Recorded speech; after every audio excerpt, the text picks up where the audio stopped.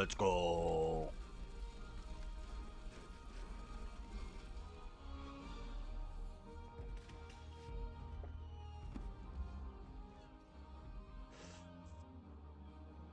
It's all happy and nice.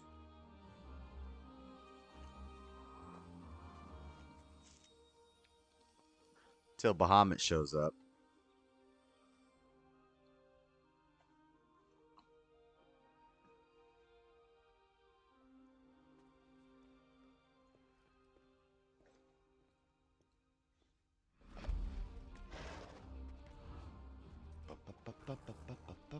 Dang, is that a paladin? That would have been sick. I feel like I shouldn't have picked Marauder, like it's a lame class, but I know we can change later in the game. Be a mage or like a...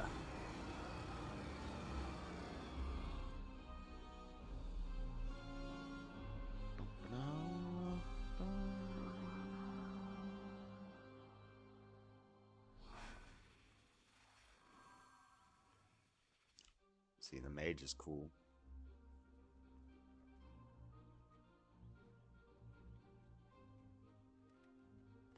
I'm guessing he's like a paladin, and then that's the Marauder. But I think the Marauder is more of a DPS class than a tank class.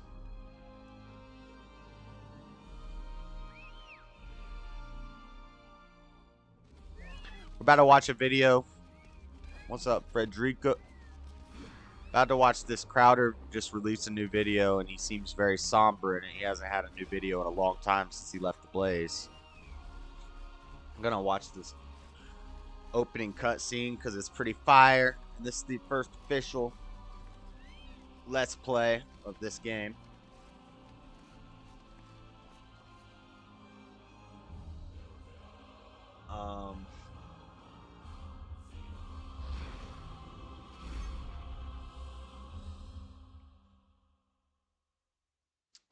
That was the end of the cutscene, not the beginning. Ah, the beginning's better. I think if I just let it play, it'll go. Hola, Cicel. But yeah, so Crowder put this video out. He left the Blaze. It's time to stop. I don't know what it's about. I watched the first couple seconds, but I already see Tim Pool in the comments saying Crowder's right about everything. He hasn't made a new video since he said he was leaving the Blaze. I think he's still maybe going on Rumble, but we're going to watch this. Hopefully YouTube doesn't take it down. I don't think they will. So, stopbigcon.com now exists to begin with. It's been a while. Either this has to stop, or I'm going to have to stop. I got a red beret. I look like Santa Claus right now. Has to stop, or I don't know. This give me a wrench, bro. You couldn't even see my name. Let me explain. Give me a few minutes of your time because context matters here. I see your name right now. I ask that you don't skip ahead. I don't just give out wrenches. What the? This has been a long time coming. This is a conversation that I've actively avoided, sidestepped, and I've hoped and prayed that it not be necessary behind the scenes for a long while, but that's no longer possible. So if you've watched for the last decade, you know that I've always made it clear that we here at Mug Club are in the business level 13 already. Serving we only get to go to level 60, but then we can do like raids and instances watching, listening right now. I've also made it clear in the free trial that I wouldn't be in the business of attacking other conservatives, regardless of disagreements or personal issues. And I've always explained my logic was relatively simple. I believe that the world was better with more voices out there rather than less, regardless of minute differences, considering the magnitude of the battle that we are genuinely fighting for our country right now. But for the first time, I have to say Johnny Bender, that I believe many of those in charge, you said hey to Freddie, but in the right-leaning media me on the salutations, are actually at odds with what's best for you. Yeah, you were the next viewer, one. Says, sup, Josh. Sup, Josh. Customer, and more importantly, the country. But I'm talking to you right now, so I'm acknowledging that we you're thought here. That we were all in Am this I together, not? that we were fighting the media, entertainment, industrial complex. We thought that we were all genuinely taking it to big tech. But too many of those in charge of the big conservative platforms are verifiably in bed with them. Big tech is in bed with big con. The people you thought, the people I thought were fighting for you, a lot of it has been a big con. Now, I'm specifically avoiding naming names or going after individuals in this video because I genuinely hope that those I'm addressing, and you know who you are, have a change of heart. It's never too late to do the right thing. Guys, this is a genuine plea. We can all do better. We can all do better. It doesn't have to be this way. And please, don't make me have to provide receipts. Now, to the others out there who have now been able to verify, have been locked into exploitative contracts that I have the luxury of not having to sign, which is why I'm doing this. Those of you out there who've been locked into this and you know what is what that I'm talking guy? about. Stay tuned. I've got something for you before this video is done. Level 50? There are a few Why points is to he address. just walking around? Now, many, but not all of the suits running the business of big conservative. Is he going to big kill con, me? At best, don't share your values, and at worst, are taking advantage of your good graces. He's fine. And as I've experienced it behind the scenes, You sense I've a hostile watched presence. our country be harmed. Yo, if as this a big result. guy comes over here, I'm dead. So, Mug Club. Professionally, it's meant everything to us here. Personally, too, but professionally, you are the entire reason for our ability, your ability, to create this kind of content truly independently for the last 6 years. When I started doing, right-leaning, like, comedy, entertainment videos... And y'all talk about in betas. 2009, maybe it was 2008, I really didn't have a plan. I didn't know the blueprint because there was no blueprint. What is that dude doing I didn't over know the there? ceiling. That's a level Because no one 50, with this whatever kind that of is. content had ever really even tried it. It was you, Mug Club, you watching, supporting, who created the ceiling, and you made it clear that all of you were going to keep raising it. All I knew back then was that I was a conservative, I was a Christian, and there was nothing out there for someone like me. Not on cable, not on radio, certainly not on YouTube. And back then, that was really the only Go video free little platform. dwarf guy. Live streaming wasn't really even a thing. All I wanted to do was to set out to create the kind of Buenos content. dias. Hello, Gets. The kind of She show that Gets I is a always member. wished She has had a green existed when I name was and a growing up. blue badge. And I You don't hope even that there have will to be get a enough wrench, Johnny Bender. Of You you just out become a there member, and like me. then you Here's the get thing, I that was name. told That pops. that there weren't. I was told by the powers that be that And eventually, you there's going to be a didn't new exist. little badge I there, was told that but the I only way haven't to make made a living in this custom business badges yet. was to cater to older conservative generations, and that comedy, that entertainment. But when you're a member for like more than a edgy, month, you quote-unquote get another content didn't badge. work on the right side And then of the when you're a spectrum. member for 2 months, you get entertainment another show would never badge. work. And then 6 months, you get another badge. You, And then a year, all you of get you are another the badge. only reason But I haven't that made that all we the here badges were yet. even So remotely right now, they're vindicated. just rainbow badges, and which Mug Club YouTube, sealed it. stock YouTube I remember ones. exactly where I was when I thought up the idea of Mug Club. I remember Unicorn. who I was with. I remember what I was eating. I remember why. I could see the writing on the wall back then. The big tech censorship on the horizon. What's that dude doing the over there? diminishing Chilling. advertising revenue day by day. And I knew full well that demonetization from these platforms, it was inevitable. But I wasn't really sure that this would work. At that point in time, getting anyone to subscribe to anything was pretty much impossible. Everything on the internet was basically free except for pornography. Even, Netflix, the only player in the space at the time between shipping DVDs of Poltergeist 3, they were struggling with online streaming. But I found a great partnership back then. Whoa, that a guy just partnership with disappeared. a company called XIV, which later purchased The Blaze and used that name going forward. And on election night, 2016, so many of you signed up that the back end of our site crashed. We couldn't handle it. And it only grew from there. Now, I want to be clear about something. This video here, it's not about The Blaze. When they were purchased by CRTV, the company's goals, their vision, simply grew further apart from mine. From ours. I'm a here. It just unicorn wasn't the because right I am a fit. lady who loves sewing, crocheting, I reading, wasn't thrilled math, about some cooking, things and love my family, and I will Mug Club gladly leaving, put and myself that's last. why we launched A mugclubforever.com, unicorn. where you can sign up just to be able to reach you. Yes, in that way you are. This really isn't about that. You don't so I have wanna pink create hair, some though. Separation here. Business relationships end all the time. That's business. That's good. But I was in a period to field offers. And don't be a other people, other key seahorse. You don't want to players be a in this movement. seahorse. They flooded Unicorn, it. cool. Now, before you Don't guess be a who it is, seahorse. before you start trying to do some Sherlock Holmes work. How's the audio, there guys? Are far more people. Can you beneath the tip of hear the iceberg than you a know little about bit who of are trying to get into music, this space. more of There the are video, more and than then you would more probably of my assume. voice? So I went into free agency. I looked over the offers. And I saw the clause come out.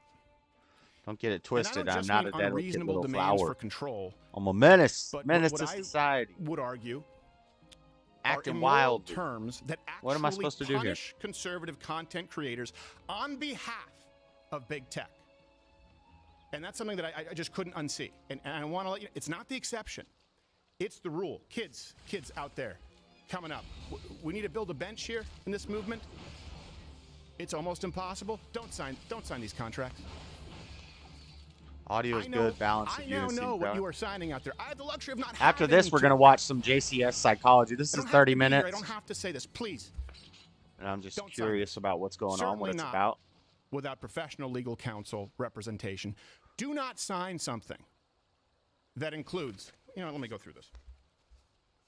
He's talking about his contract? Effectively, full ownership of all your social media platforms, channels, in perpetuity, the rights to your content, name, image, likeness. Even the He's ones that probably you built. saying now that he's left the Blaze, he's... Don't sign contracts out there that include multi-million-dollar penalties. He's trying to do his own thing now, maybe, and he can't do it. Let me read you an example of what I mean. But his contract with the Blaze is over, but he's just talking and this about... would be if it was me. If Crider fails to deliver a monthly content in any month or any of the quarterly content in the corner, including any and all ad reads, and by the way, all these contracts came with 3, 4, 5 ad reads per show, which would fundamentally change what this show is. Got to get those dollar bills. If I failed to do that, it would be a $250,000 Bibby was very kind to give me this cool badge. Shout out Lord Bibby. Nice. In fee per quarter. Yeah, shout out Bibby. I didn't send this let's out to say, anybody. Send it out to your friends. We did do everything per quarter, but annually, maybe miss something. Like, let's say we went and did a Change My Mind instead of a daily show, which of course requires a lot more work. It'd be a separate $1 million penalty for that if you miss a single piece of content. So when you change, that's why he said hashtag never daily, frankly, then he went daily. It's worse than ABC. It's worse than NBC. It's worse than CBS. This is ownership of you and everything that you do. But here's, just to drive it home, don't sign something that has another $100,000 daily penalty if it's not signed off on beforehand. You get hit by a car, you have a sick day, you could lose $100,000 a day. Hey, anyone wonder why there's burnout in this? Anyone wonder why you have kids come up and they leave? They're never to come back? You think if you had that kind of a penalty, you think if someone said, hey, we're going to penalize you $10,000 every day you miss coming into work, you think you'd be stressed? This is worse than the left frames their contracts. Again, of course I didn't sign any of these things. But I now know what other kids are signing out there. And here's the worst part. Yeah, that's terrible. I think it's, I just think that's wrong to treat people that way. But this is where, in going through this, and I needed to take some time because, look, I've always tried to be a happy warrior, and I want to go back to that. I haven't been happy for a while. To be really, I haven't been happy for a while because when you know what goes on behind the scenes, you haven't been happy. You're a man. And you Cut see it how many out. people are complicit. It creates an air of hopelessness. I like Crowder, but he really does does. get a little whiny sometimes. Where you think the people who are supposed to be linking arms and fighting with you, fighting for you, want to punish you. So here's the worst part. Do not, kids, under any circumstances, sign a contract with people who claim to be conservative, but will penalize you 25% for any demonetization or sponsor boycott. Look, let me read this to you. If any of the major platforms, oh no, sorry, that's the second one. Let me go back to the first one. There's another 20%. It's 45% if you get a content strike. Let's start with the demonetization. If blank is boycotted or dropped by more than 50% of the advertising partners, the company is not able to replace them within 90 days, the fee will be reduced by 25%. That's a sponsorship boycott. So that's saying, hey, liberals, boycotts work. They work on our guys.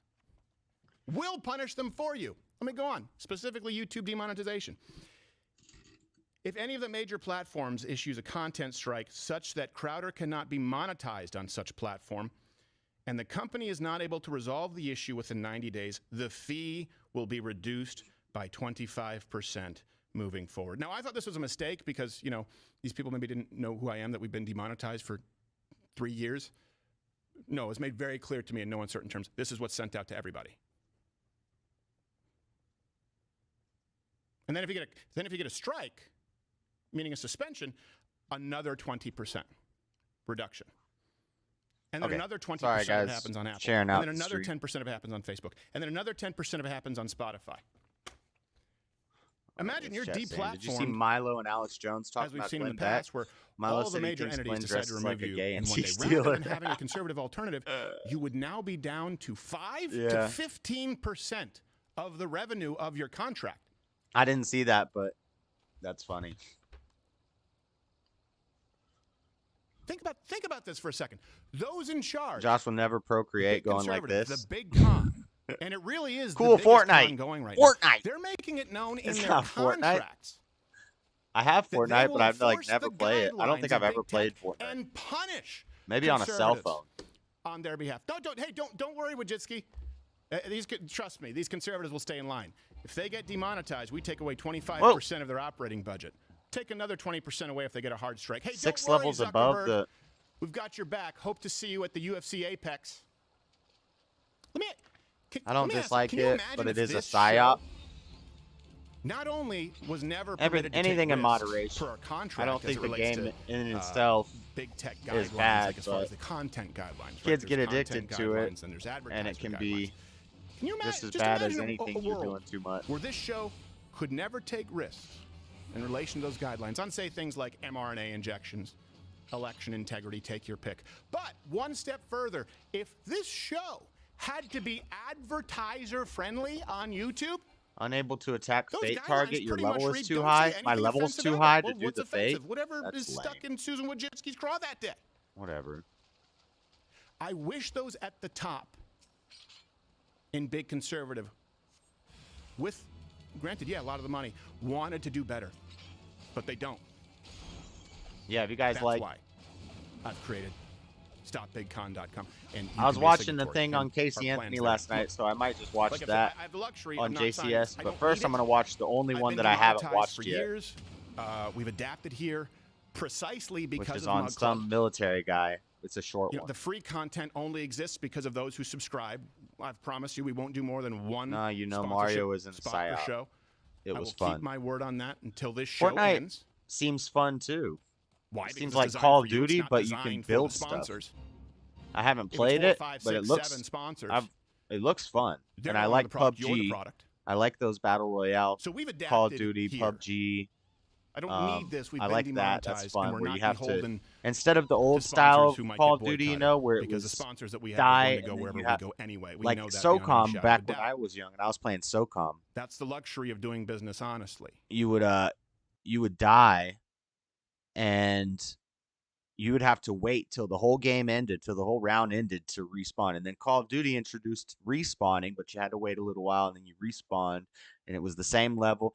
But the way they do it now in Call of Duty, or when they started using the Battle Royale system, I think PUBG was the first one to do it, where it shrinks, and you have to move in towards the center, and it's a huge map instead of a bunch of different little levels. It's a huge... I like that. It's fun.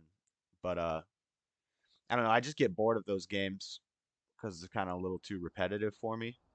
But so Fortnite's the same thing, except you can build stuff, which I think is fun. I think they took building out of it actually, though, because people were getting too good at building, and they would just make these huge towers in like 5 seconds. Yeah, it's a fun game. Mario is better, though. I agree with that. Hit the like for JF, gets 10 likes, and he gets a hot and ready Little Caesars. Ooh, that sounds good. Did they deliver? How do I get a hot and ready Little Caesars for getting 10 likes? You gonna order me a pizza, baby?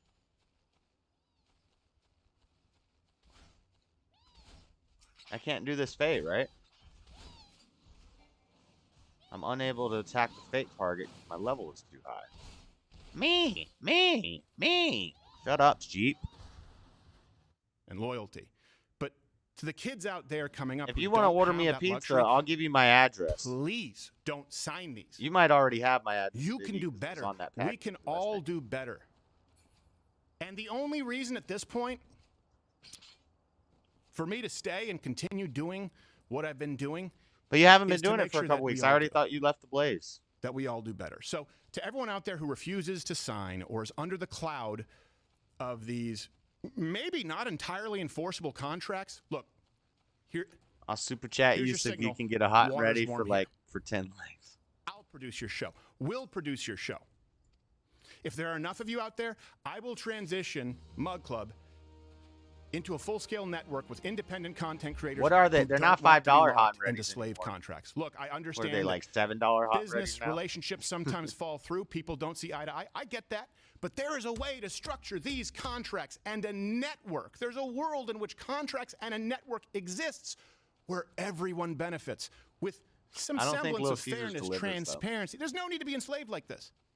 If you're out there right now and you're making content work on whatever scale that may be, there are levels to this game. I understand that. Levels. And you'd like to have some There's backup. levels to this. You'd like to have some brothers, sisters, Z's, and arms, some security without losing your shirt. How far do I have to go to get your email to creators@louderwithcrowder.com, and we'll talk. I need a dang You want a chocobo. partnership? Great. $7 hot and ready.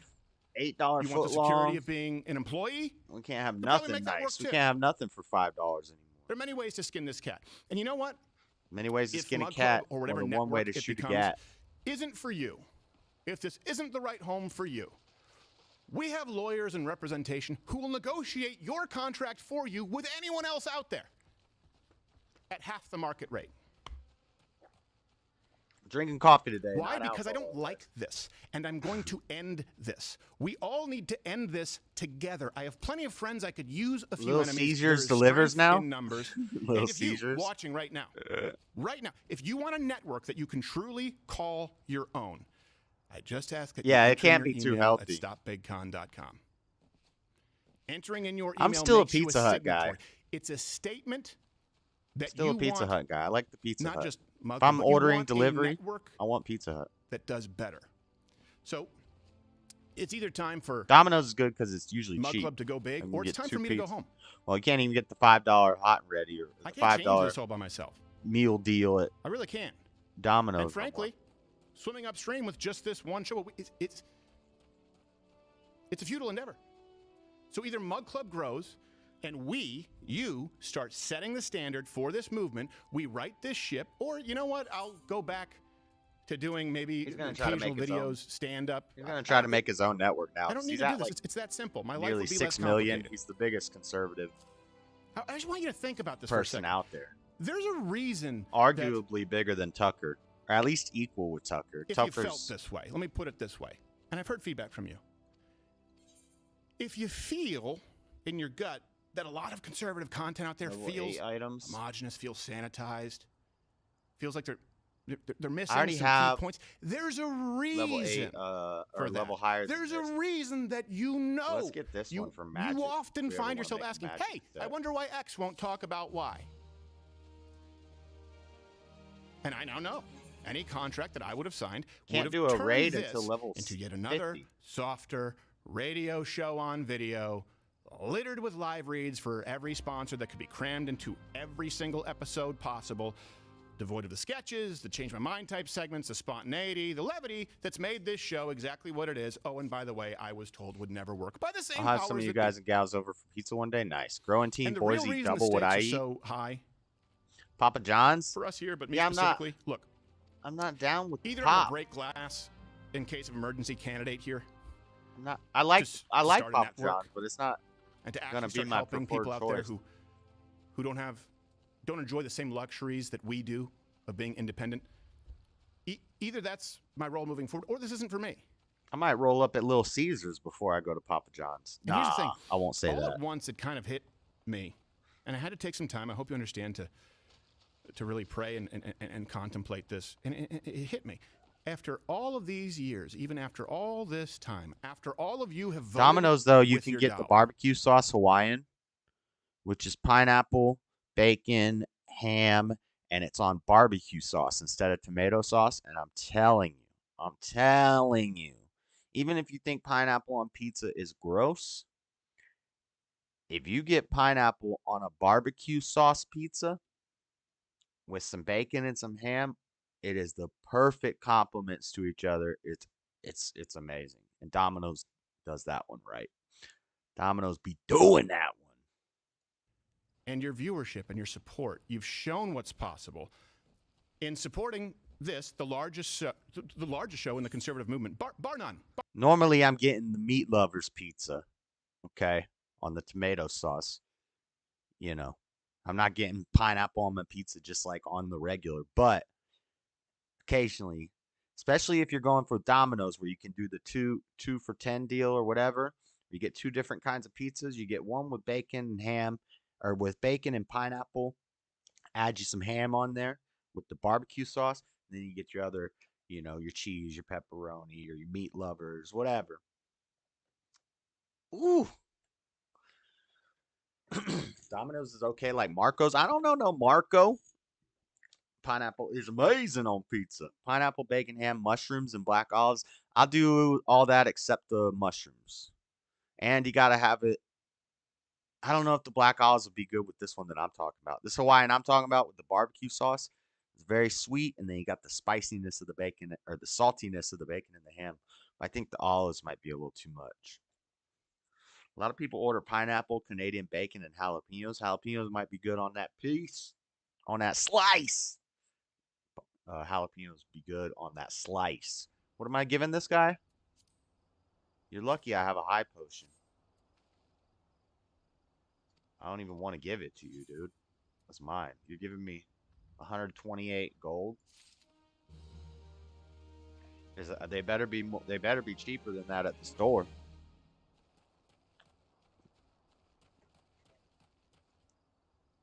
Bar none, just to be clear. And I don't often advertise that. I don't lead my show with that. I want the content to speak for itself. But I also realize that you need to understand you're a part of something bigger than maybe you realize. I got it's the biggest show in the movement, bar none. To make hamburgers. The last election night on Rumble. Bigger Whoa, that guy had a show on YouTube. That's significant. Flying motorcycle mount, and you just flew over my head. Well, I'm grateful and humble. False humility does you a disservice. But even after all this time, after all of you have voted with your dollar, with your viewership, with your support, after Head of you've cabbage set if he thinks I'm records, fetching him any black loam, Deerprint, some of the cook pot. It wasn't, and it's not, I should say in the present tense, it's not that the suits in charge of these places, Big Con, and these sites, these media companies, it's not that they still believe that this show can't work. It's not that they any longer believe that you don't exist. Josh has 10 likes those now. At the top, yay! Those pulling the strings in Big Con are bothered precisely by the fact that you do. They don't want a group of rebellious rabble-rousers who want to learn, fight like hell, and laugh together. Due to sudden inflation, you can't all be kept in line likes. to some degree. I don't mean some master plan to eliminate you. Just Dang, Biden. subdue you a little bit. Just soften your edges a little bit. Just play Biden's ball messing a up little more. everything. So we can keep our content all monetized. And keep having cocktails with those in charge of Whoa! Wounded Aurochs? They want you. What's up, buddy? Oh, he's attacking me. To do Well, now that. I gotta And kill they're you. I was forcing gonna pet many you. of the people you watch to do that. I can't do that. I can't do that. And I'm willing to bet that most of you watching right now can't do that. But okay, you know what? No. Let me rephrase. Strong. Of course I could. Oh my god, I have to fight all. do that. Let's go. I won't. I won't do that. And I'm willing to I bet could that probably most of you pull won't multiple. either. Yeah, if I pull multiple, Let I me can know hit him just with how many of you won't. this right here. Enter your Boom! email at stopbigcon.com. How about this one? Now, Boom! I just need some time to figure out how to do this. The requirement for infrastructure is light years beyond what we would need for just this show. Ask the Democrats. They like giving money to solve infrastructure. This puzzle as to how I can best and most efficiently accommodate you. And hopefully some time to restore my punching faith in the Biden. movement. What's which up, frankly has LJ? been, Look at Bibby's punching taken Biden. Some, not all. There are a lot of good people in this movement, but some really bad actors.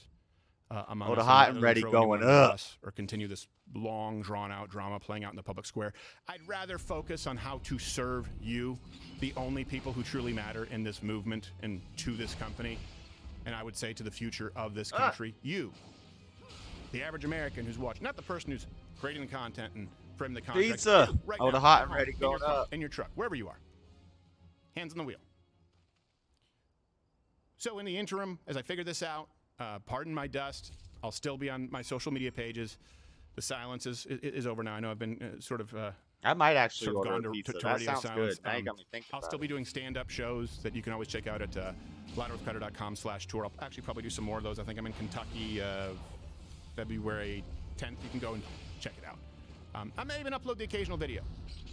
I don't know. Also, you know, I don't really do a lot of press. The last time I did it was, I think, the Box likes. Apocalypse, because I just do this show. And for the first time in a while, I'll make myself available. I'll talk about this.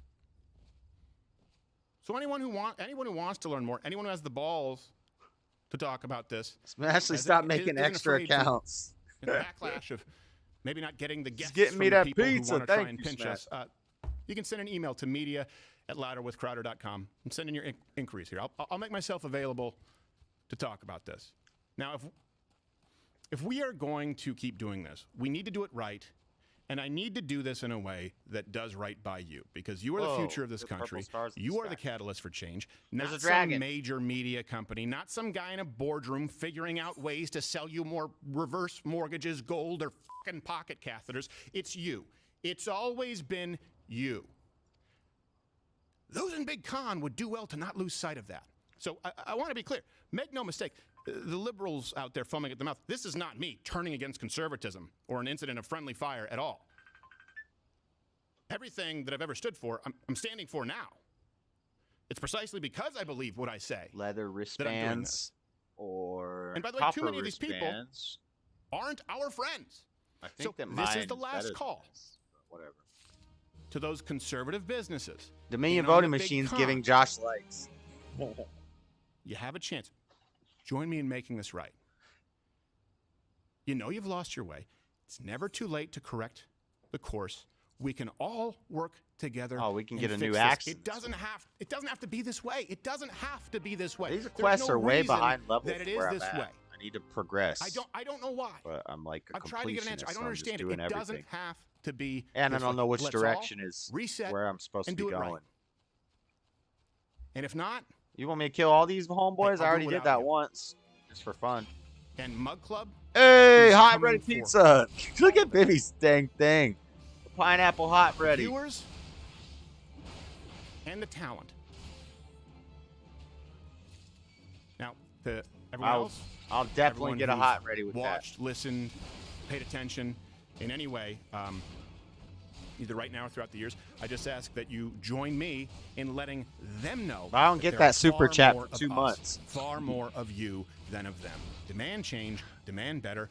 Be a signatory. That's what this is. It's not just entering in your. So I'll have a hot and ready on Bibby. It's letting these people know at Big Con, March 21st, that you want something different, that you require better. Because you know what? I am going to march into these people's offices, these nameless, faceless people's offices, with your declaration and the number of you who exist. Those in Big Con are personally going to know just how many of you are equally pissed. You and the number of you out there are officially going to be there. Nobody's trying to give me a handful contract. Of old money billionaires, not career political so I'm not really and nonprofit pissed, lobbyists. I get you. I understand.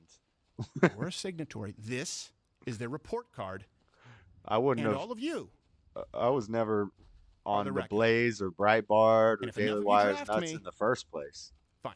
I kind of knew all this without ever having a contract offered to me. StopBigCon.com.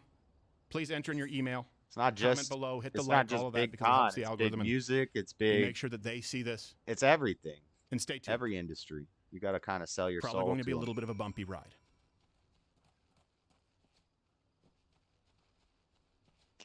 It's consensual slavery. It's the same thing when you work at McDonald's. You give them your freaking social security number and everything, your tax information. You know your heart's beating, you're ready to go. 911 emergency. You don't know. All right. The CIA is not a bunch of shooters running around. Valuetainment will take me down. They don't like when you play their stuff. Oh, this is Rome when she has it out of beer. This is Rome when she is out of beer. Her eyes turn red and she creates fire. Pretty tight. Yes, that's pretty tight. Thank you for the super chat, by the way, sir. All right, let's get to some JCS criminal psychology. This is what I really wanted to watch today, some of this stuff. But if you look at my JCS thing, see the red lines under the videos? That means I've watched them. So I've watched this one. I've watched all of these pretty much. And if it's back farther, that just means I rewound it because I've watched all of this one. I haven't watched this one yet. Your old Lee's ex-boyfriend. I don't know. This is new. 3 weeks ago. Looks like I started watching it. Maybe it just started playing and I didn't know what it was, so I stopped it. But this one's good. Jennifer Solution. But yeah, I've watched all of them except I found this one that I have not watched. So we're gonna watch this one first. It's only 37 minutes, so some of these are really long. Well, it looks like they're all under an hour. No, this one's an hour and a half. This one's 2 hours. Yeah, so Lord Bibby gifted one JS Urban membership. Who did it go to? I think it takes a second. Lady Seesaw! That's random, huh, Bibby? You didn't choose Lady Seesaw, right? It just goes randomly? What's up, big head? Big head. Big Jughead. old forehead. When I was a kid, they called me Jughead. David Russell Williams Yeah. and Roy. I just jump in and say what's up. Yep. Frederica's putting up shorts of his cause. He's going to have his YouTube channel taken down in the first week. Yeah, buddy. They know I'm coming for them. That's what that is. They looking for the returning of the Antichrist. And they gonna look all over YouTube's and the Twitter. That's why they own that. So they can see the rise. Where'd you get the Antichrist from? Where'd you hear about that? Or what is that from? What is it? What you mean? Where'd you get that? Where'd you hear about this Antichrist that that I always hear people talking about? Where's it from? Where did you get it from? I think it was in Revelations. Nah, it's not in the Bible. Yeah, they think one's coming. That's from that. They talked about it when they introduced the. I know where it's at. Where Jesus said they will make many come and say that they are Christ, that I am Christ. Oh my gosh! You're Don't trying let to go man back. You're deceive trying to you. go back So to that verse therefore, again. no, No, yeah, he's talking about false prophets. But anyway, no, it's talking about Jesus saying there was a KRST. Look that up. That was an Egyptian. That was an Egyptian Christ before Christ. I've heard And it. I've heard of KRST or Chris. Yeah, and that was the same religion, and them Christians then wasn't even on what they was on when he came around. They already was overtaken and Egypt was gone.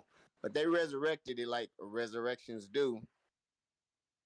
I'm gonna get off here for you. I'll make your viewers mad and they run off. Well, I'm watching this interrogation video. That's fine, but yeah, your call with Dylan was good. I was working when you did that on Hake, but Dylan Burns is like, I heard it while I was working, but I was distracted, so I missed some of it.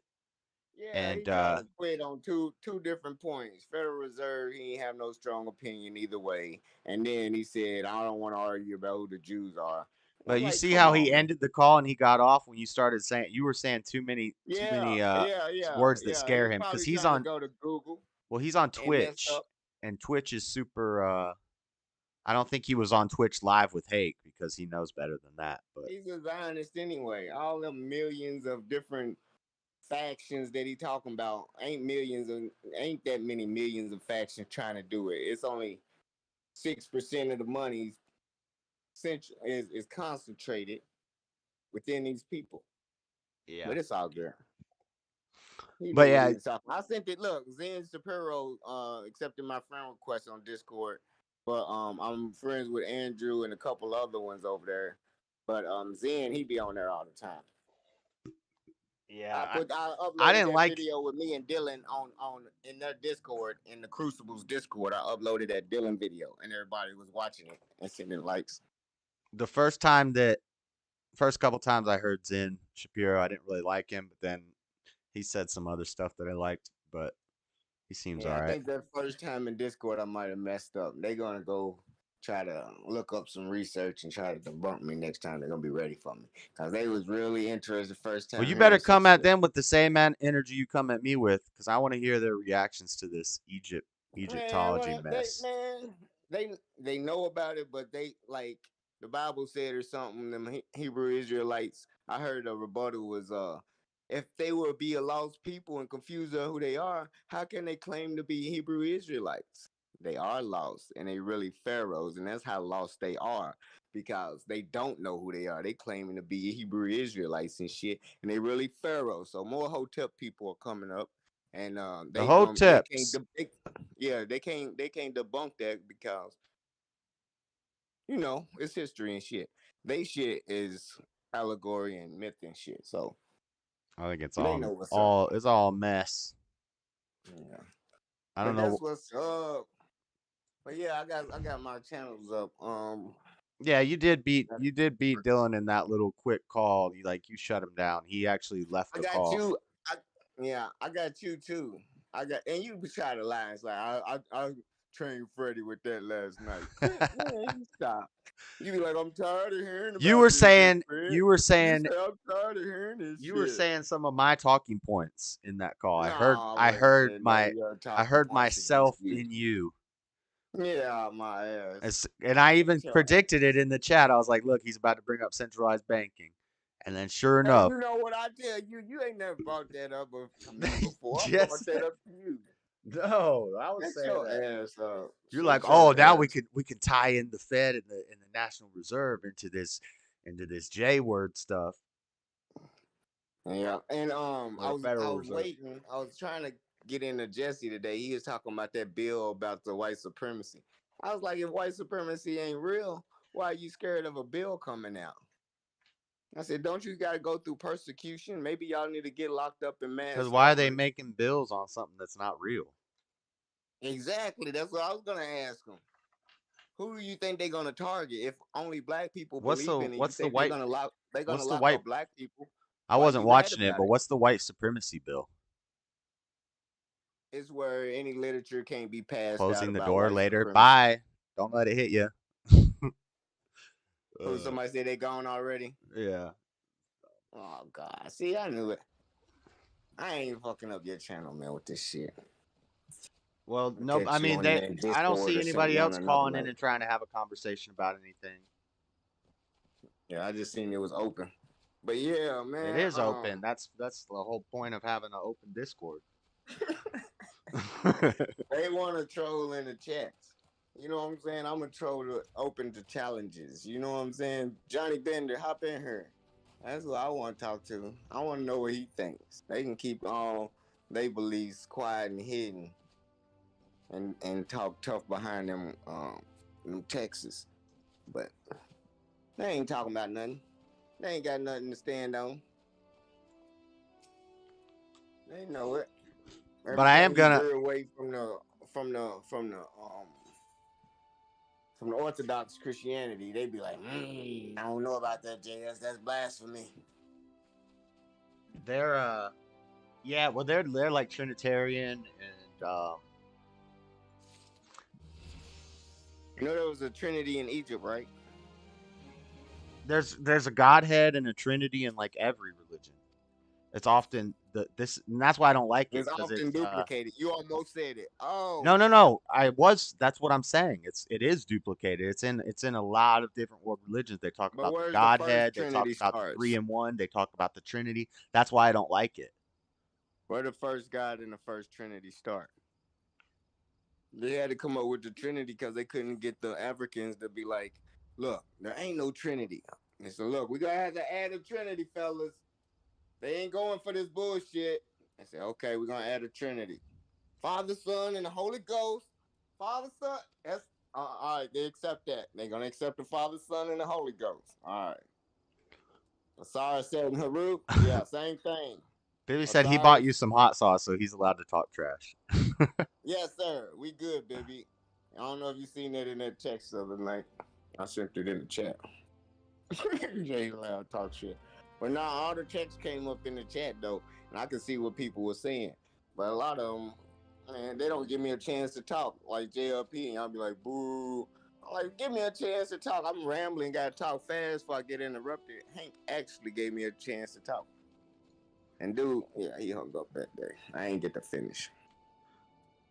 Yeah, somebody That's an was old like, one. he's got the But if I could've- ADL on the line, and if I knew how to screen record when I was talking to them in Discord, I would have had that whole conversation. Oh my god, you would have do seen they the care? entry. Did they let you in the Discord if you're streaming? Like, are any of the guys that are in there talking? Are they streaming while they're in there, or is I they don't like, know. is it private? No, it's just about like 10 different pictures. I don't know why. I clicked the link and I tried to go in there, and it made me like a new temporary Discord account. But I don't know. It's called the Foundry. It's not actually under the Crucible. The Discord is called the Foundry.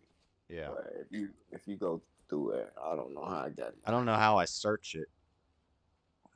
And I kept trying to call people on there, like, can I get on the show? And they like, read the directions. There's rules. You gotta be screened first. Stream. You gotta go to Streamlabs or get in this. I was like, man, what the fuck are y'all talking about? Yeah, you got to be vetted. They vet. I told you that. They vet you. But I didn't know how the process would get vetted. I'm like, where is it at? What are you talking about? I understand that. They vet Jesse's calls because they make you ask the proper questions. So you ain't trolled. And that's been my biggest problem getting on. Right, because they got enough trolled. people calling in that they can have their time slots filled. They can be selective and have their time slots filled. I don't have that privilege, so I'm gonna talk to Freddie if he's the only person calling in. That's right. Because when somebody watch the videos and you ain't talking about nothing after the rewatch, it ain't as interesting as somebody on the phone talking to you engaged in conversation. You can Right. read the chats, but they can't see the chats. And the people who are gonna find the video later aren't people who know who you are, or They know who I am already. I own the internet. No, I'm talking about you don't own the internet. Like everybody who stumbles onto my videos knows who you are, and they're gonna be like, "Oh, that's Freddie." Yes, No, they know that off the dribble. Wait, just wait. You got high apple pie hopes. Hey, I got my girl coming over tonight. It's going down. Oh god, it's gonna be a good year already. I can tell. Hola, Flor. I'm gonna be on every show that got a call-in number. What was the server name again? I don't remember, Flor. How do I look it up? Look me up. Flor, you gonna call? I'm gonna watch some JCS in a minute. Tell her hop in Discord. And well, she was gonna debate me about. She thinks that Casey Anthony can kill her child, and that's not a demon, or something. What? Oh, good debate. She good thinks debate. it's humanity and it's mental. I don't know what she's gonna try to tell me. I don't know what she's gonna try to tell me. I know what it is. It's about about the same situation. If you got a strong stance on abortion, you should have a strong stance on anybody signing the back of their license not to resuscitate. Anyone signing the pull the plug. You give somebody else the opportunity to pull the plug while they get choice. Hold on. Wait, what? They get to pull the plug. Let that vegetable be. If the person decides to sign his rights over to pull the plug, like if a person signs their, you can't do that. What? They're letting people do suicide now too. I don't think we should have that. I don't think we should have Working stop that shit. I mean, he went to jail for letting people commit suicide. He helped them, assisted, but now if a person wants to kill themselves, that's their, I just don't think we should, because eventually they're going to have taxpayers paying for people to go door to door and assist suicide people. They're doing it right now in Canada. They're running ads and stuff on the right to commit suicide. They're running ads and stuff, and they're doing telemarketing saying, "Would you?" This is this lady who was trying to get a stair transporter, a stair lift installed in her house, and they kept they kept delaying the stair lift being installed. Yeah, I and remember they said get euthanized. they said, hey, Which well, if it's too hard, maybe you just get euthanized. But they were serious. They're serious. They're yeah, doing this. that was a bad. He had compassion fatigue on his job too long, and he should be fired. That's all that was. He wasn't. He probably was needing to be fired and tired of his job and tired of the ladies calling in. You can't be like that on the job. You got to keep your compassion like it's your first day. But that's And different he's than been on the abortion. job 10 Your years. example was a bad example because if I put on my ID, if I decide No, I'm asking you a question. Are you saying it's right to commit suicide? no, Or people have the right to commit suicide? people can commit suicide if they want. What are we gonna put them in jail? Are you saying they got the? We're gonna put them in an insane asylum? We If do that every if they day. attempt suicide and they fail, then yeah, we put them in the insane asylum. We Okay, Baker then. Act them. So how do I'm you fine say with they that. have the right? And who pays for that? Uh, We because do. Come if on. they just attempt it and they don't succeed, they weren't committed enough. They didn't really want to die. They're just crazy. If somebody starts, If coming to somebody the really, sidewalk, really wants to do listen. that If deed, they're somebody, gonna get it done. Especially a if man. somebody, so you're saying if somebody wanted to commit suicide, took a chair out to the street, hung it from a "Don't Walk Me" sign, and somebody stopped him, he has the right to sue that person because he has the right to kill himself if he want to. So you stop me, How are you and I'm gonna gonna sue sue somebody you. who's dead? No, he's the person that stopped him. He's suing that person that stopped him because you saying he has the right if he wants No, to because do you it or can't not. be doing that in public. So Well, if my that's neighbor, against. Hold if on, my hold neighbor, on, hold there's on, hold children on, around. hold There's on. children around. That's lewd and lascivious. Yeah, If you put yeah, a tree out in the front yard, or a rope in your no. front yard, and If hang it's yourself in wrong a in chair, public, and if it's there's wrong in kids going public, on the school bus, I'm gonna go get your ass out of that tree, and you need to go to some sort of place. You can't be killing yourself in your front yard. why? You ain't gonna. What they gonna do? Lock you up? Yeah, because I'm gonna make sure you You're don't die, dead. just so you can be locked up. No, you're gonna be dead already. How they gonna lock you up? Nah, if I see it now, if they like, yeah, if they like shoot themselves in the front yard, there's nothing that we can do Yeah, about it. exactly. So what are you saying? Somebody stop them? Should they get sued? Well, if you stop them, yeah, they should be in trouble. The person trying to commit suicide should be in trouble. Yes, So you in don't have public, to. in So public. it's not. Now, if I'm So in the you don't. privacy of my own home and you come Somebody. into my house and I'm trying to commit suicide and you stop it, you should get a breaking and entering charge. Police and paramedics do it. Health and wellness checks every time they think somebody in there gonna commit suicide. They break the door down and get in there and But get how do that you person. like? Yeah, and see if you're running around telling people you're gonna do it and you're threatening your No, what if family with somebody it and stuff, witnessing it and they then run yeah, the out the cops house should because probably they come don't do want to? something. What if somebody witnessed it and they run out the house because they don't want to get shot, homicide, suicide, and then tell them? You think they should be left alone in there for how long, however long it takes for them to build up the nerve to do it, or should they bust down the door and come get them? Hold on, wait, what? So somebody Somebody walks in sees on somebody somebody about to else who's commit. trying to commit suicide. They like, oh, What? I'm out of here. But then they Call the see they have a people on. gun, so Call the they run people away on them. because they don't want to get shot. And then the police come. Do they have the right to bust down the door? Did they hear gunfire? They have a witness telling them there's a man in there about to kill himself. That's What all is they the got. data center that you choose, Josh? The data center that you it's the spirit. The truth is written in my heart. That's right. I taught JS that. No, you didn't. Yeah, I did. It's in your DNA. No, no such thing as DNA. That's where your heart comes from. It pumps DNA all day. It's information. I got anger, hate, and jealousy inside my DNA. I got something else inside my DNA. Yep. That's how people are grafted. You could. Jazzy kill me when you be saying that. You know what Yukop is? Yakub. Yakub. But he say Yukop. Yakub is the big-headed guy that made the white people scientists. He was mad because the black pharaohs didn't like him. Please tell Freddie make sure it's a woman. It's 2023 and he in Cali. You just don't know. Yep.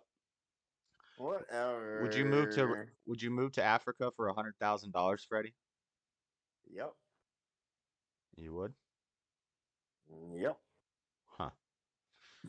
I'm gonna But I hop in can't. Discord because with Final Fantasy 15, I'm already pushing my internet to the limit. Okay. I can't. If I stay over it too long, I'll lose over The Mexican $5 gals million. as what? If I move to Africa, I lose $5 million. That's how much the government owes me. Oh, there. She's not Mexican. She's Guatemalan, and I was talking about cannibalism. I clipped that. I clipped that part of you last night. Crystal Primal Dynamias or Aether. What the hell does that mean? That sounds like some new age mumbo jumbo. I'm gonna send it to you. What the hell is she talking about? What data center do I choose? Crystal. Oh, for Final Fantasy? Oh, Primal. I thought you were talking about some like philosophical, theological stuff. You're like, what data center? Crystal, Primal, Dynamis, or Aether? It's in the video game. I picked Primal. And it's Ultros. Current home world, Ultros. So Primal, Ultros.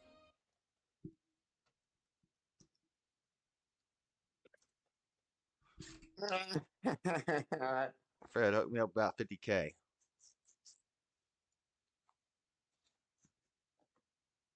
Hop in Discord, Tommy. Look in your in my chat. On what? On Facebook? Yeah. I sent you a message.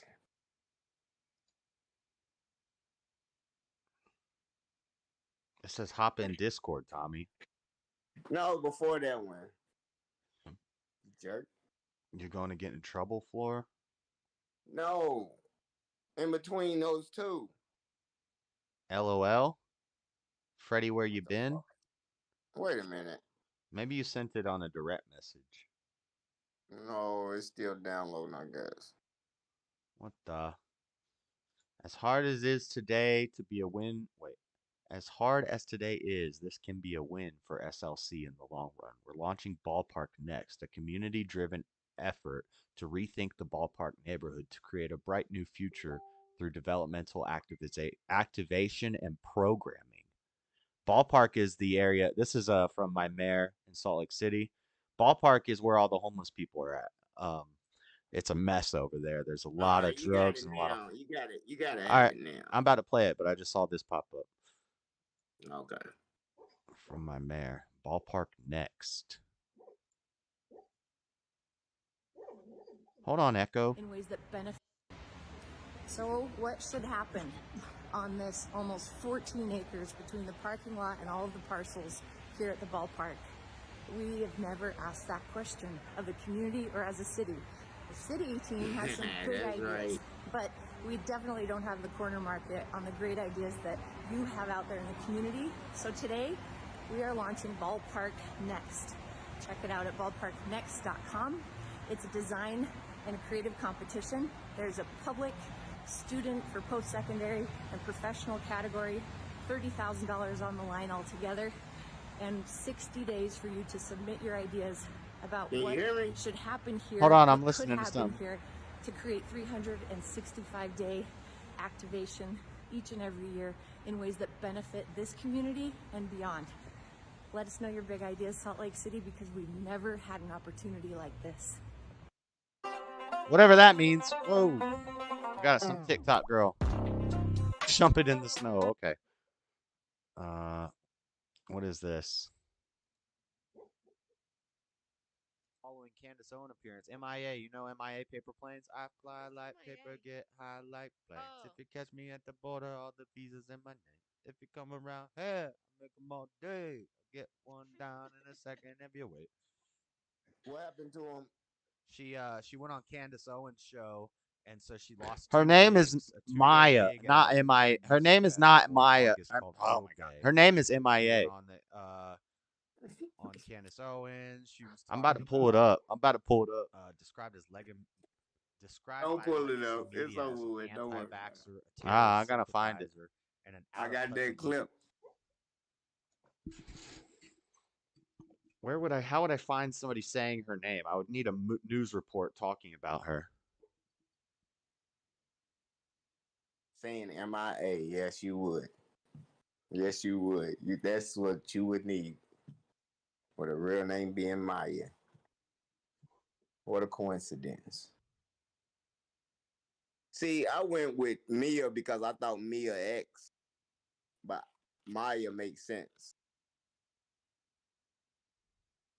Hold on. Two vowels go walking. The first one does the talking.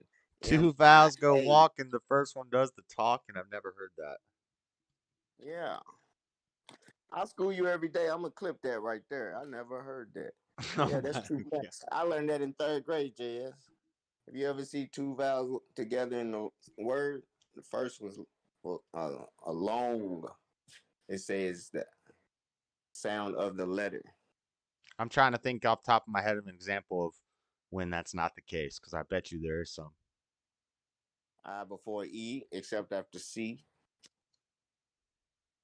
So Black Lives Matter released their I click on the 99 MIA video and it goes They to a collected Candace 80 Owens mil- commercial. And the winner Candace is Owens a nut, man. MIA. Boom! Look at that! Look at that, boy! Look at that! You found one? Sorry, I don't mean boy in a I racial know, term. Yeah. Come on, man. That's a sorry for YouTube, because you know, but I guess we're not supposed to say that. Mm-hmm. I found it. Listen to It's this. just a vowel. At the NME Awards of 2017. And the winner is MIA. MIA. Good job. I knew it was MIA. He didn't school me on nothing. That's a whole band, probably. No, I'm pretty sure that's her. British female artist. Yeah, that's her. She's a British female artist.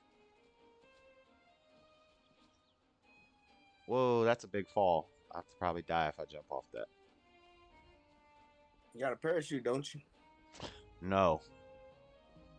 This isn't dang Call of Duty. How long you gonna be on tonight? I don't know.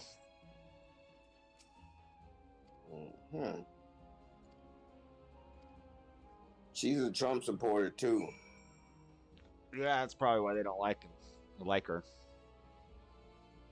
Who don't like it? No, I'm talking Everybody. about, That's why she got 2 shows canceled. Yeah, that makes sense. They hating. That's racist. She's British and black.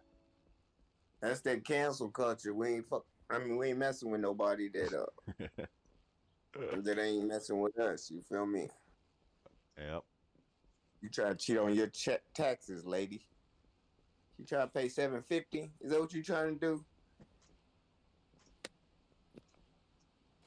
We ain't messing with no scammers. They use loopholes. We messing with honest Americans that don't stand with Israel. Yeah, make a healer. Make a what? A healer. Talking to the floor. Oh. Yeah, she's gonna out debate you tonight. I got a feeling. She's gonna out debate me. Mm-hmm.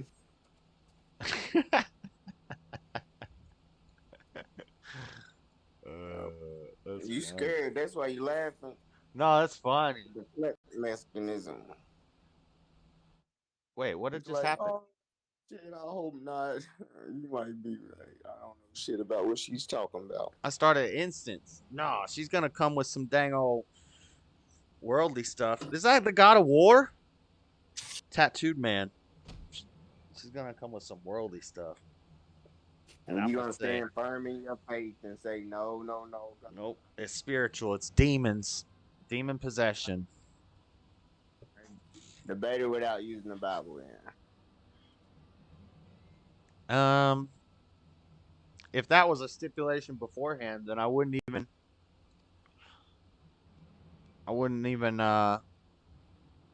go into the debate. Because I use the Bible when I debate, because I'm baiting biblical things. I'm trying to say that it's not physical, it's spiritual. So I have to use the Bible. Otherwise, I'm Just gonna say sound I like use the some... Bible because it's written.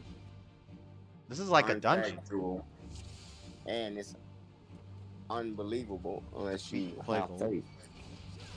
You know, it takes faith to believe in it. Don't go into that argument of what faith is. Not today. Not today. Not today. I'm not drinking today. So I'm not gonna spend. I'm not gonna spend 4 hours talking about the definition of a word. We need to spend more time on definitions of the words. Maybe. You know what I mean? Because everything. How many books is it of a Bible? 44. Yeah. And then there's more. There's other books. There's apocryphal books that some people would consider part of the Bible. Some people say 66 books. That's not a good number to be the number of books. Yeah, it ain't 666. Yes. We're making everything sound so literal.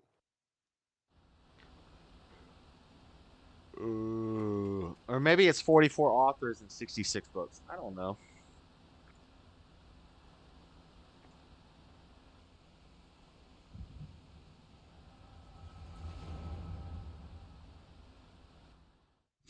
Talking about me like I'm not here.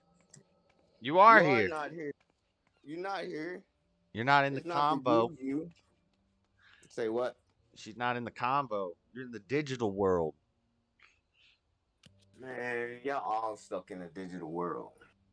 All right, I'm gonna watch this criminal interrogation of Colonel Russell Williams. All right. I don't know how you can listen to it, but I'm gonna go in the chats. Actually, I run to the store anyway. All right. What kind of wine do women drink besides that Taylor Port shit? I ain't buying no more Taylor Port. Wine's tough because, like, my mom loves Merlot, but I know a lot of women who can't stand Merlot. It really depends on the mood. It depends on the food you're cooking. If you're cooking like First it was barefoot, then it was, all that Moscato shit, and then box wine, and now it's... Yeah, but what are you eating with it?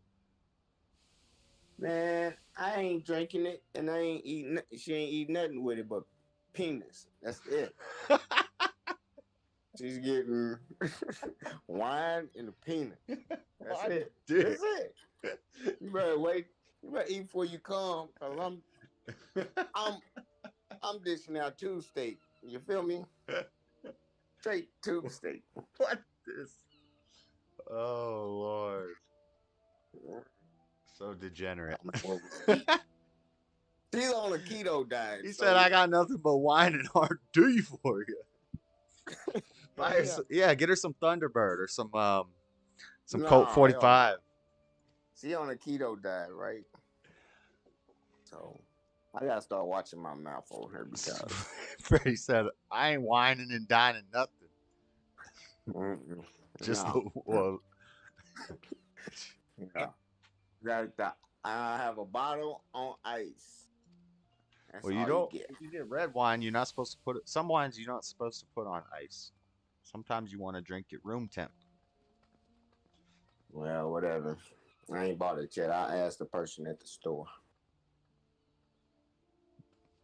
Or it should be in the refrigerator when I get it, right? If it's I don't know. Hell no. Yeah, they'll have it in a cooler We'll if see. it's supposed to be cold. Nah, that Maybe. ain't true. Maybe. Can't assume, because they expect you to put it on ice. You can't keep. They got wine racks. That don't mean they ain't supposed to be on ice. That just means they hold them warm until you put them on ice. Yeah. All right, I'm gonna play this video now. All right, then. Peace. See it. Russell Williams enrolled in the Royal Canadian Air Force in JCS 1987 criminal and was interrogation. soon promoted I haven't to watched this captain one, so I by don't know what it's January yet. 1st, What it's about. 1991. From that moment on, he would have been addressed as Sir by his subordinates and Captain Williams by his superiors. Described as an elite pilot and shining bright star of the military, he quickly rose through the ranks and was promoted to colonel in June of 2004, while also being appointed the role of commanding. I watched an epic documentary on Ruby Ridge the other night, which I had heard of it, but I didn't really know the whole story of Ruby Ridge. And then Freddie brought it up one time, and so I was like, "Oh, I want to learn about this Ruby Ridge thing," because I knew very little about it. And I watched this documentary on it, and it was pretty crazy. And they mentioned this wasn't mentioned in the documentary, but in the comment section I saw this. But basically, the dude's if we ever watch it, we're gonna do a little spoiling. Plus, it's a true story, so I can't really spoil it. But the wife gets shot from a sniper, and they just get done saying these snipers can hit a dime from 200 yards away. Well, then why did he shoot the unarmed wife? Come to find out in the comment section of the documentary, what they didn't tell you in the documentary is that the same guy who shot the wife at Ruby Ridge, he was an Asian sniper. I wrote his name down. I don't. It's like Koikai Hujukun or something like that. Anyway, if you Wikipedia him, if you Google his name, you'll see that he was also involved in the Waco massacre. So both of the government overreach screw-ups, big screw-ups, he was at both of them as a sniper, and he's like a Japanese or Asian or a Chinese guy. Pretty crazy. Is this real or a cartoon story? Is this real or a cartoon story? Officer at CFB Trenton, Canada's This largest is real. Air This is Force JCS base. criminal he was psychology. essentially in full command of over 7,000 military personnel, all of whom would have then referred to him as Colonel or Colonel Williams without exception. This would have afforded him an extensive amount of psychosocial equanimity and confidence, and wasn't exclusive to his work life. His designated title of Colonel would have been printed on all forms of identification, and every formal encounter would sanctify What his a big military ass. standing. A doctor, lawyer, police officer, or any other figure of authority Penis. would recognize and comply to the traditional He said courtesy of penis. addressing him by his professional rank, boosting his composure and Like if he's- self-assurance like each that and every makes it time as cleaner. his elevated social standing and military achievements were accentuated for all to see. Thank you for There was keeping it one child exception, friendly by however, saying, and that was the Peter day he met penis Detective instead of Sergeant Jim clear. Smith. You just have to see Garrison. Before clarifying the psychological relevance as to why a senior detective would purposefully refrain from addressing a highly respected military commander by his formal title, first consolidate each of the elements and circumstances that led to the crossing of paths between these two profoundly dissimilar yet equally fascinating individuals. 10 days earlier, on January 28th of 2010, Andy Lloyd received a call from his mother around midday stating that his younger sister, 27-year-old Jessica Lloyd, had failed to show up to work and wasn't responding to phone calls or text messages. He immediately drove to her isolated home on Ontario's Highway 37 and discovered she wasn't there. There was no sign of a break-in, yet Jessica was known for leaving her doors unlocked, and all of her personal You items shouldn't be were known still for that. inside the premises, including her phone, passport, and What kind of quality is that to know somebody for? Like, oh, I know Lord Bibby. He's known for leaving his doors unlocked. Like, that's what they knew her as, is the girl that leaves the door unlocked. I mean, you're asking to get offed.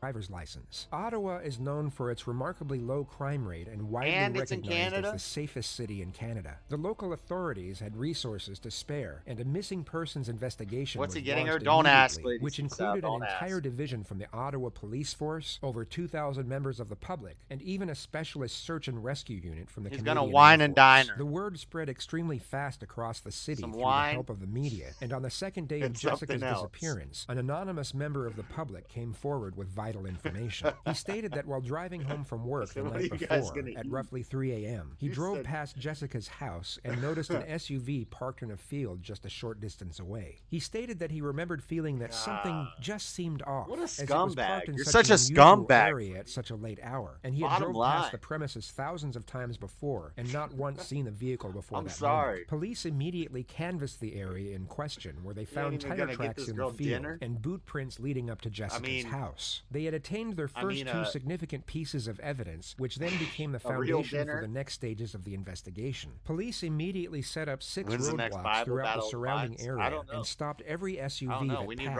Robbie in the here. hope of finding a match to the tire tracks. They reportedly stopped over 200 vehicles over the next 4 days, yet had no luck, and were on the verge of reassigning their manpower from the roads to conduct foot patrols in off-road areas and pathways. However, at roughly 7:30 p.m. on February 4th, their luck did a full 180, as the sports utility vehicle of Colonel Russell Williams was stopped. He was reportedly polite and nonchalant about what he thought was a routine traffic Change the procedure subject? and was All sent right. on his way after just 90 seconds. Unbeknownst to him, he was immediately placed under police surveillance from that moment on, as his tires came up as a complete match to the tracks found in the field near Jessica Lloyd's house. 2 days later, on Sunday, February the 7th, he received a call from police headquarters in Ottawa asking him to visit the premises for the purpose of answering questions in relation to an ongoing investigative matter. The colonel didn't inquire further and agreed to drop into the police station immediately. That guy He looks so reportedly told familiar. his wife that he would be back for dinner before setting off and arrived at the headquarters shortly before 3 p.m., where he was greeted by Detective Sergeant Jim Smith, a trained polygraph technician and senior investigator of So the they Police followed and him Behavioral because of his Sciences tire Unit. treads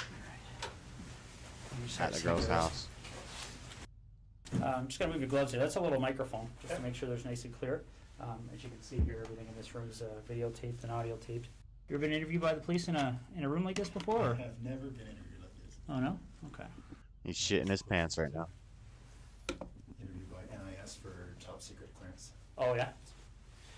All right. Well, again, Russell, I appreciate you coming in. The gasconade is casually acknowledged, yet quickly brushed to one side by the detective, followed by the Gasconade? informal address to the subject using his first name. He Yeah. immediately sets the stage So he's for the already, interview. yeah, this guy's already trying to come in, you know, when I have my top secret, da-da-da. He's already trying to assert his authority over the interrogator. But the interrogator's not biting. The interrogator's just like, Russell, Russell, not calling him by, not addressing him by his military title.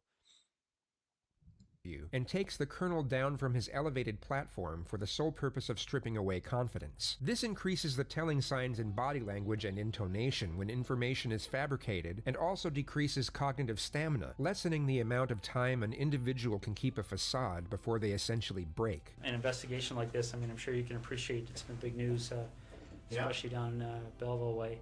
And, you know, obviously our approach to cases like this is that we don't give up on somebody being alive until we get evidence that they're not. So because of that, we're treating Jessica's case as an emergent situation, obviously. So we're fast forwarding things that we might normally take our time with. And that's why we're here on a Sunday afternoon. So again, I appreciate it. We're going to do a pretty thorough interview today. Okay. And the reason for that is because the last thing we want is to be calling people back again and again and again. Okay. So what we're going to do is we're going to go over a number of things, and I'm going to explain what all those are to you. Okay.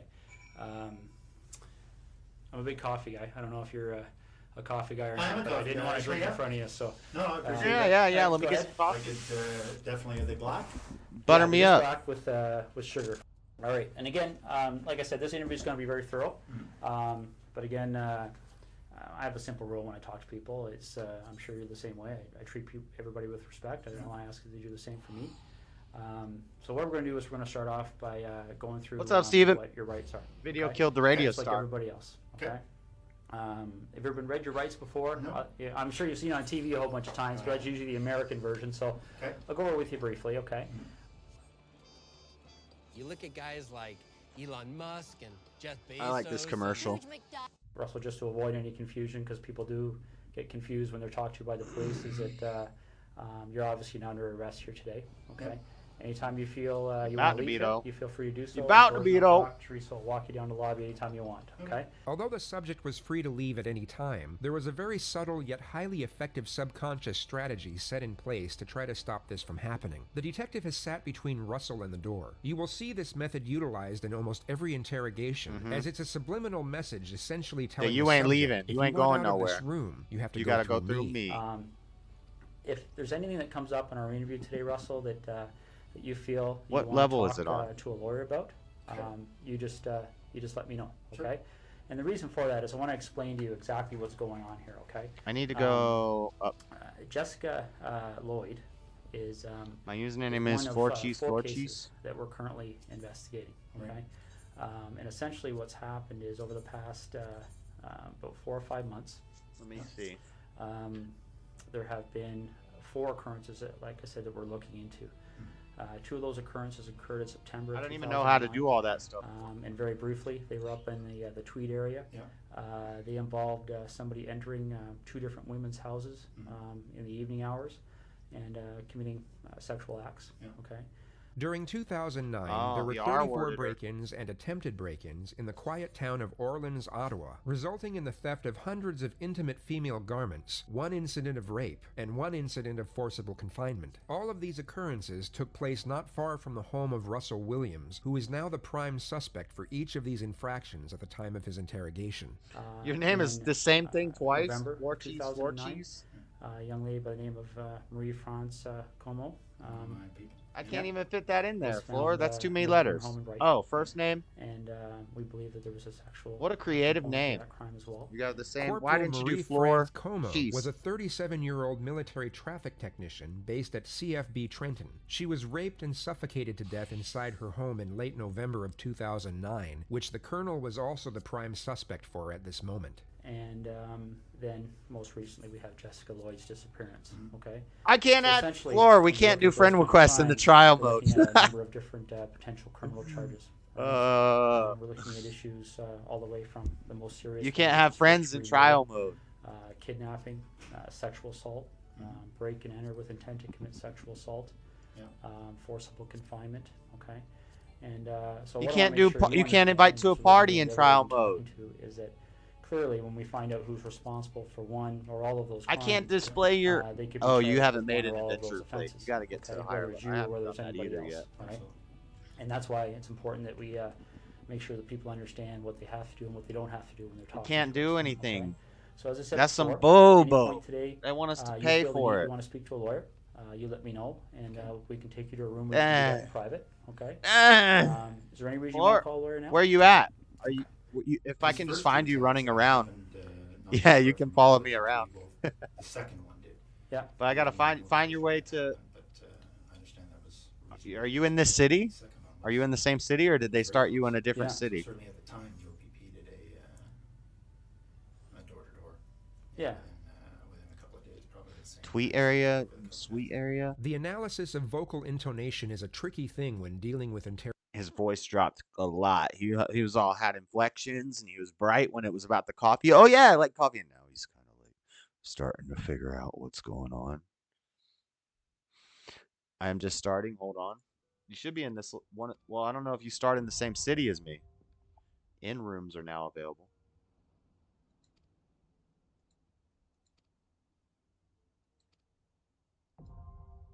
Guild leaves now available.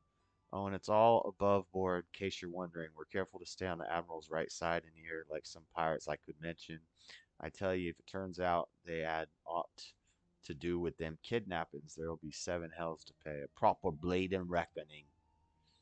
Mayhap that's what Limsa needs, though. On rough seas, sometimes ye have to rock the boat to right it. But we'll have time for such talk, blah, blah, blah.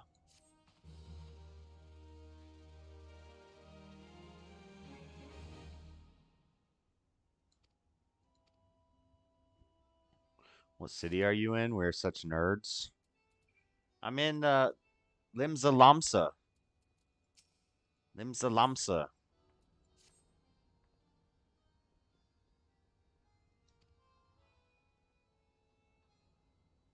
Skylift out in the middle of Loch Nocia. Wood Whisper Canyon, you must have been up and down the thing at least once. It's that big bleeding scaffolding attached to the descent. You've likely seen the lads and lasses out there using it. Oh, we get to go farther now. Player search. The player search feature found under social in the main menu can be used to easily and instantly locate other logged in players. Yeah, but I don't get to add them. Selecting search conditions. Thanks for telling me what I just figured out how to do. Conditions specified. You'll be displayed. You can adjust your party members tab. Party selecting edit. Looking for party. Current class. Blah, blah, blah. What the? Limps are long, sir. Limsa lamsa. Limsa langsa.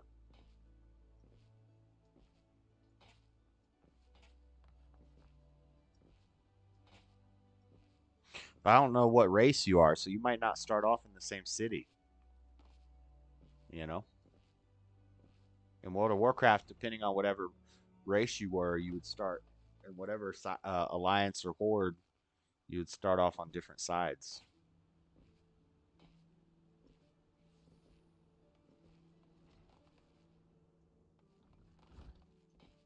And also which clan you're on, whether you serve the whatever, like the goddess or the god.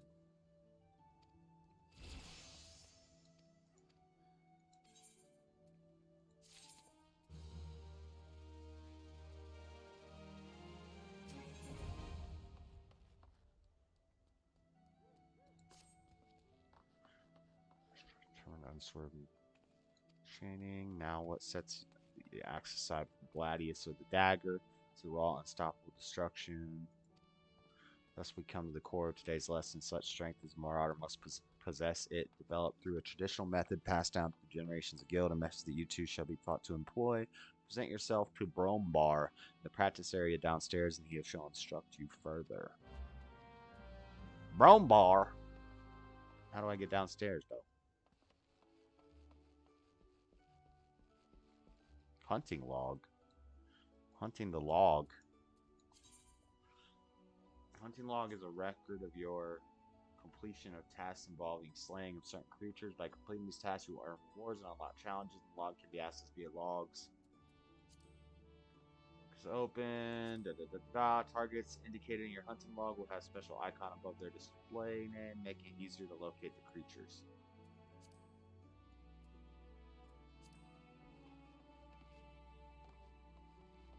How do I get downstairs to this dude?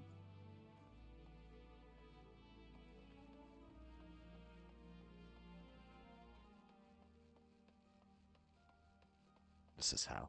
Wu-Tang Clan ain't nothing to what with. I'm an elf. I am with lightings. Yeah, see, we're going to be in totally different areas. But if you keep playing and I keep playing, maybe one day I'll get the paid account. If I get to level 60 and I like it. Whoa! Somebody just shot. Every Marauder goes to the same brutal training, a sense of kinship. What's the quest? Do I have to fight these people? Or attack a training dummy?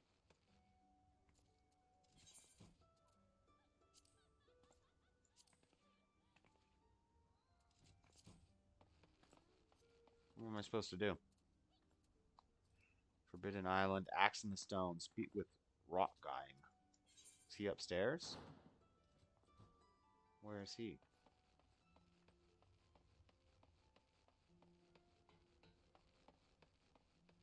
Isn't that the guy that I just fought to?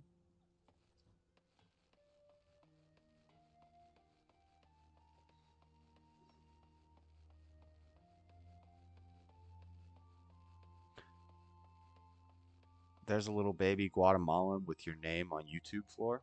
What? What the? Where's Rothgein? Where's that guy at?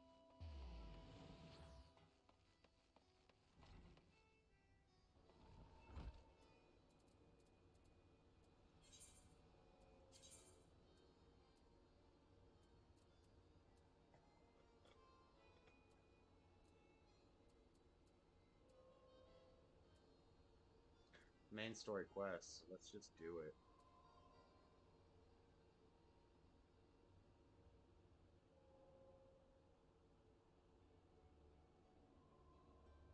I don't know, I'm probably closer from this way, but I don't know how to navigate this dang city. Lower decks.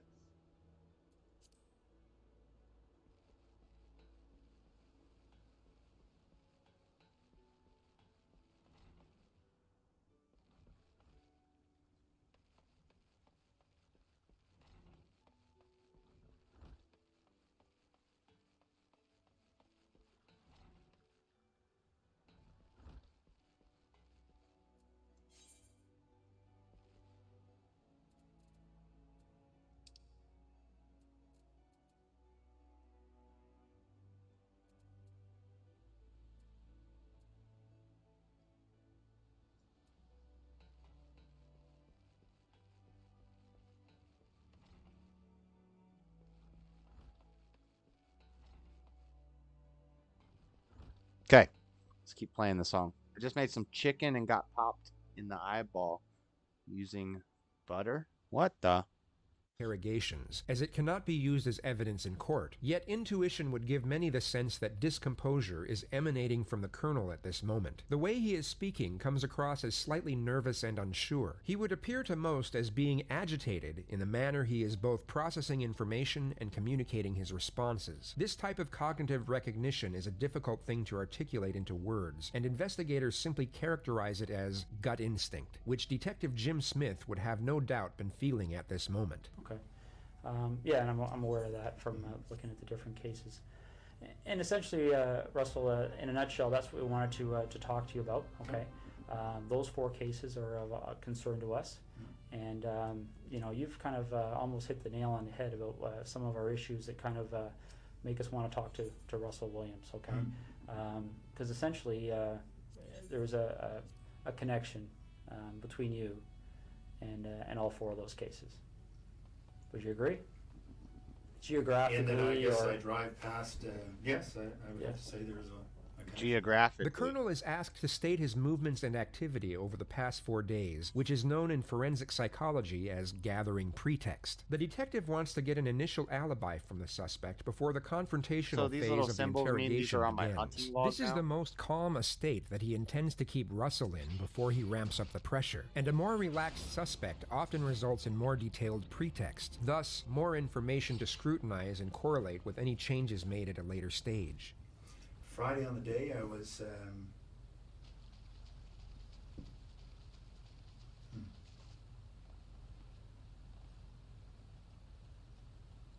Friday on the day I was at home most of the time. Most of the day I had a sort of a stomach flu. Okay. In Ottawa or Tweed? Tweed. In Tweed? Tweed is a village in Ontario where the colonel had a second vacation home located roughly 125 miles from his house in Ottawa. Okay. Yeah. So we backtrack then. So all day Friday, you're at home. Yeah. And then what time do you leave? Destroy the rock with your heavy swing Friday ability? I'm not sure. Probably just went in for just before bed. So I probably left Tweed at between 8 and 9 or so. Okay. And you get to the base and spend the evening there and get up for the Limsa Laminsa. Yeah. So we backtrack. Are you at Limsa Laminsa? Because that's where I was just at. When did you arrive I'm right at outside home, the gates. at the cottage. I don't want to get confused between your home in Ottawa and the home in Tweed. So, no, I had been in Tweed all week. Yeah. The week prior now. Yeah, I think that's the case. I was in Tweed all week. Flew Saturday. Headed to Ottawa Saturday night. Okay. So if you didn't have the stomach flu on the Friday, what was your schedule that day? Okay. That's the place I think where I will be at. Okay, well this is Limsa Laminsa right here. Okay. So when you get there, tell me. Find the big crystal in the middle of the city, and then I'll teleport there. A couple of meetings. I can't remember what the specifics were going to be. I was dashing in Idaho, and now I'm here in LA making a movie. Unbelievable. sign up with DoorDash to get the flexibility to pursue your passion.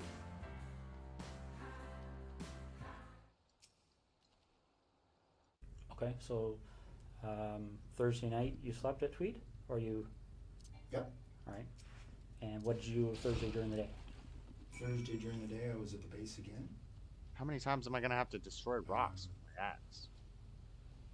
I think it was a fairly standard day. I can't recall exactly, but This is one of the least yeah, nothing. lesser exciting ones. So I would have gone in early in the morning, back in the evening again.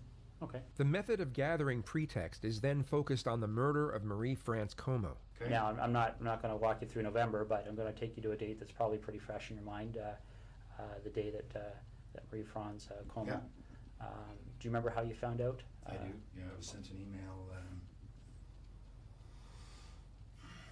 Well, as soon as the ops staff and the base learned, they told me.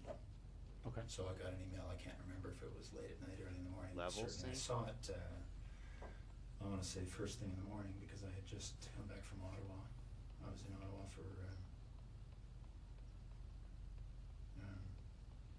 a set of meetings on one of the days. I can't remember what day of the week we're talking about, but yeah, no, I mean, obviously when your people gets killed, it gets your attention. So, Absolutely. yeah, I very much remember that coming in. And Yeah, his how voice did has you changed know a lot. Marie France Como? He knows what's I up. only met her once. She was on a crew I was on just after I got to the base. Okay. Do you know roughly when that happened? That we were on the same crew? The time you met her, the one time there, yeah. It was soon after I got to the base, so I don't remember exactly, but I would say in the first couple of months, so August, September. Okay. Now, you got that email notifying you that something had happened. Yeah. Do you have any kind of a clear recollection as to how your schedule was going that week? Well, I can't remember what day that the message came in. Just a second. No,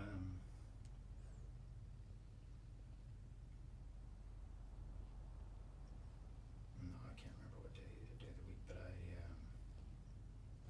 I'm just thinking there was a whole bunch of activity spun up as a result, obviously. A whole bunch of activities. They had a whole lot of activities that day.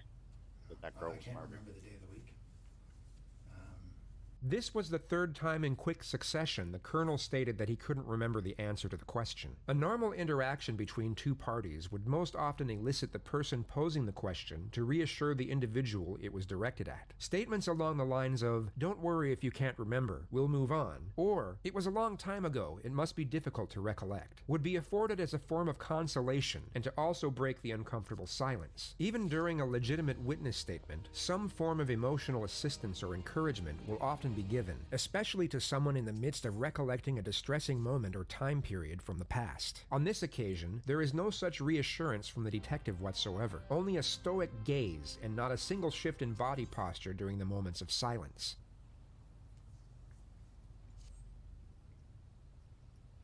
I'm just trying to think through the news reports I read. No, I'm sorry, I can't remember what day that was, but I'm gonna put this down here, I think. what we learned after the fact was that the MPs had learnt of her death, I think quite a bit after her body had been discovered. Okay. The MPs had learnt. So, Learned. Learned it. Did.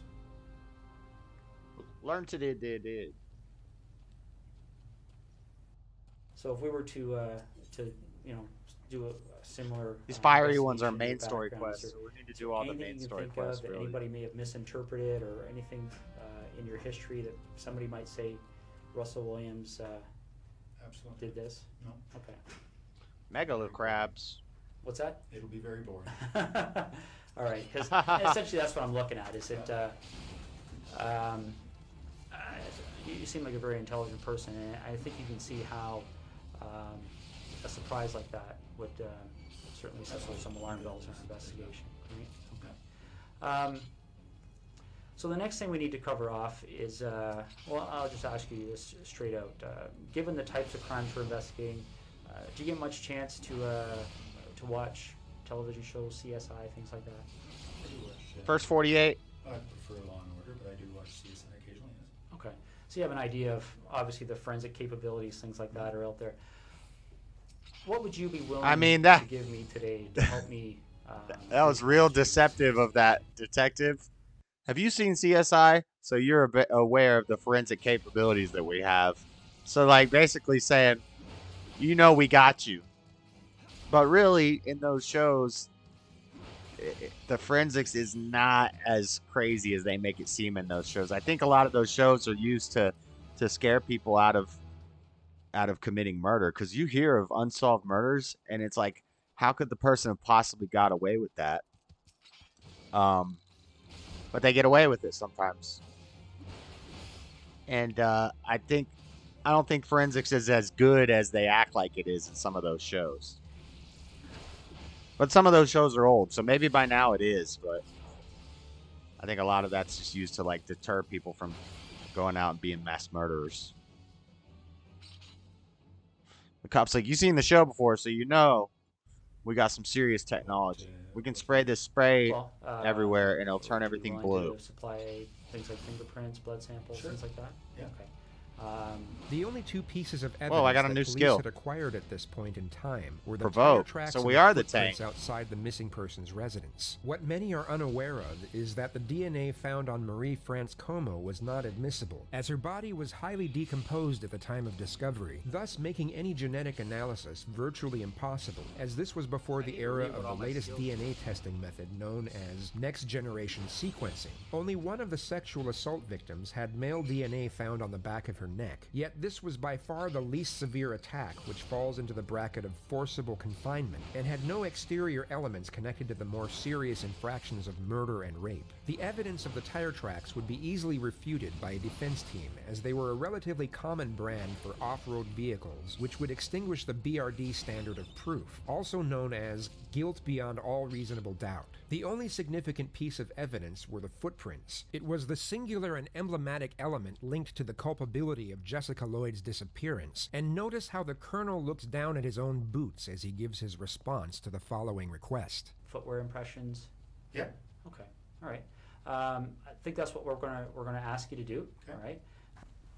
I told you when I came in here that I'm gonna treat you with respect, and I've asked you to do the same for me. We talked about the whole idea of how we've approached you here. Okay. Trying to be as discreet as possible. Okay. But the problem is, Russell, is every time I walk out of this room, there's another issue that comes up. Okay. And it's not issues that point away from you; it's issues that point at you. Okay. And I want you to see what I mean. All right. Show him the boot print. Show him the tire tracks. And then get him to confess. Because those are circumstantial evidence. They're not Sports utility enough to vehicle convict of him. Colonel Russell Oh, Williams shoot. was stopped. He was reportedly polite and nonchalant Dang about it. what he thought was a routine traffic procedure and was sent on his way after just 90 seconds. Unbeknownst to him, he was immediately placed under police, are not even close to being as indistinguishable. This is the footwear impression of the person who approached. You can't just get him on boot print and rear a tire of track. Jessica right? Lloyd's house. So the interrogator's job is to get him to confess. January. Okay.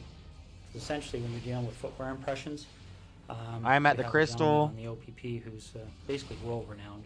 His name is John Norman. I'm getting off here for my And internet sake. essentially with That's footwear fine. Impressions, you're in a situation where you're Getting off of you're pretty YouTube or much getting in off of the area game?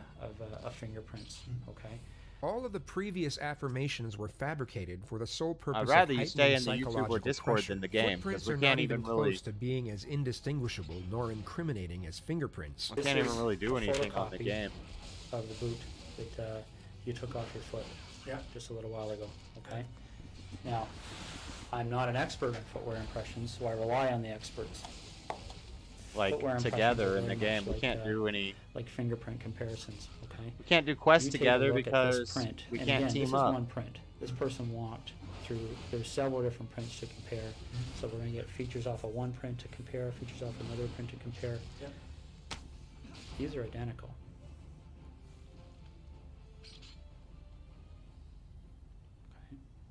No refutal. Your vehicle drove up the side of Jessica Lloyd's house.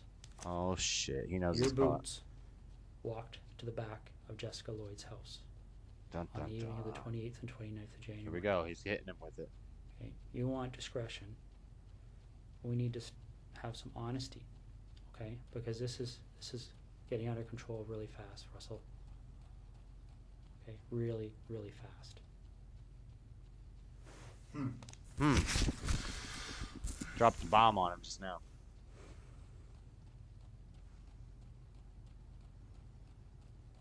Oh, he doesn't know what to say. This is getting beyond my control.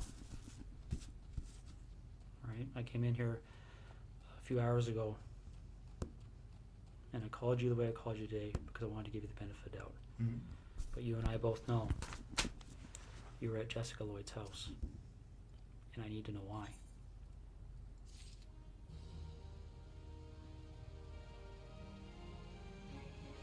Circumstantial evidence, bud. Don't say anything. They got footprints and a tire track. Say I got common boots, and other people have my size feet and boots. And I got a common tire tread.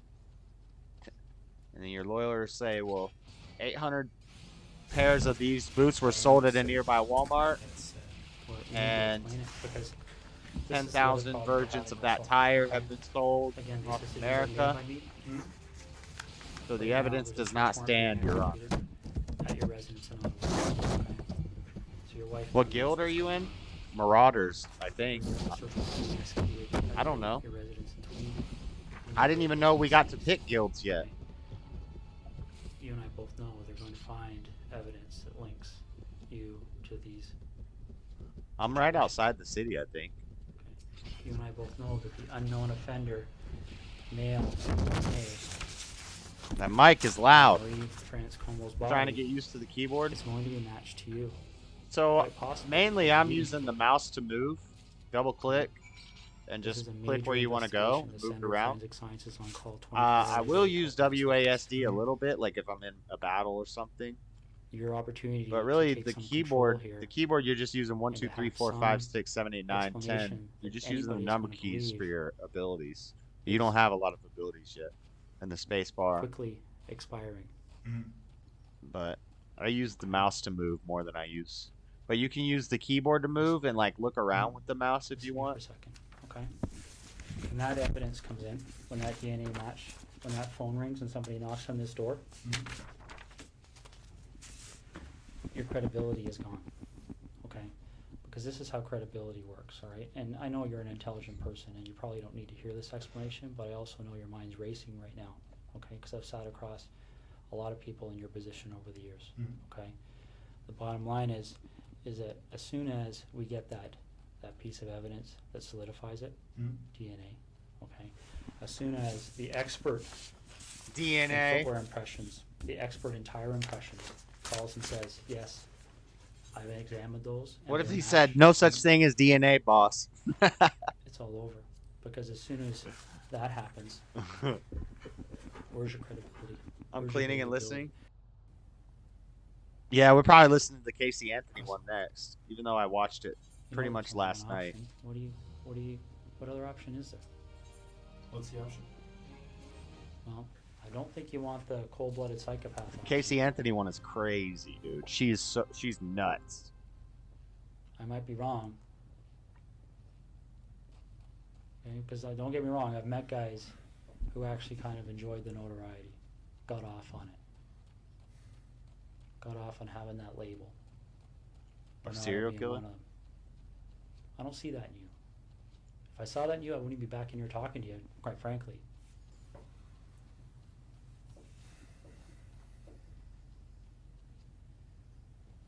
But maybe I'm wrong. Maybe you got me fooled. I don't know. What label? This is over. And who's Bernardo?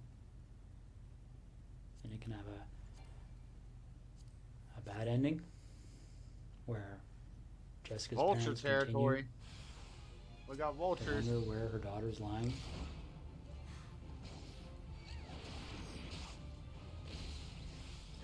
I don't know. I mean, obviously, there's a huge search still underway, and it'll continue. It'll continue until her body's found. Once that happens,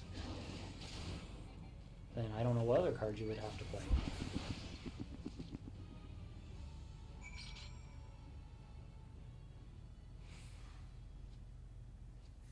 What are we gonna do?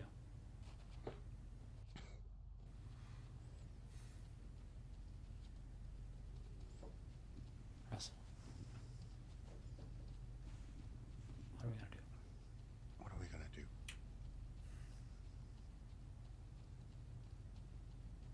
Call me Russ, please. Okay. Call me Russ. What are we gonna do, Russ? It's weird. Join the winning team as we continue to crush the leftist agenda. All right, They're offering Ben, calm down, 40% off Ben. our annual memberships with the code.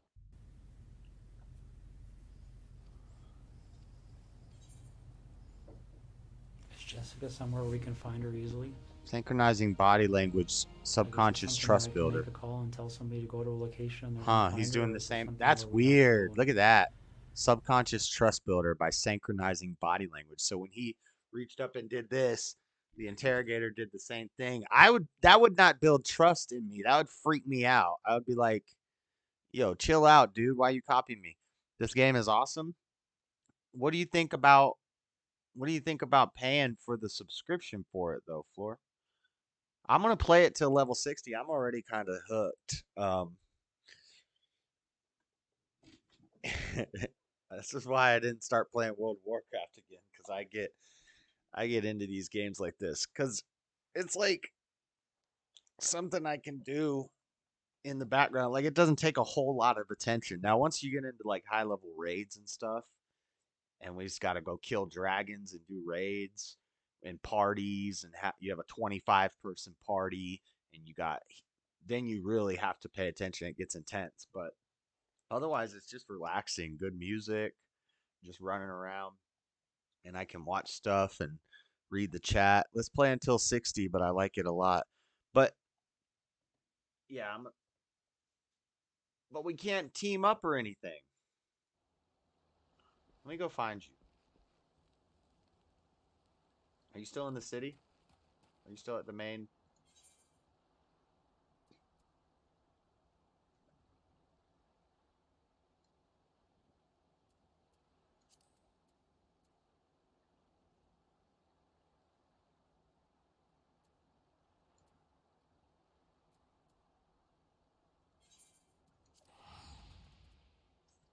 I got to journey to a new land for these quests.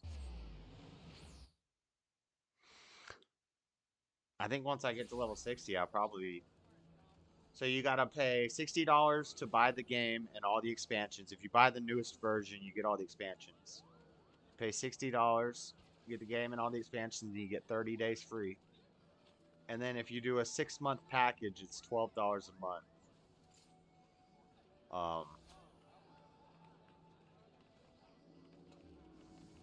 Or it's like $15 a month if you want more characters. So you get 8 characters for $12 a month for 6 months. Or you get 40 characters for $15 a month for 6 months. Where are you at? Are you by the crystal? I'm by the crystal in the middle of the city. It's almost my birthday? Oh, well, you want me to buy you this game for your birthday?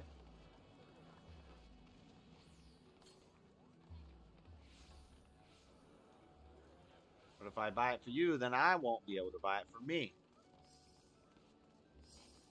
Where are you? I'm at the crystal. Go to the crystal.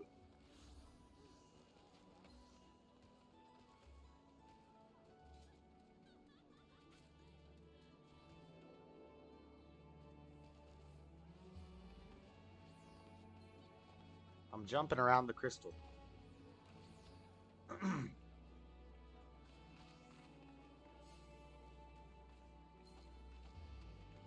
I'm inside where you pick the guilds.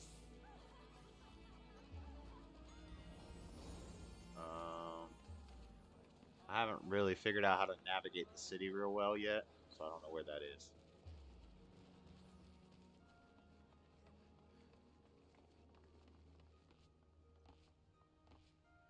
Bulwark Hall.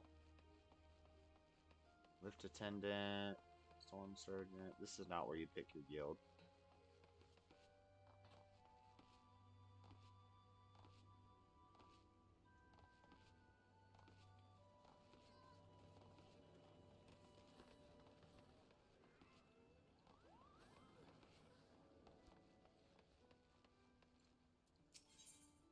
Quest is not available yet. Disciples of War or Magic, level 60, Shadow Bridge installed, and Shadowbringers installed and registered.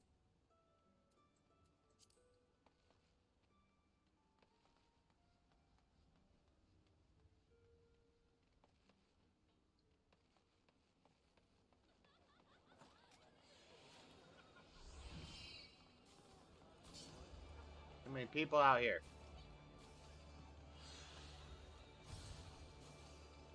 I went with the guy wearing the yellow shirt. I don't know where that is. Is this where you pick your guild? These are the apothecaries, the suppliers, and the shops.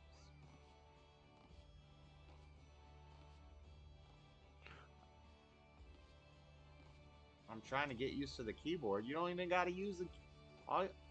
All you really use on the keyboard is the numbers and the spacebar.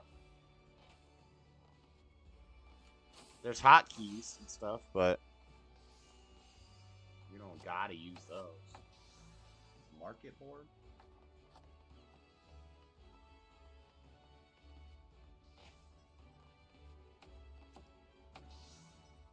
I'm just running around jumping around. I don't know where the guy with the yellow shirt is. Look at his sight. That's sick.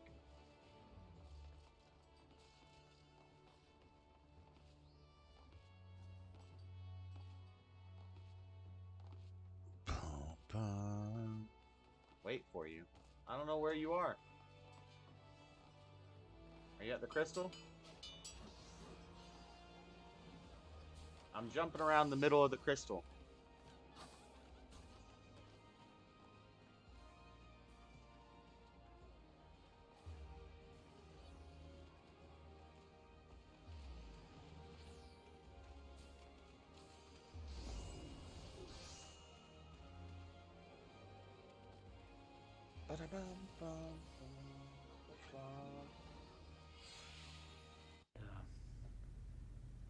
Take a walk. Here, listen to music for a second, guys. I gotta go make some more coffee. Be right back.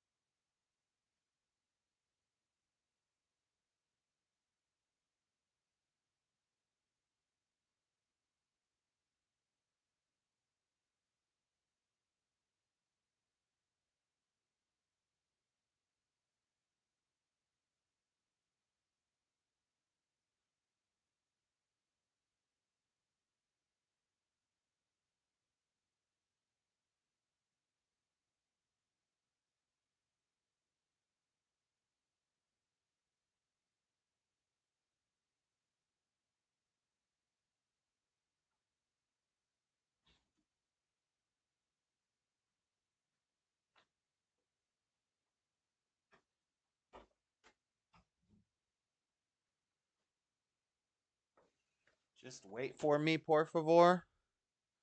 I have to pick a guild. It won't allow me to continue. Pick a guild. I don't remember picking a guild. You go to whatever guild you picked as your character. So I went to the Marauders Guild because I'm a Marauder. You go to like the I don't know what the healers are, the sorcerers or something.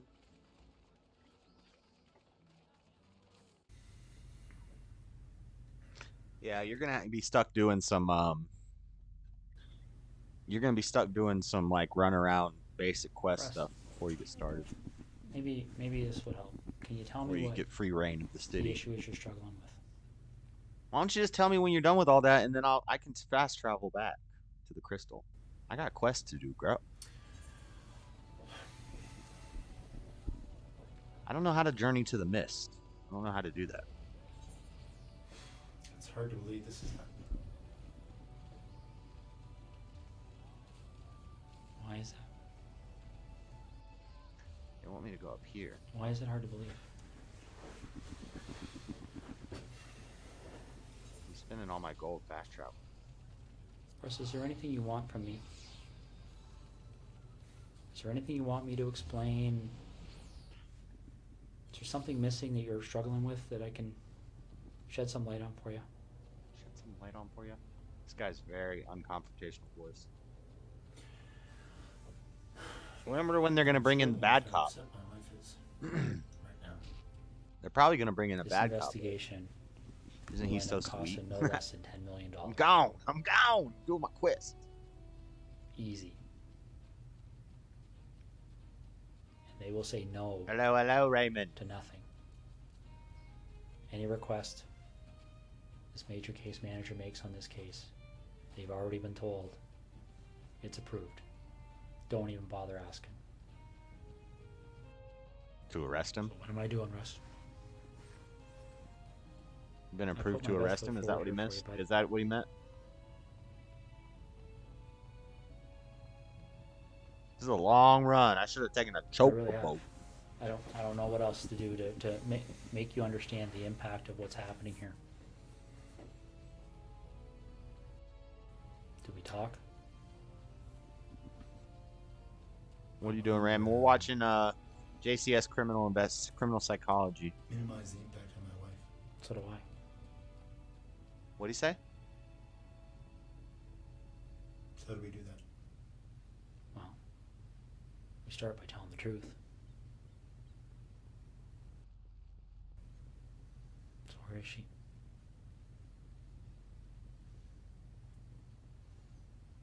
I think he's gonna confess. He's gonna be the type that just confesses.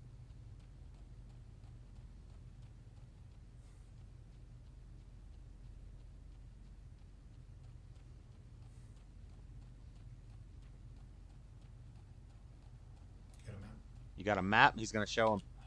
Is she close to where she lives? I've got maps of that general area. Which town is she near? Why don't we start there? Got a map. Sure, if you give me a map of the woods. Calagar down to the highway and over to Tweed. And Yep. I'll show you. This is the confession. He's gonna show him. See what I got here. I might have something. Is she inside, outside? Okay. Is she close to a road? Yep. All right. Is she dead? Is it something where is she buried, or is she somewhere where if you walk there you would Yeah. easily see her? It's here.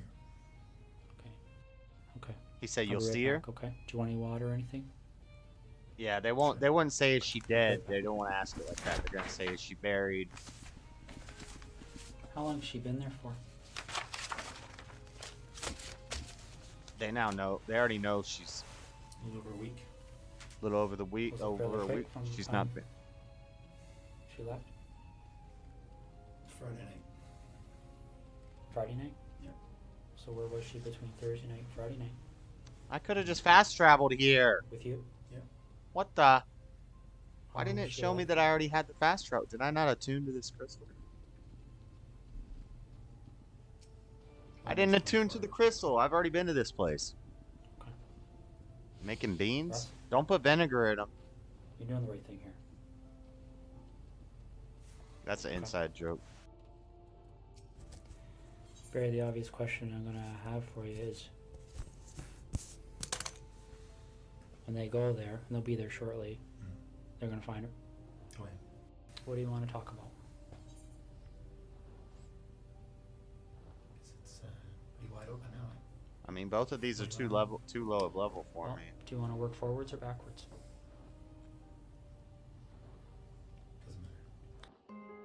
Wow. Can I compare items?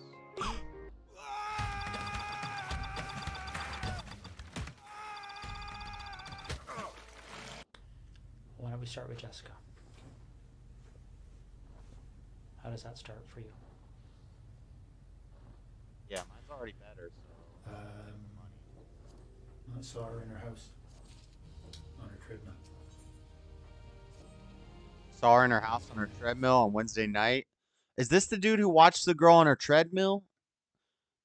Remember, when did this happen? I wonder if they took, because remember Mel Gibson in Conspiracy Theory would stare at the girl on her treadmill? Then I noticed she wasn't there Thursday. Kind of beans. So I got into the house, look around. To visit Brewer's Beacon and investigate the reason behind the flashlight. Noticed she'd come home. So I went back in. Through the back patio door. While she was sleeping. Hold on a second. Okay. I want to hear that again. What'd he say?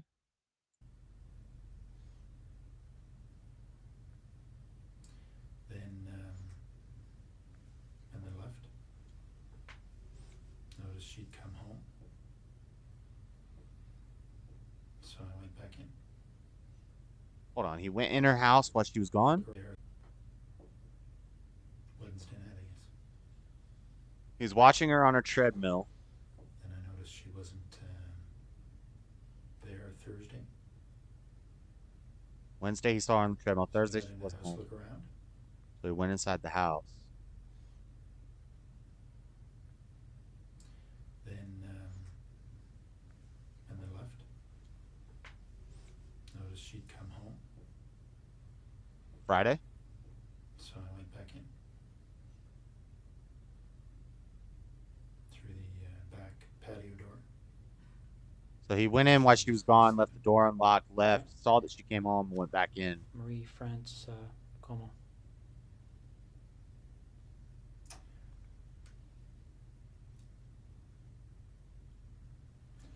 There was an open window in the basement of her house when she was away. I went in there a couple of nights before she came home. So he went to the site multiple times before he killed her. That's weird. Could you imagine you're gone from your house? Person comes, looks around, doesn't take anything, doesn't touch anything, but they've been in your house, and then later they come back while you're home. They leave it. Damn, that's crazy. That's crazy. On the phone in her bedroom. She actually discovered me in the basement. She found him, so he had to kill her. She was trying to get her cat to come upstairs, and the cat was... Well, he's just chilling in her basement while she was at home. On me in the corner. The cat came down. Damn cat exposed him.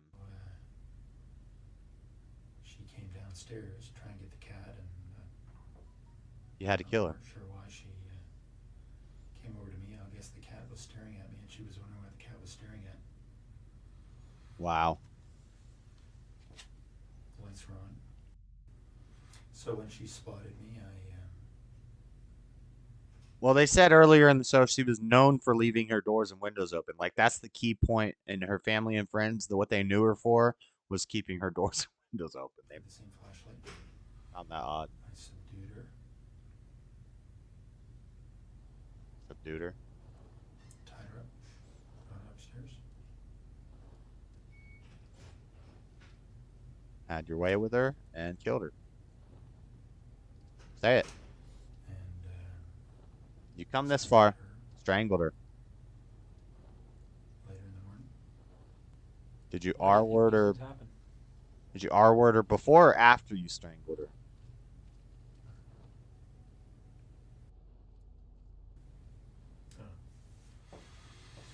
Have you spent much time thinking about that? About why? Yeah. Yeah. But I don't have the answers.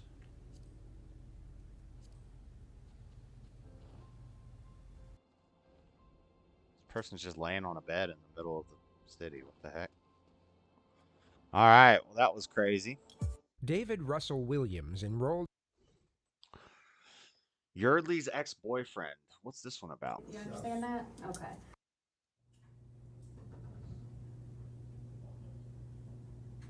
Horror movie stuff. Yeah. All right. Did you say you did want water, didn't you? It's okay. Yeah, grab me some water real quick. I need to get some stuff together here. That's my card. I know I introduced myself to you at your house, but my name is Lisa Reeves, okay? And I am a detective here at the Charlottesville Police Department. What is this So green before circle? I want to talk to you, I want to make sure you do understand your rights, okay? And that way I can explain to you what's going on. Good cop, and all bad that cop stuff. in this one. Do you understand? You understand that? Okay. Today's date is. Oh, there's a dragon. Oh, there's a big giant monster over there. Let's go kill it. Oh, they killed it. Time is. All right. Your first name is George. Yes. George.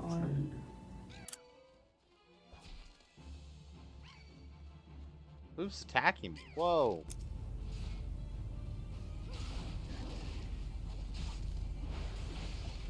I did it. There's no way I didn't do it. No way. What the heck? Wait, what the heck is going on? They didn't even explain. Oh, this is just the opening scene. Like they're gonna. Why did you guys come in and say you were searching for an assault? I never said anything about an assault. Someone came in this I morning. never mentioned to you anything. Just told you we're investigating something. Investigating. Do you have any contact where you're doing? It's an interesting concept to think of how you might respond to what would normally be an easy question, especially during a circumstance where it becomes a terrifying dilemma. We ask that you contemplate this question while you put yourself in George's position, but not before you grasp the context of what brought him to this moment. It begins with 22-year-old sports scholar Yardley Love, a star lacrosse player at the University of Virginia. She is captured in this photograph playing in the second-to-last game of the season, clearly aware of the obstacles that lie in front of her, yet continuing to move forward, which is the circumstantial detail that turned this picture into a symbol for the globally recognized organization that would be founded in her memory. This would be the last photograph taken that day, capturing Yardley's last embrace with her head coach Julie Myers. Both were unaware this exact moment would soon be on the national front pages.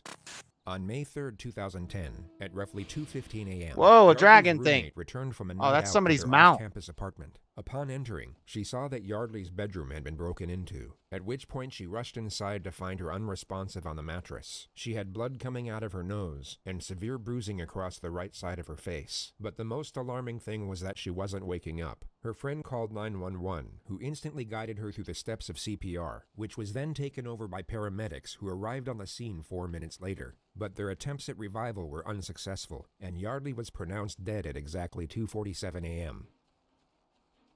At 2:53 that same morning, criminal investigator Lisa Reeves woke up to a phone call from the sheriff's office. By 2:59, she had arrived at Yardley's apartment leading the investigation, and by 3:50, confirmed that she had her first person of interest, which was 22-year-old George Hughley V, The boyfriend. Yardley's ex-boyfriend, and the next several hours were spent gathering information before she knocked at his front door. She found out that George was a fifth-generation heir to a very wealthy American family, whose roots lay in lumber dating back to the 1900s. He was educated at Landon Prep, a prestigious all-boys private school in Bethesda, Maryland, with annual tuition fees of up to $50,000. That guy looks George cool. was the star player of the lacrosse team Like and a became beast. an All-American athlete. This led to a full scholarship at the University of Virginia, where he remained a key player in the starting lineup, and where he would also meet, then Spaceship. spark a romance with fellow lacrosse player Yardley Love. They dated for almost 2 years. Hughley and Love's relationship was an on-again, off-again one, where they cheated on each other throughout and that tempers flared both ways. What was going on with these two young people? What may have led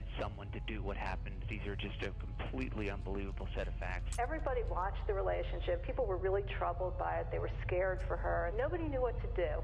Yardley ended the relationship in 2010, just 2 weeks before graduation. 9 days later, she was found dead in her bedroom. Oh, the dodo's and about that to same get morning, mad. George Hughley would hear a knock at his front door. He opened to Detective Lisa Reeves, who was dressed in civilian clothing. She introduced herself as a police officer, but mentioned nothing of the crime. She simply stated that she was conducting an investigation that could benefit from his presence at the sheriff's office. George's response was to lethargically put on his flip-flops, then walk over to the passenger side door of her unmarked police car and let himself in. Somewhat bewildered, Lisa got in and drove them to the police station a few minutes away without talking. It was around then when she noticed bruising on his knuckles and cuts on his forearm, at which point George was no longer a person of interest. He was the prime suspect.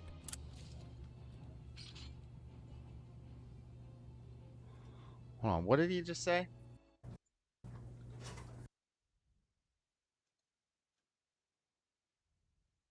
Outside George's stated that she was conducting an investigation that could benefit from his present refund.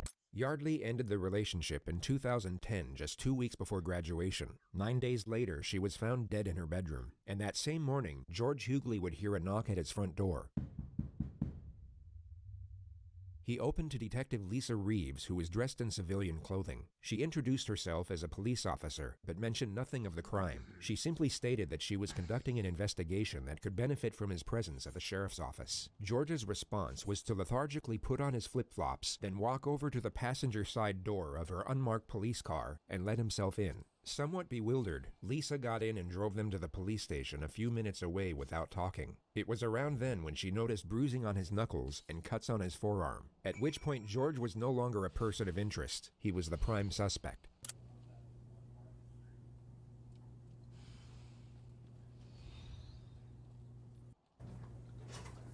All right. You say you did want water, didn't you? I know I introduced myself to you at your house, but my name is Lisa Reeves. Today's date is May 3rd, 2010. The current time is, I can't tell them that one, 7:52, okay? What's that? My drama's paper still right now. All right, your first name is George. What did he say? Yes. Right away, you'll come to notice that George is oblivious to the gravity of his situation, and it would be very safe to assume that he at this moment is unaware that Yardley has died. He seems to believe that he's in as much trouble as he would be sitting in a principal's office, perhaps for getting in a fight at class or on the lacrosse field, and the sooner he provides a sanitized version of the truth, the sooner he'll get to go home. This, of course, ties in perfectly with the interrogator's opening strategy, which we've labeled warmth for the sake of this video. She will downplay the severity of his situation to a considerable degree, while maintaining a friendly temperament with a sympathetic undertone. She needs the suspect to feel safe and secure for the time being, as the less cautious he is, the more information he's likely to give away. Then as soon as he locks himself into one particular storyline, the pressure can commence, which often leads to a suspect being laden with panic and contradictions. Before we ask you any questions, you must understand your rights. You have the right to remain silent. Anything you say can be used against getting you read your in court. rights, You have buddy. the right to talk to a Got lawyer before questioning. You have one present during questioning. If you cannot afford a lawyer, one will be provided for you. And if you're willing to talk to us now, you have the right to stop talking anytime. George has two options here.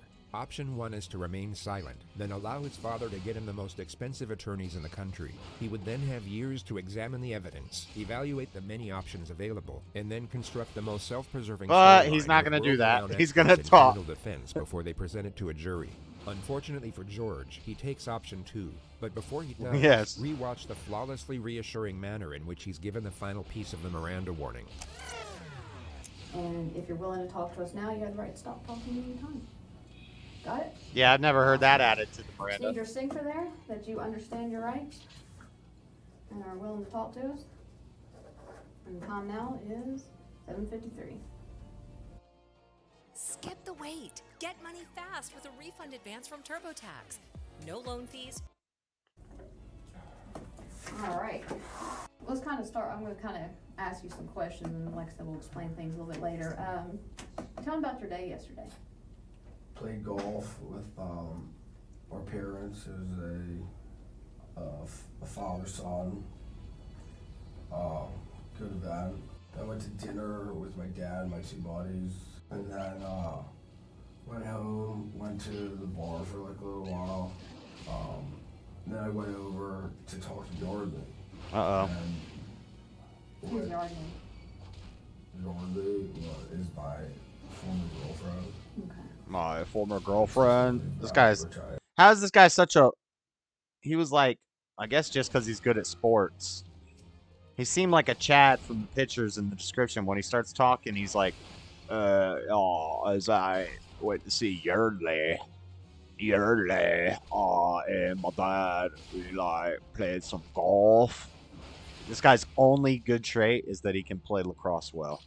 I understand, but George has now initiated the investigative subject matter himself. It's the perfect opening scenario for the interrogator because she's given nothing away, making it more likely for him to reveal details that will contradict the evidence. when I went over to talk to Yardley, I like was like, Yardley, and she was like, I'm dead. Already like totally freaked out because of what she did this past like a few days ago, and we haven't talked since. And I was just going to go talk to her.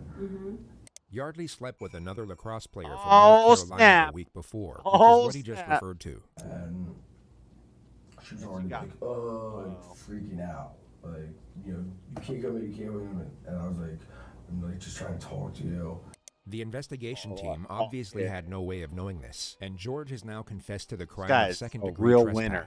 More importantly, however, he's just confessed to initiating the supposed confrontation. Can't He come now in, can't can't say come that in, he was and I was somehow like, I'm tricked just or trying to misled into talk that to you. situation. He knowingly stepped into it, and the critical fact he can actually recognize and remember this will be used against him repeatedly in the Yeah, future. you screwing up, bro. And like, she like. I mean, I think it's good. I think it's good that these people screw themselves over in interrogations.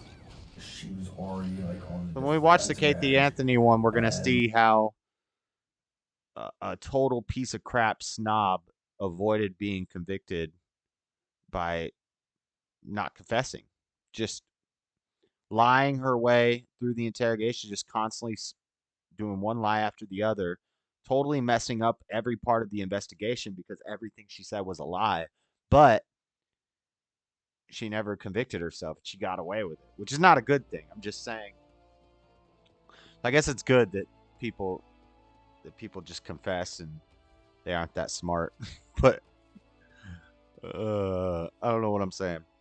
Like, I was like, listen, I'm not here to like, I'm just here to talk. What is this to you. green circle? And I don't know what this means. Like, got all like sat up. Like, her bed's against the wall. Like, if it was in this corner, she was like up against the wall, and I was like we were sitting there talking, and like she started being like getting all aggressive after this, and so I was like, all right, like chill out, like, and shook her a little bit. So just to recount you just what admitted George it. said over the last 47 seconds, Yardley was defensive. While being in a defensive state, she backed up against the wall. She then became He cornered her, aggressive. and then he George's shook response her. to this supposed aggression was to initiate physical contact.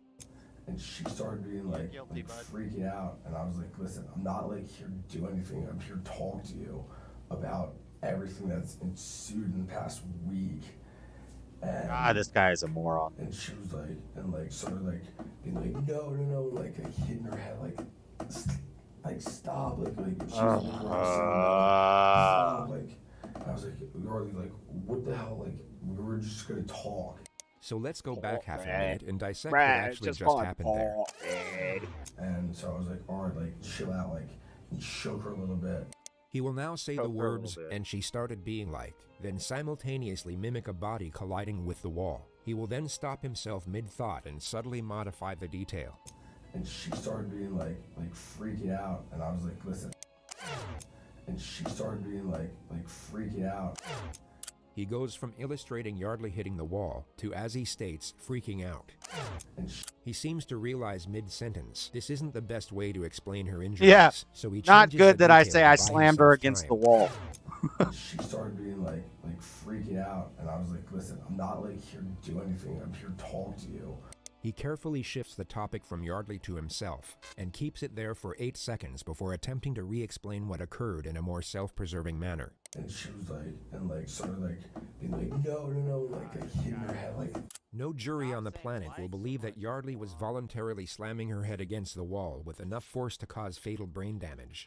All George has done here is give away the fact that he knows Yardley has sustained some type of head injury, and now lied on record about how it was inflicted. I was like, Yardley, like, what the hell, like, we were just gonna talk, and like, it was not at all like a good conversation, because that's like, she was already like freaking out with just even seeing me there. Okay. What happened next?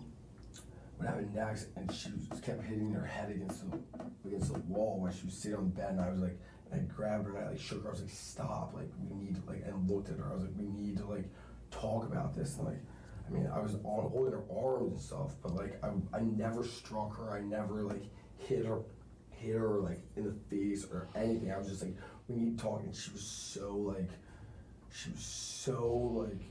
oh, I mean, what's the word?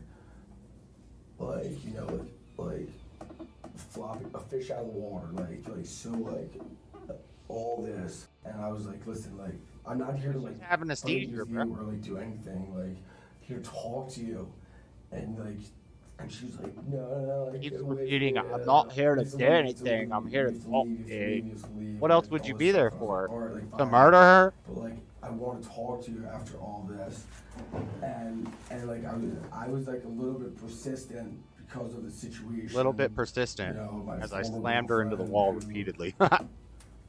Something happened last week, you know, and I was like, all right, like, well, so we were like talking over there, and I mean, somehow we ended up, how the heck do I get over there? I was just like, stop, I just like, and I was holding tall. I want to tall. I just want to tall. I was wrestling her on the floor. All further evidence that designates George as the aggressor. Yeah, He's this completely guy's shut down his ability idiot. to argue any sort of self-defense claim. And then the conversation, I could tell, was just like, it was not going anywhere, and nothing was happening.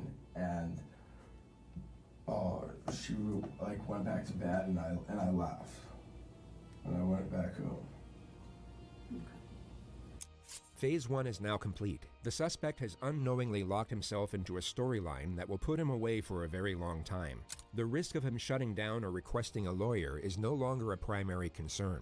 So the interrogator will now increase the pressure. She will confront him on certain elements that she pretended to overlook before, and the ideal scenario is to cause just enough panic so that he backpedals on previous statements and contradicts himself. All right, so you go over there, knock on the door.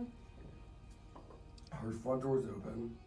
Her room door was closed. I knocked, like Yardley, like, she heard me open the door, and all my money to teleport, and I don't. Went in where? To her room. All right, straight to her bedroom. Straight to her bedroom. Yeah, I mean. How'd you get through the door? Her door or the front door? Her door. Actually, it might have been locked. It was. Yeah, actually, yeah. Just be honest with me. Yeah, no, yeah, it was locked, yeah. Because I think I put a hole. Yeah, you punched a hole through the door. Pretty sure, actually, now. Yeah, that you used to have that, yeah. Door destroyer. Right. Why'd you do that? Well, I guess destroyed some doors in my day. Once I was in her room, she was like very like, you know, like, oh, you're gonna kill me, like, oh, please don't kill me. Very, like, you know, very. She's like very like afraid that I was about to murder her. I don't want to talk. Like, I don't want to talk. Like, you know. I was like, listen, like. Nice hair, gamer. Thank you, Crown Radio. Like, I just want to talk to you. Why'd you punch into it? A very unusual time to interrupt a suspect in such a contentious manner. He was giving away self-incriminating information that could be used to establish a motive. He was doing exactly and the what interrogator the screwed up. Wanted. But Detective Ed has now stopped. Detective Ed's dumbass just screwed up. And look, you can see it on her face. She's pissed. She's like, shut the fuck up, Ed. Him in his tracks. It's a reckless maneuver at this point in the interrogation, which Detective Reeves is no doubt conveying at this moment through nonverbal communication. She now has to let the suspect respond as to not undermine their position. Right. You can't make him look like a moron in the interview. I want to talk to her. Hold on, let me see. Detective Reeves will now bring his guard back down through a reassuring tone and gently guide his train of thought back to his grievances with the Damn, victim. Detective She pulls Ed. this off What the in hell's 3 wrong with you, questions. Ed? All right, we'll continue on. Yeah, let's just ignore that So you're idiot over talking to her, there. she doesn't wanna Let me talk to her. handle this. I mean, we talked though. Like there was parts where we were talking, and then like. And You know what like, you're talking about? hey, I want to talk to Ed. Can I just, Brett? Can I just like talk to Ed? Like what she did last week. Mhm. Like went to like Carolina. She went to Carolina and hooked up with someone Sunday when we were still trying to figure out things. And I was over there like to talk. Like I was like, Read my comment, this is bruh. outrageous. Because I was trying to make everything better. And Why are you and so then, needy, like, Johnny Bender? you Why are you know. so needy? The message was, from now on, the only way to bring the power back to the self is by saying, I am. And each one of the masters were saying their part of how to do it. You have to die physically, emotionally, I'm at the guild and place now spiritually. too. And they showed me a mountain that I was supposed to go to die. She was very defensive because she knew like how upset I was because I've told her like through emails like how upset I was like about what she did. And so I was like, and I sat on the edge of her bed, I was like, listen, like I want to talk to you, like what you did was bullshit, like that's not like okay. And Needy. And she's like not It she's sort of pushing everything that she did to the back burner and like talking about like trying to like put everything that she Oh did. my like, God. Wasn't Stop important. saying like. It kept going to the point where she Like a valley I was dude? like, Is this "Listen, in like, California? we have to figure like out what's going on."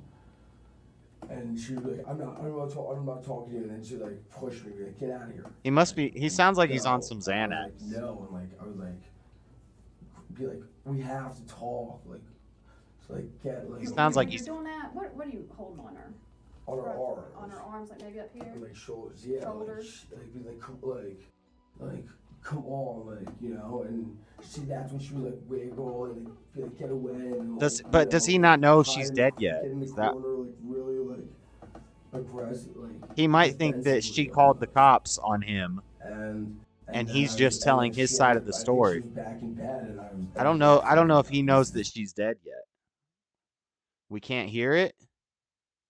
Not going anywhere. How'd she get back in bed? You couldn't We hear were it the like whole time. wrestling, and we stood up, and I tossed her, I pushed her onto the bed. I was like, go to bed, like, I'll talk to you later. Did you touch her neck area at all? Did you choke her at one point? I may have grabbed her a little bit by the neck when we were like, but I never like strangled her. Okay. But I mean, during the whole like commotion, you know, like. I mean, you can't hear. I might have grabbed her neck, but I never was like strangling her. Okay. More detail that was unknown to the investigation. The fact that he grabbed her neck can now be used as evidence. It paints a more frightening picture of the incident with relation to the suspect's aggression toward the victim. This was an extremely damaging revelation for George's defense. The discussion moves to the moment he left, and George admits that he took Yardley's laptop. Why'd you grab her laptop? Because I was so pissed that she wouldn't talk to me. I was like, I don't know. I like took it almost as like collateral, I guess. I don't know. It's not reasonable logic, but. Right. No, I don't think you have Did you much take reasonable anything else logic. inside the laptop? Nothing? No. All right. So when you left out of there, I mean, you saw that she was bleeding on her nose. She's now about to ask a question with the same implication for a second time. Notice what occurred the first time. Did you go back and check on her at any point? No, I did not. Okay. Did you try to call rescue or anything, make sure she's all right? No, I did not. No. Why? The face of bewilderment, if there ever was It's about to dawn on him that she's dead. one. It's very strange that he's so taken aback by such a question, especially when you take into account the possible outcome if he had actually called for help. One medical expert revealed in the courtroom for the very first time that following Yardley Love's brutal beating, had George Hughley or anyone else called for help, she might have survived. I didn't think it was like, I didn't think that she was like in need of like going to the emergency room. She just got, I made up like. What do you think that? I don't know. I mean, Didn't you say when you were, and correct me if I'm wrong, when you were shaking her head was hitting the wall? Well, that was in the beginning. That was initially when I walked in. Like she was like up in the corner. How did she die? Get out of here! Like like this. Mm-hmm. Like, At any time when you were shaking her, did her head bang the wall? Put yourself in George's position and imagine Yardley had in fact self-inflicted her injuries. You would perhaps say something along the lines of, absolutely not. I wasn't hitting her against the wall, but like when she's like sitting there in the corner of like if it were like this, and I'm like already like and I was like what the fuck was that about? Like that's such bullshit that you like do that. Like it's such a like bullshit move. Like what like like ever like he never like what are you like doing like that like. Okay.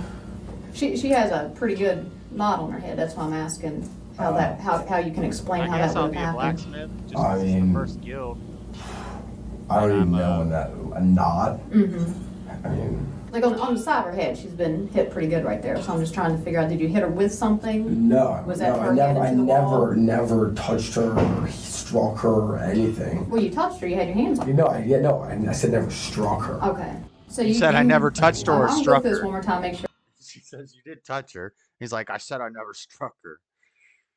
Oh, this guy's going down to Chinatown. I'll be right back, guys. I gotta go take a potty break and put my beef in the water to thaw.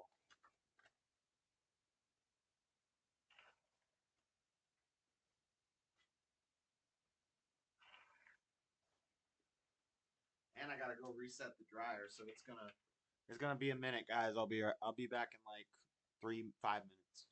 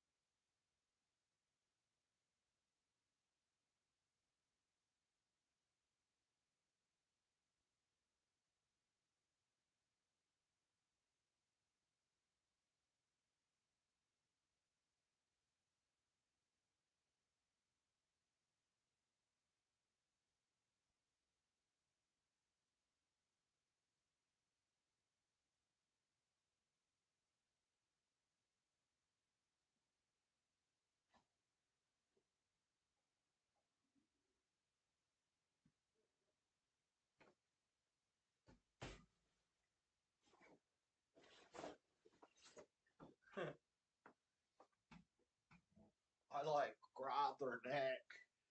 I grabbed her neck, but I didn't strangle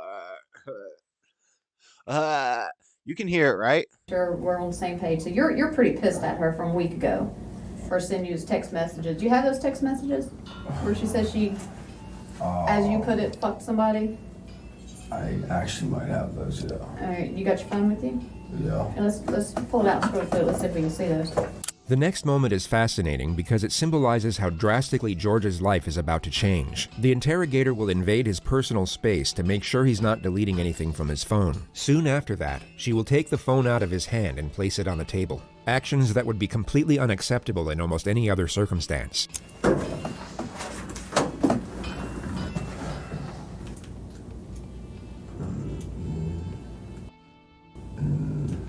We didn't say They were like, I guess what you call like a ongoing conversation, ongoing like instant message, and it's gone.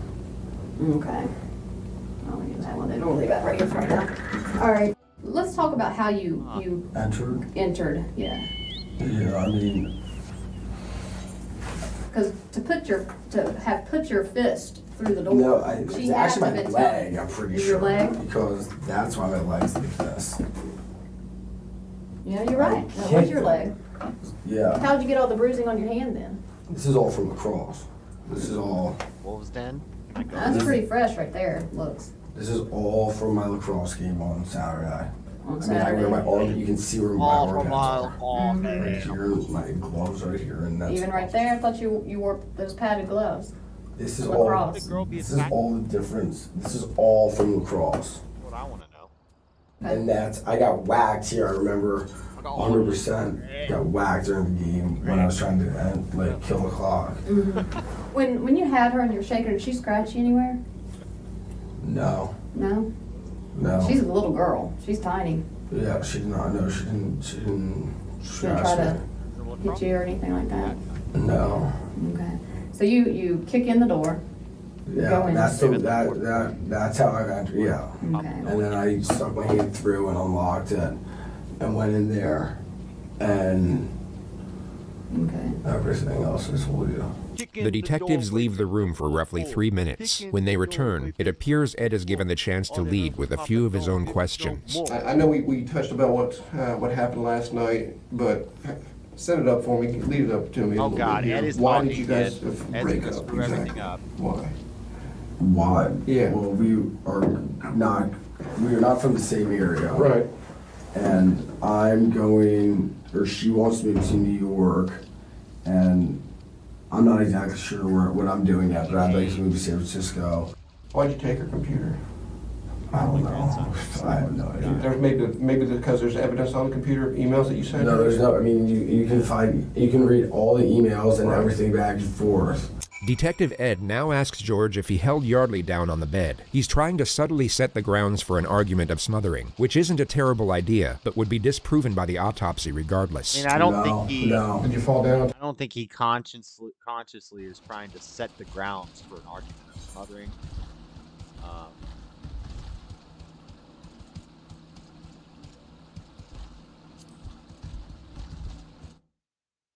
We're doing a small instance or a dungeon, but I had to sync my level because I'm too high of level. So it just dropped me down to level 9. Yeah, I don't think he's consciously trying to do that. Or Terrible idea, but bed. He's trying to subtly set the grounds. I have no idea. There's maybe because there's evidence on the computer, emails that you sent. No, there's no. I mean, you can read all the emails and everything back and forth. Detective Ed now asks George if he held Yardley down on the bed. He's trying to subtly set the grounds for an argument of smothering, which isn't a terrible idea, but would be disproven by the autopsy regardless. No. Did you fall down on top of her? Rest on the We were ground? wrestling on the ground for like a little Did bit. y'all wrestle on the bed at all? No, I never I shook her. No, I mean just kind of hold her down until she calmed down on the bed. No, if anything that. If anything that would have been like on the floor. When we were on the floor, when her nose started bleeding, we were like wrestling around, and that's when her nose started bleeding. Was it pretty noisy when y'all were wrestling around? No, I mean. Was she screaming? No, she was no. She was not screaming, actually. I mean, if I'm cracking my head in the wall, I'm going to be saying, "Ow!" Yeah. Yeah. No, I mean, she was not screaming. Yeah. She should have been. Probably. I mean, maybe. Whoa. She should have been. Probably. I mean, maybe. I don't know. Why do you think she should have? I don't know. I mean, was she screaming when I first came into the room? She was like, "No, I'm not talking to you. Get the fuck out of here," all that. But this guy's Hey there, what are you up to today? Well, today is my day off, and I am going to be thoroughly enjoying a cannabis-infused edible by Mood. To bleep it out. Now, these little suckers not only taste great, but they pack a punch. But it's not over the top. It's very chill, enjoyable, very fun, and unlike other edibles. At any point before you said you and this was your words, you said you tossed her on the bed and then you left. Yeah. All right. At any point before that, did she lose consciousness? No. Okay. What happened after you tossed her on the bed? Did she move? Talk about, say something? I mean, I literally tossed her on the bed and turned around and... Tossed her on the ground or tossed her on the bed? And walked out the door. Okay. So when you tossed her back on the bed, in your mind, she was bleeding? But you said she was bleeding out her nose, and you didn't feel like you needed to call rescue? No. After that, after banging her head and No, shaking her, and blood coming out her nose on the floor? Kill the ads. No. There's nothing about You missed anything that you want to ask me right now? There's nothing about going to get anything or going. I don't know why I took the computer. George rambles about why there was no reason for taking the laptop for another 20 seconds, during which time Detective Reeves decides that enough information has been attained. Phase 2 is now complete, and the fate of Yardley is about to be revealed. These moments in interrogations are considered important for the purpose of gauging a suspect's response. It's believed that a sharp and sudden revelation can make it difficult to fabricate emotion. So in theory, this will cause a suspect to provide either a genuine response or a relatively obvious disingenuous response, which often comes in the pretense of shock or remorse. I mean, I guess that's where my logic was at, but which is... Well, I have to tell you. I think I know why you took the computer. In the midst of what would have been a flawlessly executed moment, Detective Ed jumps back into the laptop. Detective Ed, ruin it again. Hold on, I gotta finish this and then we're gonna watch. Because Detective Ed keeps screwing up the dang everything. Who are these all these?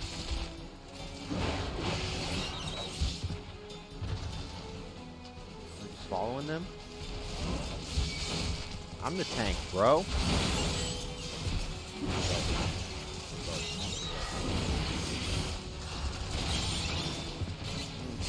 Where's my healer? Duty completed. We completed our duty. Thank you, mister. I thought I was dead for sure. I can't even play outside no more with all these scary monsters about. My mom and dad, they was both killed by some nasty bugger not so long ago in Aurochs, big as a mountain. I bet you could beat it. Hey, make it pay for what it did to me, folks. Take it easy now, son. There's a whole guild full of stabbing lads and lasses like Dreaded out here who will be glad to do just that. Go home with Grandpa and let us worry about the nasty bugger. Go with your grandpa. Go with your grandpa. Consider your first duty a success, Dreaded. It's time you headed back as well before Zion gets to worry. I've left your corpse for the crabs. Nice. Level is no longer synced. Do I get experience? Okay, let's keep listening. The suspect has honestly executed a continuous response, which often comes in the pretense of shock or remorse. I mean, I guess that's where my logic was at, but which is... Well, I have to tell you something. I think I know why you took the computer. In the midst of what would have been a flawlessly executed moment, Detective Ed jumps back into the laptop mystery. The suspect has essentially confessed to murder. This really wasn't the time for regurgitated conjecture over a petty theft misdemeanor, which... We've already moved past the stolen laptop. Nobody cares about the laptop. Why are you bringing up the laptop again, Ed? She's about to move to the third part of the interrogation, the fear segment, and she's going to force him to confront the reality, and he's going to break down, and she's going to get the confession out of him. And then Ed comes in and says, what about that laptop? Ed was clearly being advised of once again through nonverbal communication. She's looking at him. Shut the fuck up, Ed. No. She's dead. Oh, snap. She just laid her on her like that. Killed her, George. You killed her. Now let's see. Dead? I think you knew that already. No, I did not. Yeah, I'm not seeing. In our opinion, George is being truthful here, and we believe the interrogator feels the same way in this moment. You think so? I don't know. I've only heard 2 words. I've only seen 1 second of reaction, but it just didn't seem, I don't know, it didn't seem sincere to me. I think that's the bad acting we're looking for, isn't it? My laptop is getting hot. I need to turn my fan on. Let's listen to that reaction one more time. You killed her. His eyes get Dead? big. She's dead. I think you knew that already. No, I did not. In our opinion, George is being truthful here, and we believe the interrogator feels the same way in this moment. She's dead? How the fuck is she dead? Because you killed her, George. How the fuck is she dead? Because you killed her. George appears to be going through a delayed response. It's so foreign a revelation that it's yet to sink in. Once the shock settles, he refuses to accept it, and this denial appears to be a momentary coping mechanism before the reality of this. He's doing the smart thing. He's turning himself in for an assault. He assaulted her. He's caught. That's why he just went with the cops. He was like, ugh. And then the whole time he's trying to say, I mean, I wasn't trying to like hurt her. I was just trying to like shake her a little bit and talk to her. I just wanted to talk to her.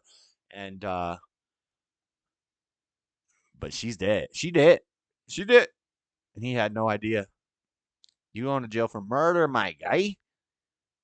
Aggravated what would it be? It wouldn't be manslaughter, right?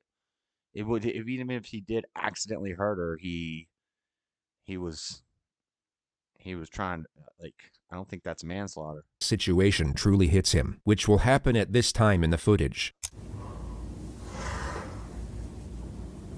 It's not actually going to hit him for another She's 12 dead? minutes. Yes. She's dead. Yes. She's dead. She's dead. How? How? Looks like it's kind of hitting me right now. I can't imagine what it's going to be like at 112. Oh my god. Let me make it a little bigger. You went in there to talk with her, but it got out of control, right, George? Shut The detectives will now add further pressure to keep him talking. Suspects will often divulge information in these moments in the panicked attempt to save themselves, and in doing so can shut down a more credible storyline they haven't thought up yet. The alcohol got a hold of you. You kicked in her door. She started to fight with you. You punched her in the head, or you cracked. She's not dead. You cracked her head. Dead. You cracked her head in the window or in the wall. Not dead. She is. She's not dead. I ain't BSing you right now. It's serious. I want to see. Now is the denial. George, look at me. George, she is dead. You were not here to dance with us. You're stages here of, because she's dead. Of denial or whatever. The alcohol. I don't believe it. I don't believe it's true, dude. I didn't. I don't believe that she's dead. I don't believe that she's dead. I don't believe that she's dead. Did you punch her? Did you hit her? There's no way she's dead. She's not dead. I didn't. I never did anything. I did not. All right, let's calm down. I did not like hurt her. Like she's not dead. Let him calm down. Just out of protocol, what we gotta do is stand up for me, George. Go ahead, put your hands behind your back. Turn around. Relax. It's all right. Relax. You'll be alright. Tell me she's not dead. Tell me she's not dead, though, please. Will you tell me she's not dead? Relax. Please, will you tell me You she's know what? not I wish dead? I could tell you that, George. 22-year-old. 22. And her life is done. She's not. I did not do anything like that. It's only 55 minutes in. They say that he doesn't even realize that. I do not believe it. He's having a I delay. do not believe it. Yeah, he's still in the denial stage. No way. There's no way she could be dead. Either the head trauma or asphyxiation. There was no asphyxiation. Okay. Oh my god. Oh my god. Oh my god. Oh my god. What was she doing the last time you saw her? She was like, She was like having a seizure. Standing up with me. She was standing up with me. She was standing up with me, looking at me. She's standing up. You were standing up, like looking at me. Maybe she had a concussion and she went to sleep. Not dead. People could die I from know that. she's not dead. I know 100,000% she's not dead. I did. She cannot be dead. I know it got out of hand, George. No, it didn't. It did not. It didn't. And she's like, no, like, get away from me. You have to leave, you have to leave. I was like a little bit persistent. I Was she screaming? She should have been. She should have been I didn't kill her and leave. I didn't just, oh my God. I didn't kill her. I did not kill her. I did not kill her. I did not. There's no way I didn't do it. No way. Yeah. No way. She's like, I'm gonna leave him with Ed for a little bit. I want to She said, let's just give him a minute. I don't believe this. And Ed just sitting there staring at him. I don't believe this. What? There's no way. No why. There's no way. There's no fucking way. Why, man? So should I talk to someone? Who do you want to talk to? Anyone. A lawyer. One will get appointed to you. You gonna lawyer up now? What do I do now? Go to jail? It's a little late to be lawyering up, my guy.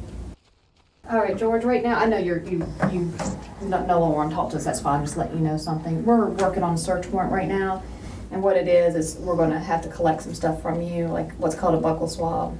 Okay. And you already got a confession. Why did you guys come in and say you were searching for an assault? Supposedly. I never said anything about an assault. Someone came in this morning. I never mentioned to you anything. Just told you we're investigating something. Wanted to know. Investigating Do you want me to call anybody for you, George? At the start of this video, you were asked to think of what you would do in this situation. Really try and imagine. He assumed, and when you assume make an ass of me, he assumed they were there to investigate assault because that's what he, in his head, was guilty of. He didn't know she was dead yet. So she never even said they were there for assault, but he assumed that's what it was about, and he just went along with it. Huh. Damn, boy. What would be going through your mind in this moment, as you might just gain a restorative outlook from both knowing the answer while not having to answer this particular question. But there is, of course, no possible way you will gain anything close to the newfound perspective George has acquired in this moment, which unfortunately for him is no longer of use. Want me to call your dad? 4 more minutes. They say 3 minutes and 30 seconds. So you'd like me to call? Supposedly actually realized. Mm-hmm. Talk I don't know about that. What's your mom's name? What's her number? 301 96. How? Did you want me to call your dad? Or just her? She can tell. Mm-hmm. She can tell her everything. Okay. How?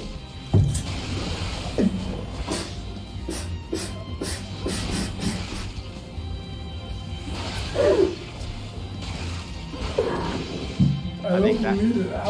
There's no way. You can still deny it. There's no way. No. There's no way. There's no way. There's no. Get away from the action.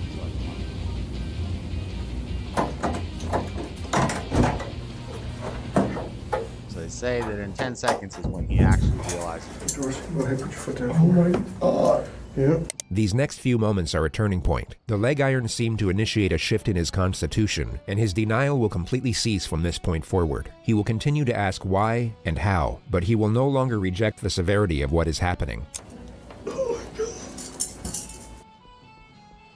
Oh my God.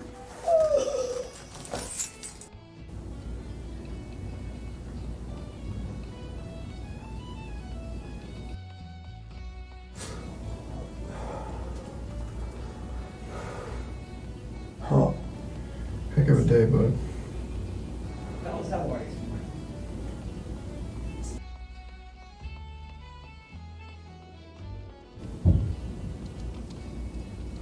in here the rest of my life? I'm sorry? So am I in here the rest of my life? In this room? No, in jail. I don't know.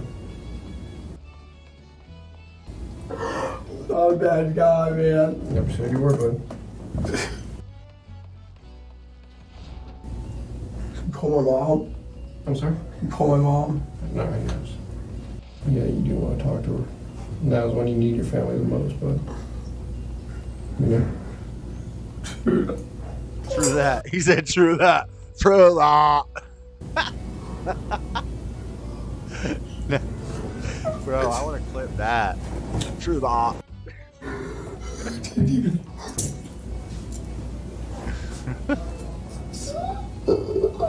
Man, he's got me talking like, dang, golly, God, all. True that.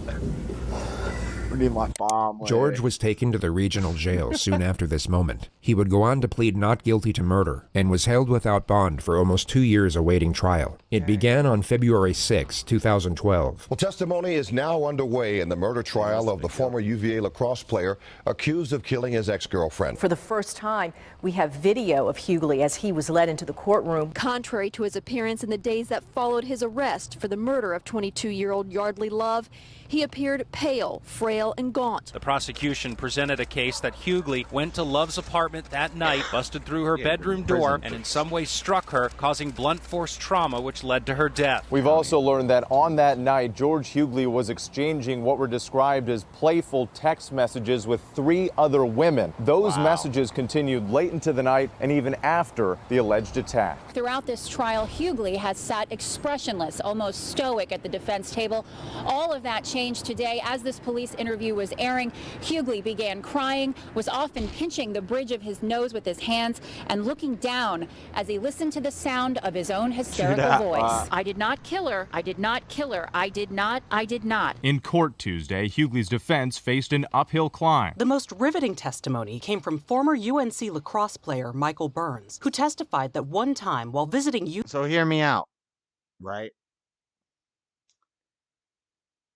Sometimes when girls are super angry and getting super emotional, they'll do things, and even feminine guys will do this. They'll do things like hitting themselves or hitting their head against the wall. Children do it. Children will bang his head against the desk or against the wall, right? Hear me out. Just an alternate idea that we could pose. They get in a huge argument, right? He's shaking her. Maybe her head does hit the wall a few times while he's shaking her. She's screaming at him. Oh, you better make me hit my head against the wall. He leaves. He storms out. He's been talking to other girls. She's so pissed off. She just starts banging her head against the wall. Oh, he's going to hit my head against the wall. Ah, hit my head. Ah. Like that. She hits herself against the head against the wall too hard. The end. What about it? How do we know?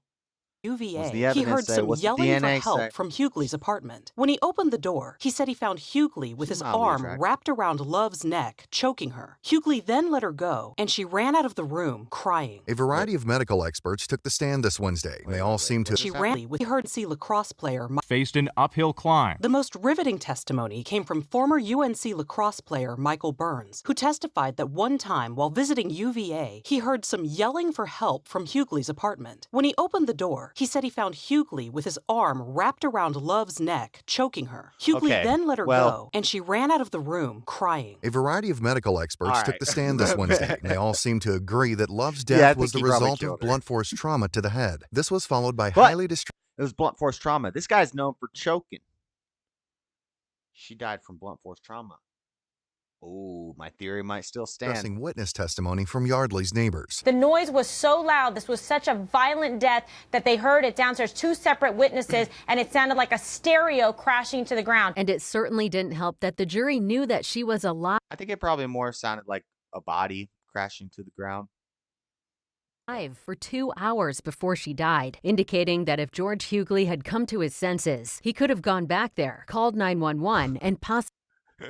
Like I heard my neighbor kill my other neighbor, and it sounded like their stereo felt. No, it sounded like your neighbor killed somebody. possibly saved her life. Still, the driving argument for the defense is that George Hughley never intended to kill. They say this was all a tragic accident, that he does not deserve a life sentence, but intended to maim her. Instead, a lesser charge and a second chance. Guilty of second-degree murder, and you will hear the sentence momentarily. A 26-year prison term came down. George Hughley was brought to court to hear his lawyers plead for the judge to cut in half the 26-year sentence recommended by the jury. Judge Edward Hogshire did trim it back, but by just 3 years. The jury in this case recommended 26 years. The judge changed it to 23, probably a small difference, but why would he do that? It's surprising, isn't it, considering this is a woman who was beaten to death in her own bed. We think that George was get out in 15. convicted of a crime inconsistent with the facts, and he received a penalty inconsistent with what the evidence would require. There are no winners in this case. With credit for the time that George Hughley has already served in jail, and if he gets time off for good behavior, he could be out in 18 years. And the family for Yardley Love has put out this statement saying, "We find no joy in other sorrow. We are relieved to put this chapter behind us." As for George, he was incarcerated at the maximum security Augusta Correctional Center for 10 years and has since been transferred to a prison work camp in Richmond where he's expected to serve out the rest of his sentence. The present consensus in the media is that George had no intention of killing Yardley, but that his 23-year sentence is still appropriate, if not lenient, and that him being drunk to any degree at the time of the murder is not an excuse, nor does it lessen the culpability of his actions to any extent. He'll be released at the age of 45, meaning he will have the second chance at life Yardley was never afforded. You can decide for yourself whether he deserves it or not. 45 from a comforting prospect to this tragedy is the nonprofit organization that arose from it. The One Love Foundation carries extremely important messages, both on social psychology and preventative education. Their website will be linked in the description of this video. 45 doesn't sound right because 18. It looked like he got arrested in the 2 years. In the city, where assuming anything they is counted possible, the 2 years that something he was in county sinister is growing in power. A threat that plans to drain the life. Huh. Let's oops. You understand that? Let's go back and watch. Let's watch Casey Anthony. It's an hour long. 6 o'clock. That'd be 7 That right when the pressure was starting to build, the second detective interrupts the exchange, and they both leave the room. Do we have to have Russian dang? Most of you will already be aware of who 2-year-old Kaylee Anthony was. The majority will know that she sadly passed away at some point between 1 p.m. and 8 p.m. on June 16, 2008. Her death is undoubtedly the most heartbreaking part of this story, and we only need a single word to epitomize her short life. Tragic. But the primary subject of this video is not about the life nor the death of Kaylee Marie Anthony. It is in fact about the psychological constitution of her mother, 22-year-old Casey Marie Anthony. So rather than tragic, you'll find the words disturbing and perplexing to be far better suited to the theme of this video. One of the many reasons this case is exceptional is how the present day's topic of discussion has little to do with the actual occurrences of the crime, but in fact the subsequent developments that followed. People are no longer talking about how or even why Kaylee Anthony passed away. They are instead talking about the manner in which a mother responded to her daughter's death. Given all the acquired information we now have, even if we afford this person the most morally acceptable possibility of what occurred, her manner of conduct was still unimaginably cold-blooded. This is driven home by the fact she was evaluated by 2 clinical psychologists during her time in custody, and not a single abnormality was discovered with relation to her psychological state. In other words, there were no signs of mental illness whatsoever. And this makes the character study of Casey Anthony just as fascinating as it is terrifying. A human being's state of mind is something most accurately assessed with the full capacity of hindsight. So before we evaluate our first segment of raw footage, here's a quick rundown of each of the essential moments that will give you a broader understanding of what we're actually dealing with. On the 15th of July, 2008, Orlando police received a call from Cindy Anthony, the grandmother of the victim. 911, what's your emergency? I called a little bit ago, the deputy sheriff. I found out my granddaughter has been taken. She has been missing for a month. A month? You're talking about a 3-year-old little girl. My daughter finally admitted that the baby's in the store. I need to find her. Your daughter admitted that the baby is where? The daughter's lying. I took her months ago. My daughter's been looking for her. I told you my daughter was missing for a month. I just found her today, but I can't find my granddaughter. And she just admitted to me that she's been trying to find her herself. There's something wrong. I found my daughter's car today, and it smells like there's been a dead body in the damn car. Okay, what's the 3-year-old's name? I remember that. Kaylee, Anthony. Kaylee Anthony? Yes. How long has she been missing for? I have not seen her since the 7th of June. Is your daughter there? Yes. Can I speak with her? She's downstairs. They want to talk to you. I don't have anything to talk to them about. Hello? Yes. Can you tell me what's going on a little bit? I'm sorry? Can you tell me a little bit what's going on? My daughter's been missing for the last 31 days. And you know who has her? I know who has her. I tried to contact her. I actually received a phone call today, now from a number that is no longer in service. I did get to speak to my daughter for about a moment. Everything this chick says is a lie. Every word that comes out of her mouth. A minute. Who has her? Do you have a name? Her name is Zenaida Fernandez Gonzalez. That's not even her daughter's name. This bizarre no. That's Casey Anthony had left the family home with her daughter. Okay, my bad. Stating that she had. Did she just say her daughter's name is Fernanda Gonzalez? But that's the babysitter who she's blaming it on in the beginning.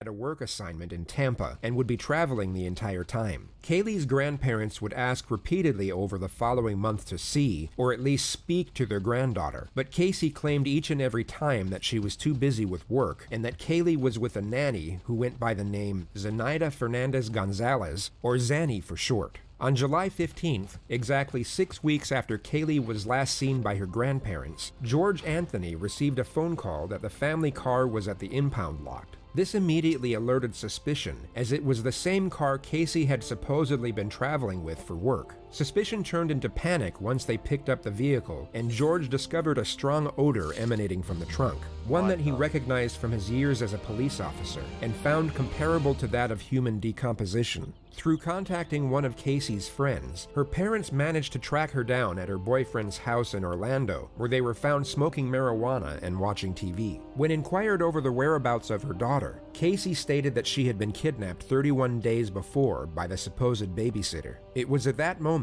Cindy Anthony called 911. 911, what's your emergency? Hold on. Who has her? What? Do you have a name? Wait, why did the cops show up in the first place? Hold on, the cops showed up and they were smoking weed? Been traveling with for work. Suspicion turned into panic once they picked up the vehicle, and George discovered a strong odor emanating from the trunk, one that he recognized from his years as a police officer, and found comparable to that of human decomposition. Through contacting one of Casey's friends, her parents managed to track her down at her boyfriend's house in Orlando, where they were found smoking marijuana and watching TV. Okay, so the parents found them. Smoking, watching TV, chilling out.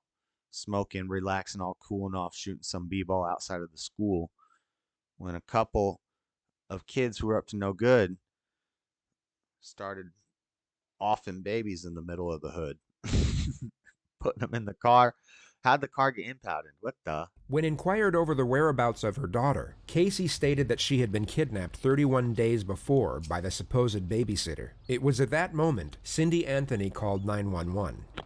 911, what's your emergency? Who has her? Do you have a name? Her name is Zenaida Fernandez Gonzalez. Who is that?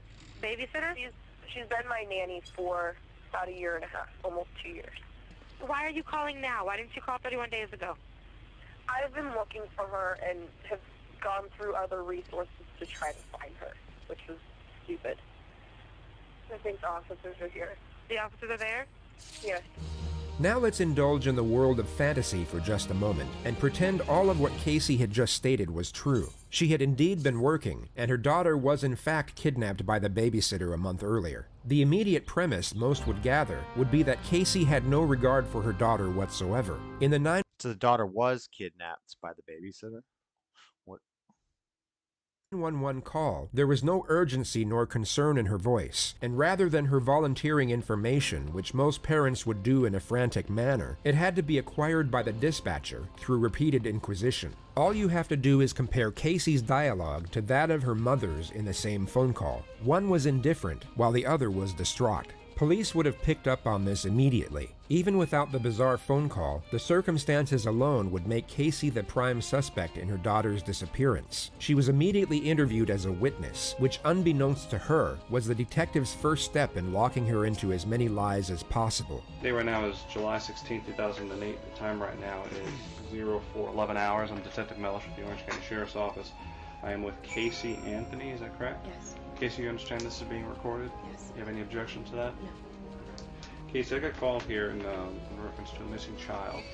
You took Casey to a babysitter's house. Yes. What the heck is this little creature? Her name is Zenaida Fernandez Gonzalez.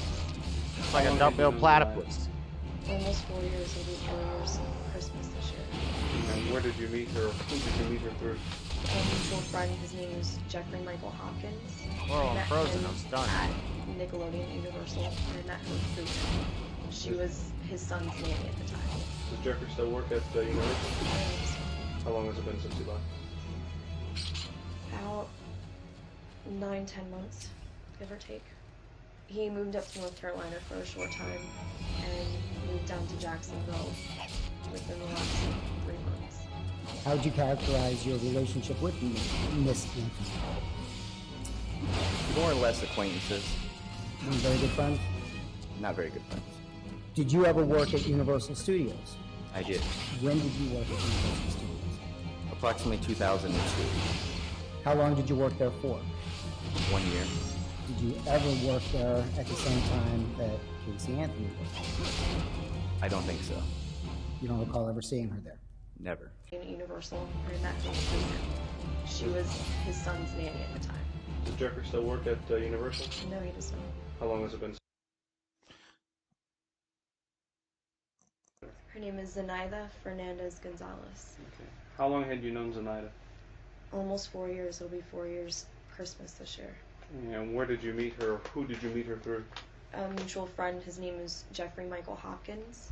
I met him at Nickelodeon Universal. Is she just pulling names out of her butt? She was his son's nanny at the time. Does Jeffrey still work at Universal? No, he does not. How long has it been since he left? About 9-10 months, give or take. He moved up to North Carolina for a short time and moved down to Jacksonville within the last 3 months. How would you characterize your relationship with Miss Anthony?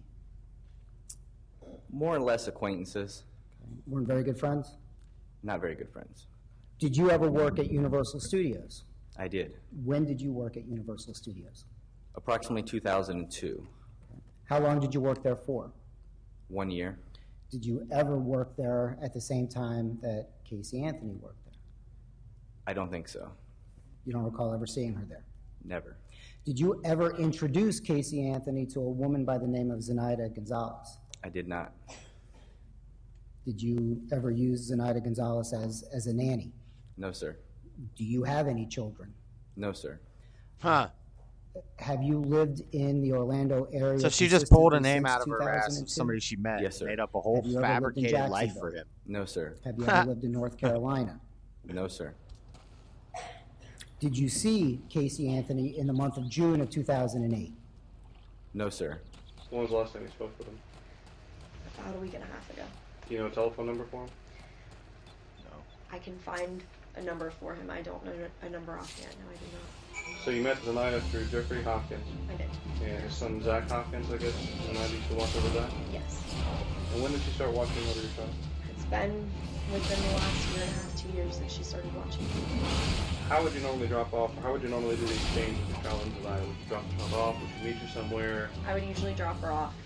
For a few months, we would go over to Jeff's house. He lived over in Avalon Park. And you would go to Jeff's house, why? To drop off Kaylee.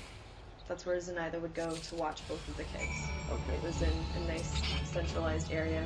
He had a decent sized house. It was a good room for the two of them. Go back to your statement. You dropped off Kaylee June 9th, and walk me through. You drop her off to work? Mm-hmm. Okay. Get off to work. I got off work, left Universal, driving back to pick up Kaylee like a normal day, and I show up to the apartment, knock on the door, nobody answers. So I call Zenaida's cell phone and it's out of service. I didn't really want to come home. I wasn't sure what I'd say about not You just jump in here, Cole? Still hoping that I would get a call or, you know, find out that Kaylee was coming back so then I could go get her. And I ended up going to my boyfriend Anthony's house, who lives in Sutton Place. Did you talk to Anthony about Hola. Kaylee? No, I did not. Have you talked to anyone about Kaylee, about your incident with Kaylee? Or I the see fact you. that I can't hear you. A couple people. I can hear you. Oh, hold on. Who did you talk to about it? I talked to Jeffrey Hopkins. I talked to Juliette Lewis. She's one of my coworkers at Universal. Now She you works, can hear you me. still work at Universal? Yes. What do you do at Universal? An event coordinator. Okay. What is Julia? Sorry, what position is she? I took a shower and then now, obviously. Juliette Lewis doesn't exist. Casey had briefly worked at Universal, but hadn't been employed there for over 2 years. Listen to the Casey Anthony thing.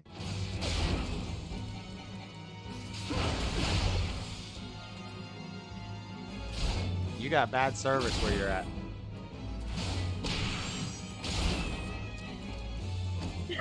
Give me a second.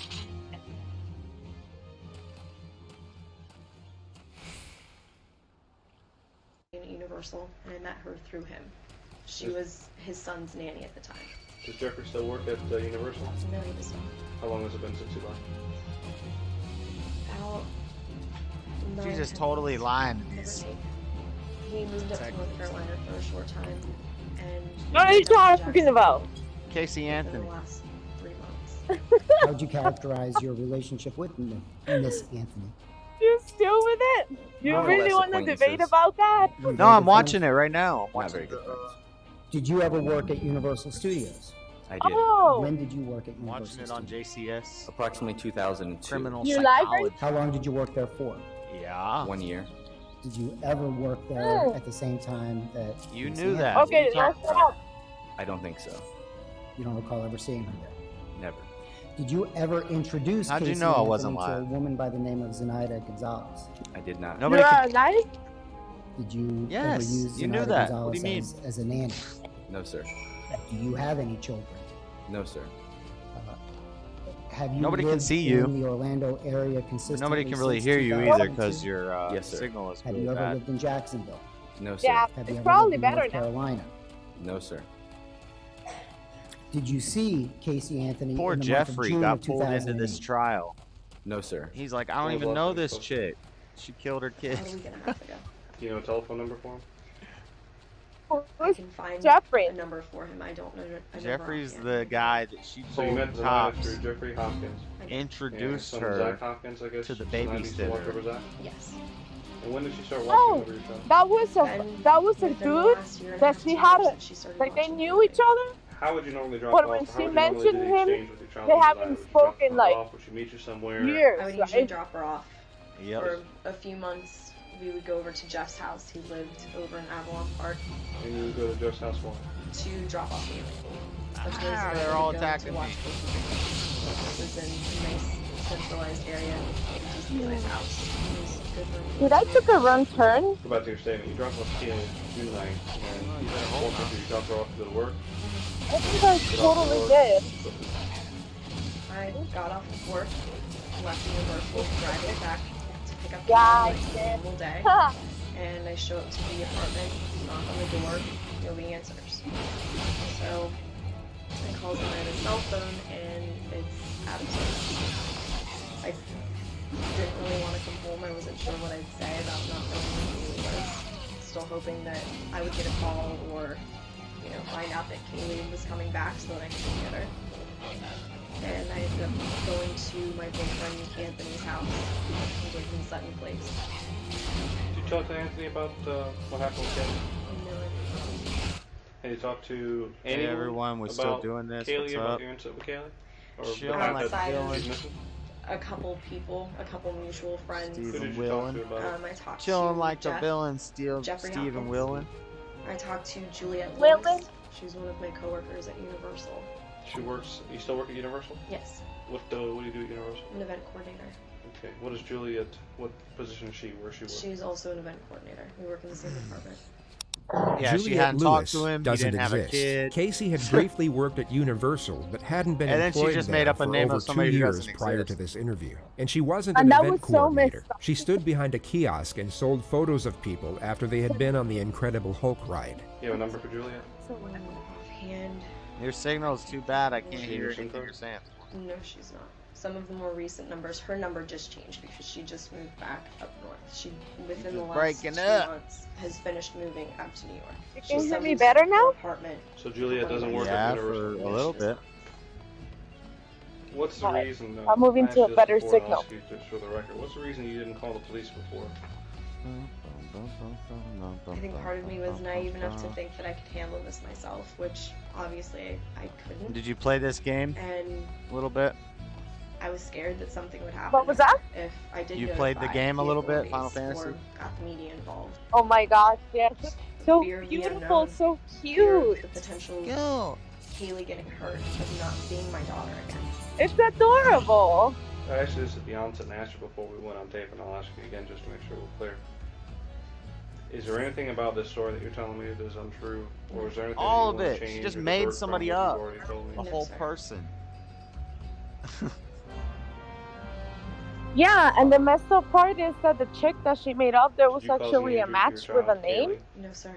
Did you hurt Haley And that or chick was somewhere like you're worried receiving that death if we threats find that and out, that everything. people are gonna look at you the wrong way? No, sir. Wow.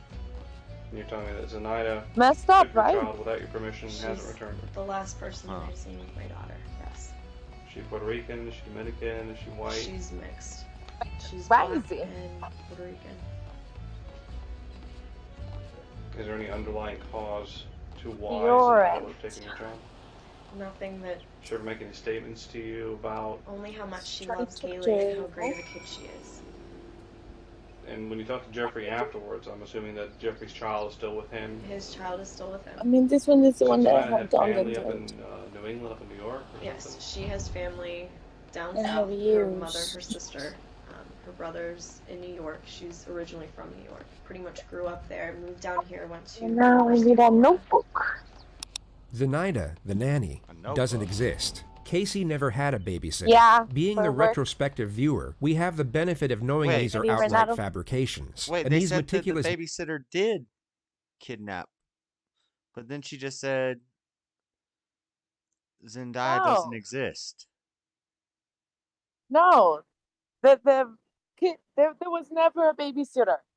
Earlier in the interview, they said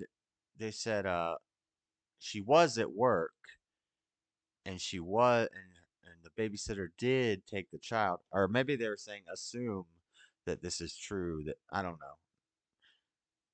details are a textbook sign of a pathological liar. She speaks eloquently and naturally, as if her dialogue is a reflex response to the questions she's being She was asked, obviously when in crazy. reality, each of lied these her minor ass details off. are calculated and deliberately placed for the purpose of deception. And the nonchalant, easygoing tone she employs is used to camouflage anxiety. Casey has not only become accustomed to manipulation, she has become extremely skilled in how to use it effectively. It takes us to the concept of nurture and how it most likely had a significant impact on her current circumstances. If we go through what we know about Casey's domestic history, there are numerous occasions where she had gotten away with things that most would not, simply due to the fact that she was able to continuously lie without conscience. A prime example could be There when is she some was of your 18 people years in old here. and stopped attending class midway through her senior year. She literally skipped the entire second half of her final year to go hang out with her older boyfriend. Her parents became suspicious on several occasions, yet each and every time, Casey had some whimsical excuse to which she was given the benefit of the doubt. Then just days before graduation, her parents were in So she became accustomed to lying and getting away with it. Yeah, when she was a teenager, she got her parents into. Floor, you keep reporting on things right after the video that I'm watching talks about them. Like, Yo también. like he just got done saying what you're like, yeah.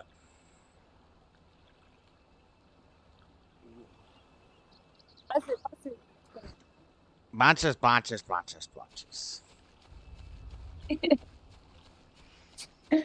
Where's this check mark? Informed by the school of her truancy, Well, then and that she maybe would not be don't make any graduating. comment When then, confronted, because it Casey's makes you want to excuse add was some that her information. timetable was It's mixed your up by the fault. school, causing her to miss classes through no fault of her own. This But is it's obviously her a completely demons. She had demons in her. She had the lion demon, where she could just lie and get away with it. Yep. Demonic. Ain't nothing psychological, natural, or nothing about it. Demonia. Demonia. Isn't it demonic? Demonia is the female for the. Yeah, it's the female version of it. Well, it's always the demonia. You calling demonia? Demonia, Yeah. her. I got a new axe. I just got a new axe. Nice. Let's go. That gives me so beautiful. My internet, I think the computer was crap We got a new axe. Check that out.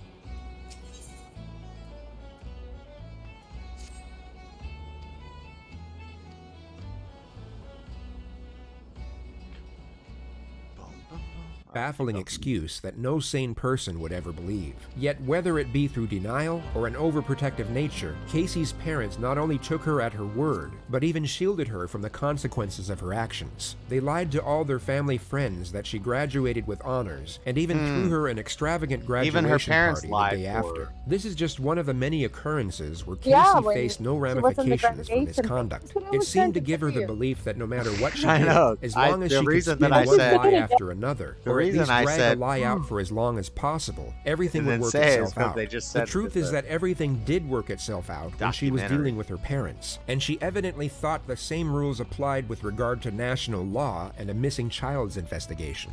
After the Look at this initial mount. statement you just heard, The thing is Casey was awesome. asked if she could take police It's a to horse all with a places of ball. interest. She happily obliged, and then proceeded to lead them to Or a it's two multitude of mounts in fake one. addresses, which she had nothing to do with. She then took them to her supposed office at Universal Studios and literally led 3 senior investigators to the very end of the building, taking over 25 minutes to walk to, before she finally turned around, put her hands in her back pockets, laughed, and admitted that she didn't work there. Completely my dumbfounded, gosh. the She took them detectives all the way placed to her the under arrest Universal. and took her to a conference room in the building for And what it was was just like, essentially oh, an guess what? I never interrogation. worked here. Since I left you this morning, I know. I'm not gonna talk. here, Can I talked to all talk? the employees. You can talk. I found out all these names that you're giving me are people that either never worked here or have been talking here You for a can long talk. time You ago. can talk. Okay, so where we are right Yeah, now is she in a made him position that talk. doesn't look very good for you. Because obviously, I know, and you know, Don't that work everything you told me here. is a So lie. they took her to this other room in Universal. Pretty much everything that you told me, including where Kaylee is right now.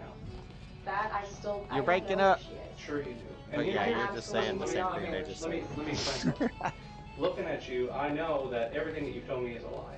I am very confident, just by having talked to you this short period of time, that you know where she is. I legitimately have not seen my daughter in 5 weeks. 5 weeks you haven't seen your daughter. It's Except crazy. I trusted her with Yacht. somebody that had been taking care of her, that had been taking good care of her. Someone that she was comfortable with, that I was What comfortable about with. Jeff? Has Jeff worked here until about 2 Yeah, months but ago? I just tell you. No, he hasn't worked here for quite a 10 while. months? How long? It's been at least 10 months. Okay. He got fired in 2002. He hasn't been an employee here since 2002. We put a lot more together than I think you realize we put together. My question to you is, we're in this office because our purpose in coming here was to do what? I'm trying to think of places No, where I know she's been. You're not answering my question. Do you want us to help? You want to help us find your daughter? I do want you to Well, a help. good starting point would be to answer the question. Yeah, God's If I say to you, we're here because, and if you just ignore that like I never asked it, and go off in some other direction, is that answering the question? No. Okay, let's go through this again. We're here because.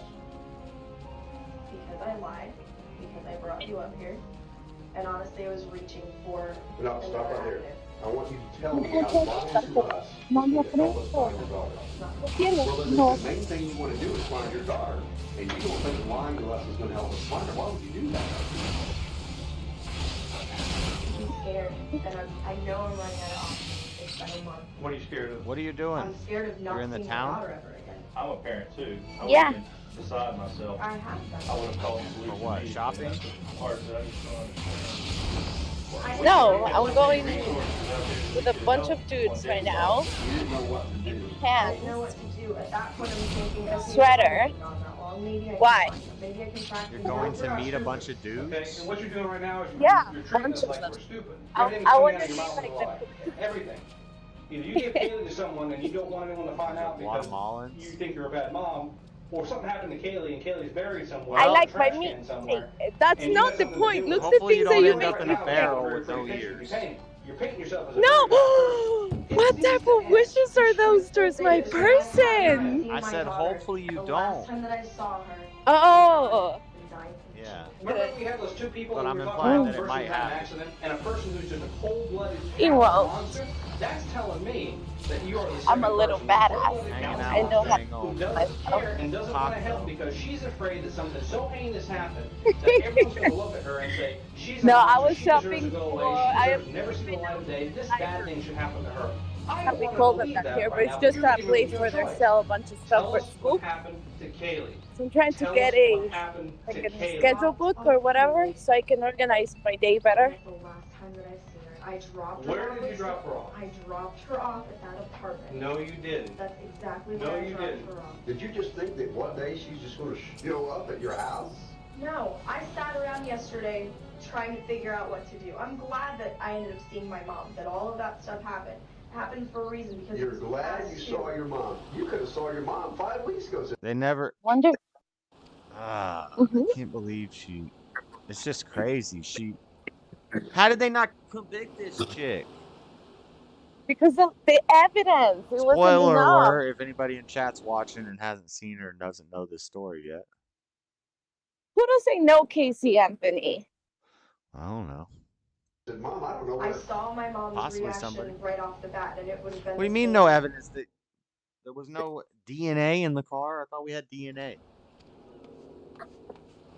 The car stunk. From the get-go. So wait a minute. You're more afraid of your mom's reaction than you are if you ever see your daughter. I'm absolutely petrified. Absolutely petrified. I know my mom will never forgive me. I'm never going to forgive No myself. open bakeries. That there's some other thing more important in your life right now that you just weren't really focused on what you were saying when you told us, so you kind of just accidentally told us you had an office here and we needed to be here, or did you purposely mislead us? Which of those two is it?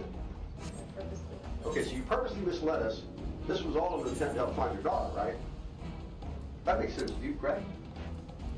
In a backwards sort of way. How do I go to the mist? Backwards I'm sort of coming way. back to places that are familiar to me, that I know are familiar to her. Familiar situations that What did you think? just maybe How old is she? would help. She's almost 3. She's almost 3. What do you think she's going to take a cab here? I mean, I know how do she's you not. think she's going to get gonna here? take a She's cab with here? someone else. She's with someone else who's hid her from you for 5 weeks. Yes. While in a person Able to open the who map has at this hid your time? daughter from you for 5 weeks, okay? Bring her to the building that you used to work at. Oh my goodness, I yes. don't know what else to do anymore. If I knew where she was, if something Well, let me would have ask you happened, this. I would have admitted that Do a you long think? time Do you ago. think? Do you believe thinking up more lies that Kels will help us? She's with someone that I absolutely do not trust, and that I'm absolutely scared. That you don't trust yet was babysitting your daughter for you. I don't trust her now because of what happened. Who did you call first? Who did you go to for help first to help try to find her? No one. Oh, no, okay, all right. Okay. No, I'm glad we got it. I don't know where to go. Casey was then taken to the county jail, where she in the evening hours was able to make a phone call, and just happened to see her mother on the local news moments before speaking to her. Casey? Mom. Hey, sweetie. Oh, I just saw your nice little cameo on TV. Listen to how rude she is to her mom. Which one? It's called. Which one? And all of her family. 4 different ones, and I don't know. I haven't seen them all. I've only seen 1 or 2 so far. You don't know what my involvement is and stuff? Casey. Mom. What? No. I don't know what your involvement is, sweetheart. You're not telling me where she's at. Because I don't f***ing know where she's at. Are you kidding me? Casey, don't waste your call. Scream and holler at me. Waste my call sitting in the jail? Whose fault is you sitting in the jail?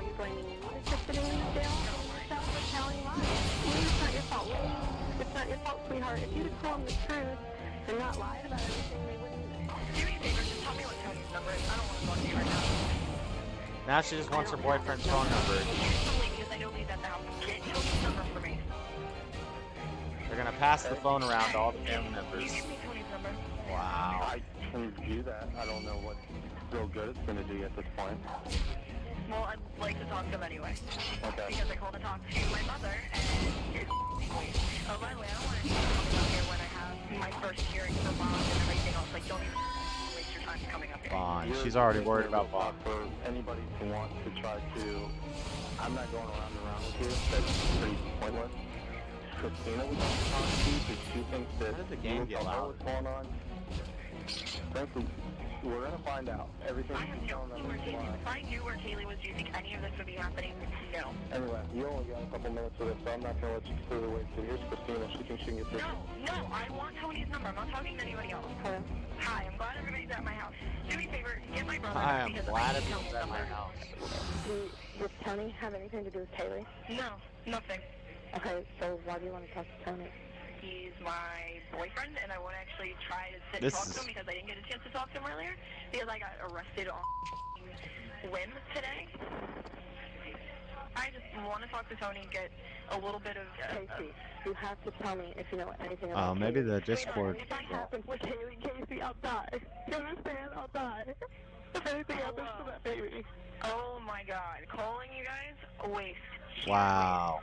God. Casey appeared in the court the Somebody next needs to morning off this and chick. was initially denied bail by the judge. He cited his reason as her undeniable disregard for the welfare of her own child. She was kept in protective custody, and it would be 9 days until she received her first visit from her parents.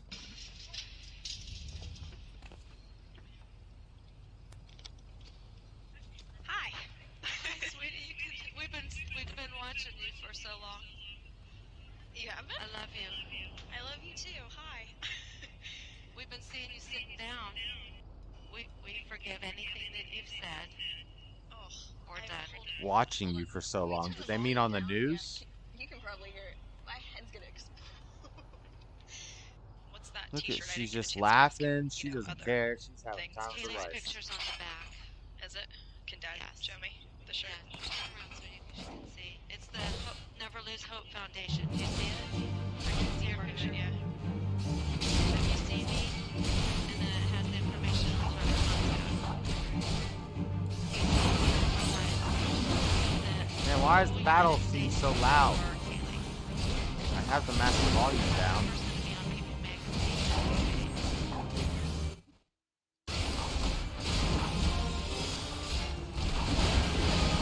Oh crap, we got a lot of guys. Kill the ads, kill the ads. I'll focus on this guy.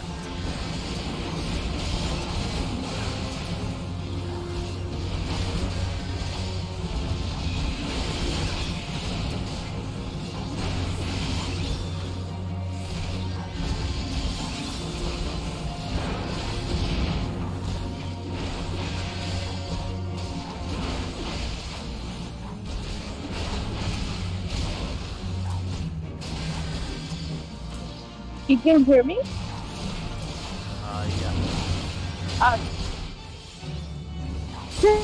I found this bakery. Wow. Wow. You found a what? A bakery, and he has everything. Yeah.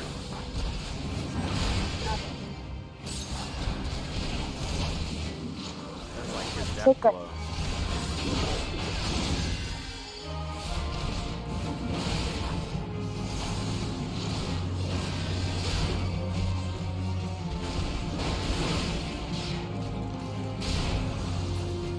How's this guy not dead yet? Finally.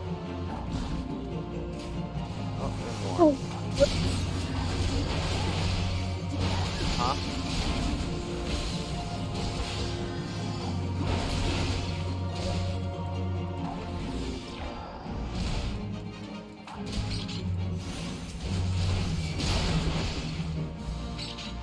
Is it over? Yes. Duty complete.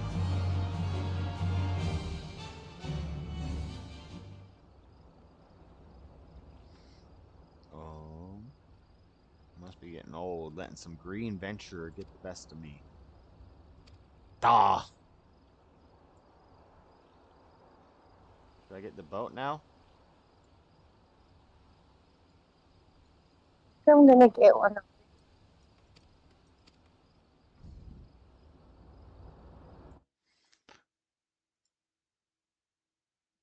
Oh, I couldn't see your video. I wasn't watching the video. I know. Here. Bum, bum, bum, bum, bum. Let's go. Discord. Oops.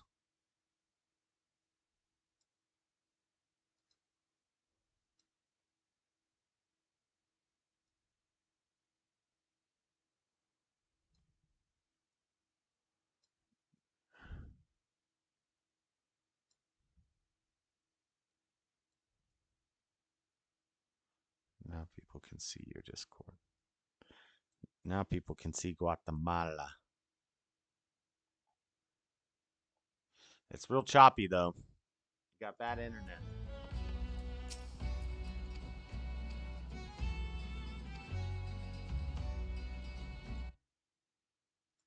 With a readership of over 46 million adults in America, having your missing child on the front cover of People magazine would seem as a godsend to most. Yet Casey's response is almost as if it's a lost cause. Everybody is looking for her. Good. Everybody is looking for her. Are we going to be able to find her, do you think? I hope we can, Mom. No, I didn't get a chance to ask Lee. Can you look up a little bit more? Raise your eyes up a little bit. There you go. So now, look straight up so I can look into your eyes, darling. Thank you. I need to do that. It's okay to cry, Casey. It's all right, love. She cries when the mom makes her look her in the eyes.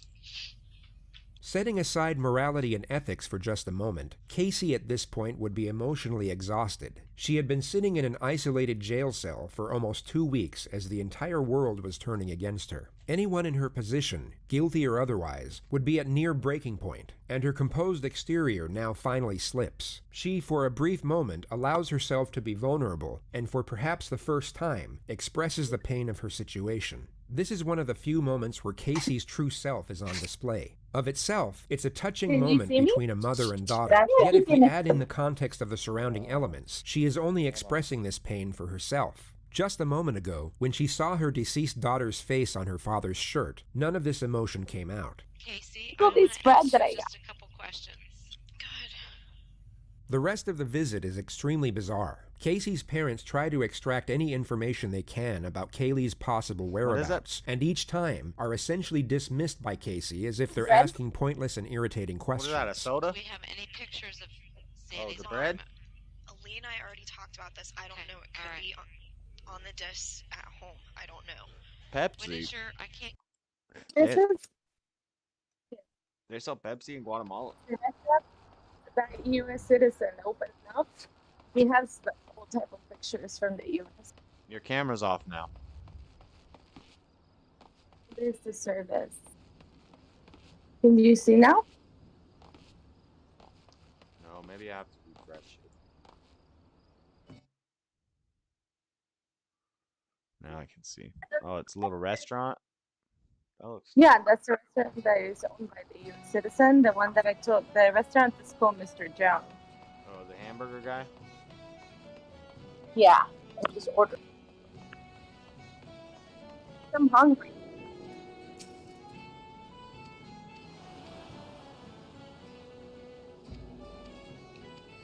So, is it a mental illness or is it demons? Demons. I think so. The demons are the mental illness. Right, but he's supposed to like know how to deal with them. What? But I mean, however you call it, they still exist, and you still have to be able to get them help. Yeah, but you can't do that with medications and fake therapists. They're just gonna psych you out and make you identify with a bunch of titles and names and words that really aren't real, like depression and anxiety and bipolar and all that. Once you believe in it, and you speak it into reality, then it is real and it becomes your reality. But for you, it is real. But really, it's just all a figment of your imagination. And so when she did that, she was just possessed by evil. It was her who did it. It's her fault. She should be held accountable. But she had a demon in her. So what do you think it happened? What do I think happened? With her? I think she probably was sick of taking care of a kid, so she killed it. I think that her kid probably ate. She wanted to hang out That's with what her and get stoned. Same reason she dropped high school, because she just wanted to be dating older guys. She just wants to do what she wants to do. And she had a baby. Babies are a responsibility. She killed it. She probably drowned it or choked it or probably smothered it because it was crying. And then she got rid of it. And then think that she's crazy and she needs help, and what she did was horrible. I don't think she should be innocent. She should go to prison for a long, long, long time. No, I don't think she should be innocent and live life and go get therapy. And She's gonna kill.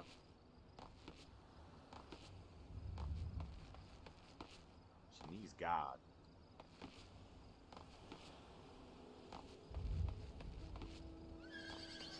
That might be a good case for sterilization, because she does not need to have any more kids. Even if she was innocent, it's chemically stimulated.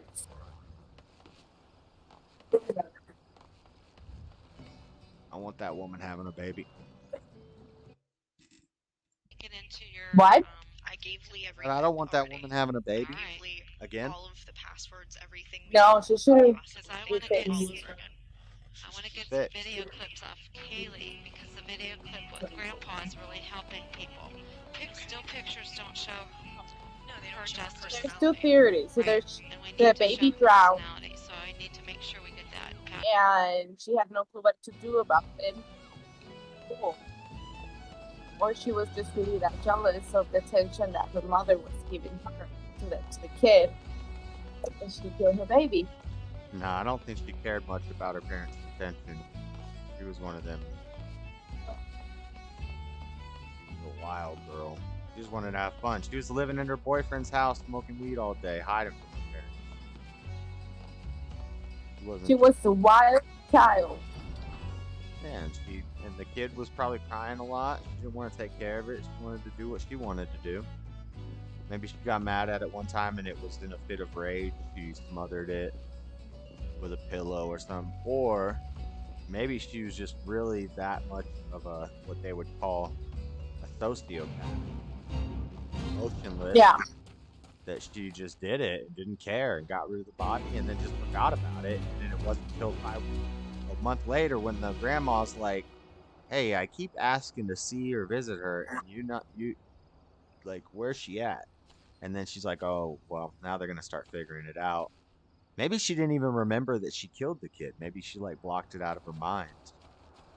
And then she's like, oh, I got to start making an excuse for what happened. And she just started spitting lies out of her butthole. Oh. And it worked. How is there no evidence? Something. Because if I'm not wrong, her dad was like a detective.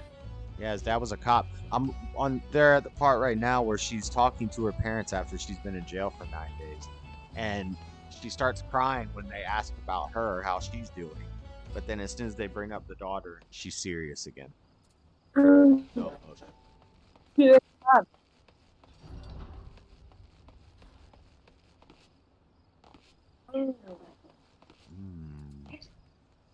Did you get the food yet? You want to see my burger? Yeah. Burger. That's an average looking burger. It's average looking. Caesar. So good. Looks like a good burger. Good Burger. Welcome to Good Burger, home of the Good Burger. Can I take your order? Have you ever seen that movie?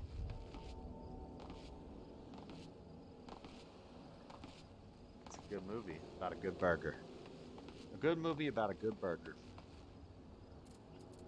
All right. You watched it years ago. When I was with you. It's got Keenan and Kel.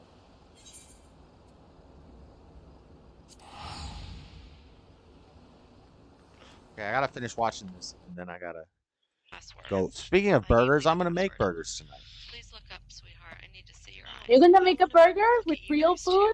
It's 6:48. Yeah, I need to be off the street by like 7:30 because it's thawing right now. I'm looking at you. 7 or 7:30. Where are you gonna go and get one? The exchange switches back and forth from inquisitive and challenging to sympathetic be and on loving. Wonder And Bread. every time her parents I don't stop have no inquiring buns, over the so it's case just gonna and be show on that they bread. still care about Casey herself is when the tears come out. Do you want to speak to your father now? Sure. Are you done playing? My hamburger don't want none unless you got I look buns. like hell. She said, I look like hell, and she starts crying. You really need to keep your spirit high for all this. She only cries when she talks about herself. Well, you know Try to something? read books and do other things to keep my mind off of stuff. Well, you know, I want to be able to reach out and hug you and give you the big Papa Joe hug. But you know, we gotta get. All these people should be incarcerated in the same facility. We should study them. All the parents? I mean, you mean the parents No, of Casey? all the- All the different people like this? Every They time should be in the Casey's same parents facility. mention that people are willing They to help with the should be- search, Casey dismisses their credibility See, what and they even have in attacks common. some of their You know, characters because- while she's at it. Tara from Michigan. They do that. That's what this whole channel on YouTube is about. It's criminal psychology. It's a whole field of work. There's shows about it. People like Tara, Netflix. people like Jesse, who Mindhunter. are maybe trying to help. Even Christina, God bless her.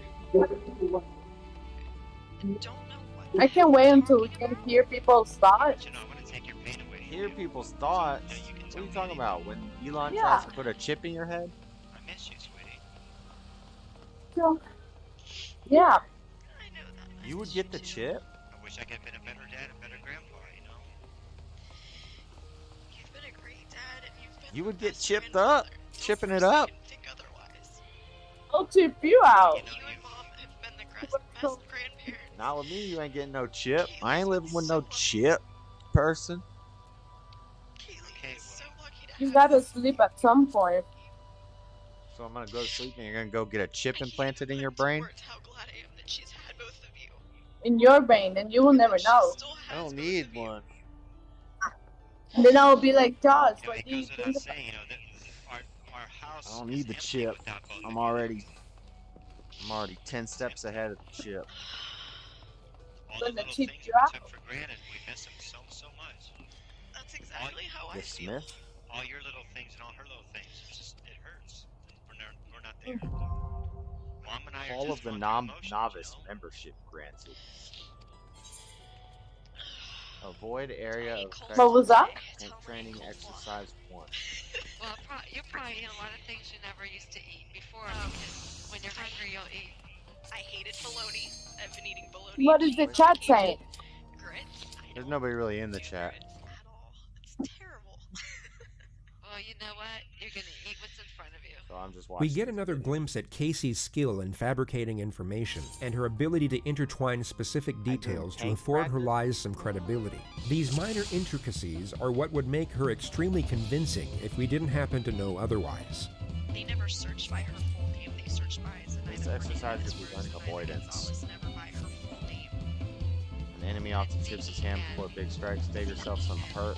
Step clear of the impact. Oh, we know how to do that. I don't think she has a middle name. There was never a middle name on anything that I remember seeing. And I know she went by both last names. She always has. I don't know why the So game full already? Remarried. I don't know how to make it. Fernandez Gonzalez. You don't know No.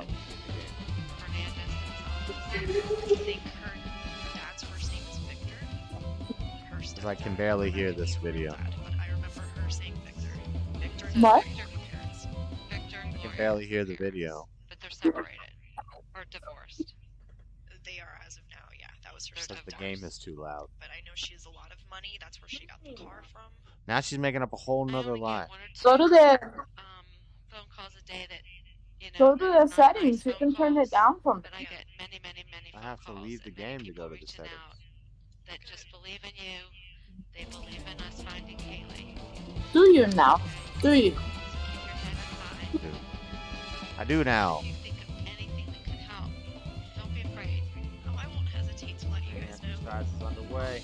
You have to keep things positive feelings, Casey. Oh, I know I have been. I've been staying as positive as I can. But do you think after this long she'd still be living? There's a possibility, but you're not right now. You have to say, she's okay. Okay. And your gut tells you that she's close or something. She's fighting. She's not far. I know in my heart she's not far. She's not far.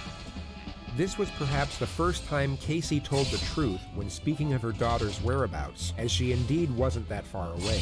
Her attorney... So they did find the daughter, I guess. Oh, Yeah.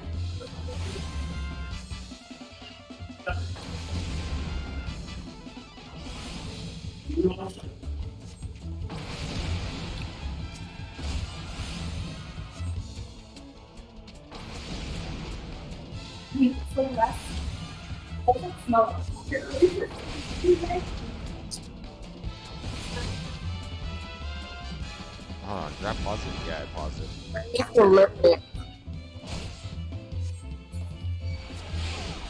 Whoa. Isn't people complain that it's too much like that? Go, go, go, go. Really? I gotta do a lot of dodging here.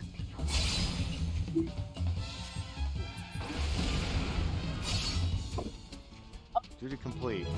I survived. That was kind of easy.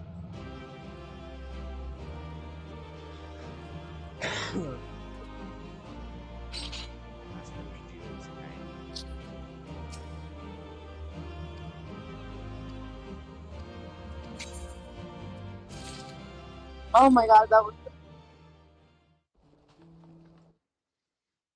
Would you eat it all again in 2 seconds?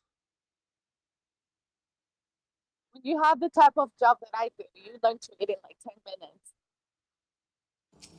The type of job you do, where you sit at home on your phone all day?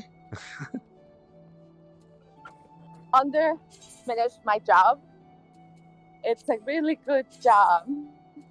And it's time consuming. Your brain is dead at the end.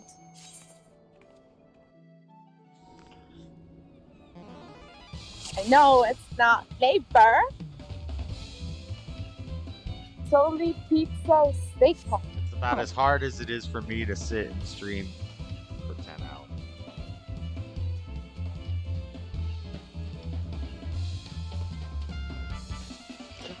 Which is my hobby that I do for fun.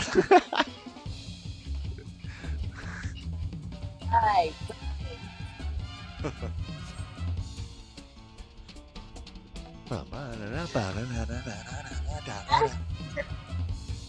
It's not a bad thing that your job is super easy.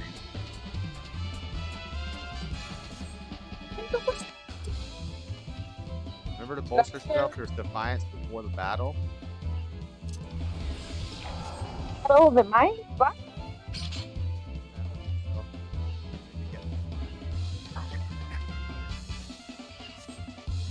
In your case, I'm happy seeing you followed up with the game. Okay, that's pretty basic. Show me a solid series of blows and I'll consider your lesson learned. Pause. I'll be clear and let me know when you're ready to Are you talking about the game? Yeah. Yeah, get the training. I'm in Marauder tank training. Love that game.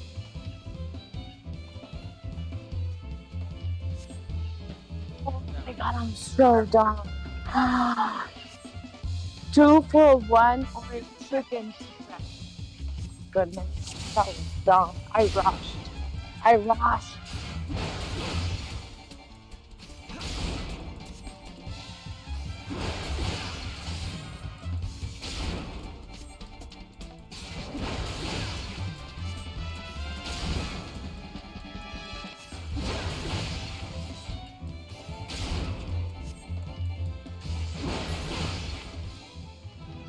That was easy.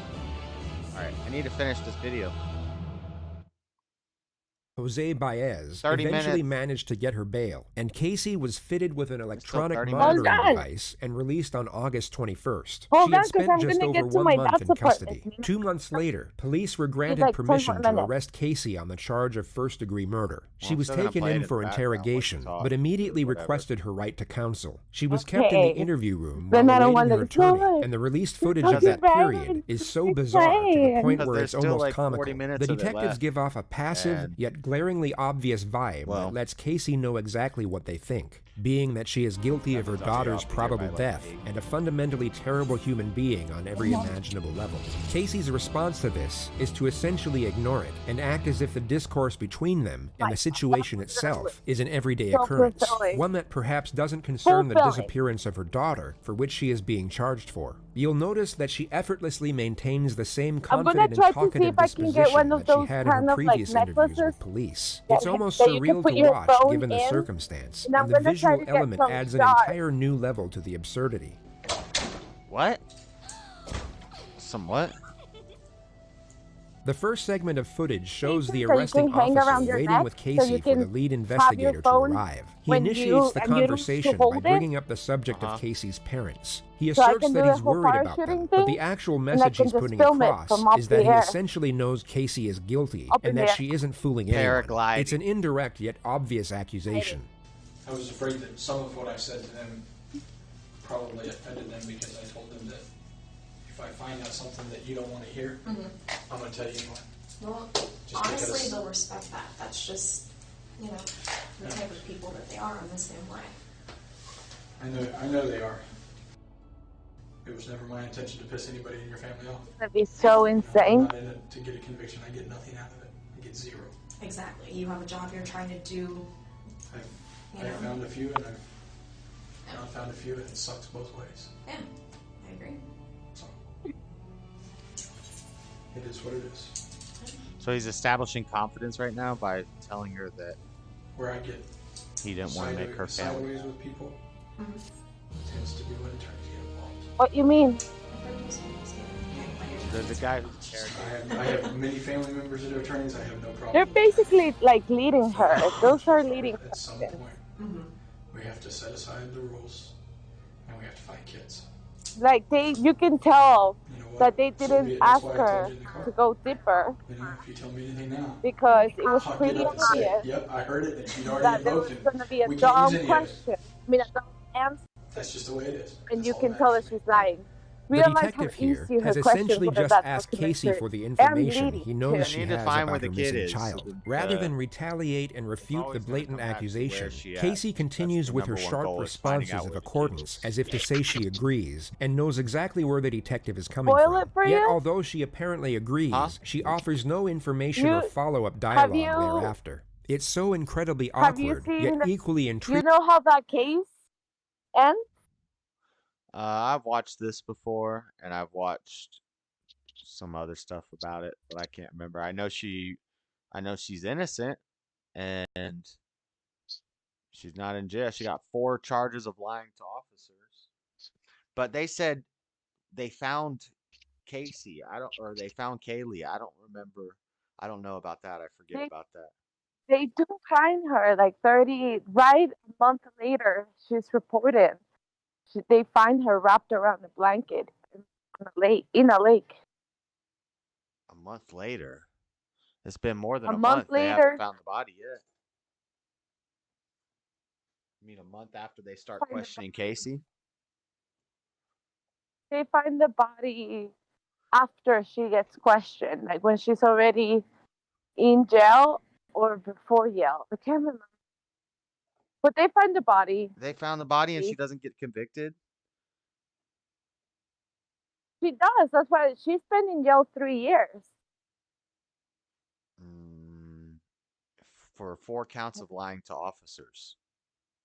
No, she was getting persecuted for killing her daughter. I'm pretty sure.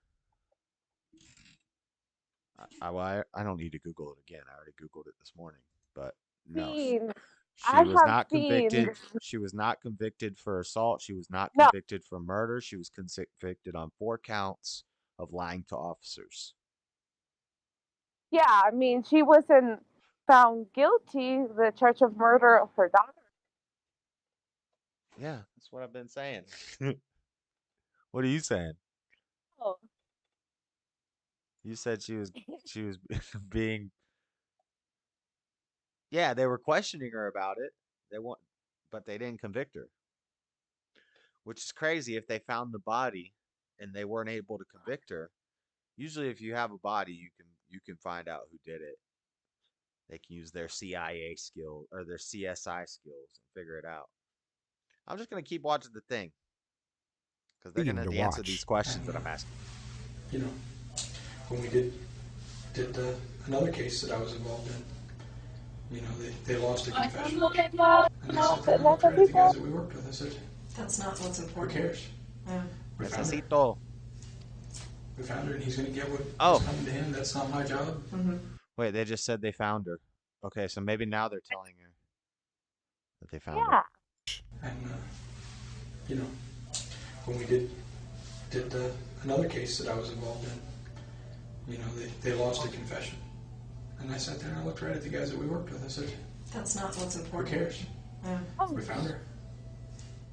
Oh, no. He's going to get what is coming to him. No, he was talking about another case they haven't found. It's not my job. Mm-hmm.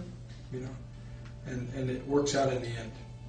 And it works out in the end on all sides, mm-hmm. to be honest with you. It may not be comfortable for everybody. Yeah. And I've done things that if I get caught for, I'm not going to be comfortable, I can tell you that. It's just the way life is. You know, but it's not the end of the road either. And that's what we have to keep in mind. It's not the end of the road. Casey then casually brings up the topic of the grand jury and the media surrounding. What? Almost there.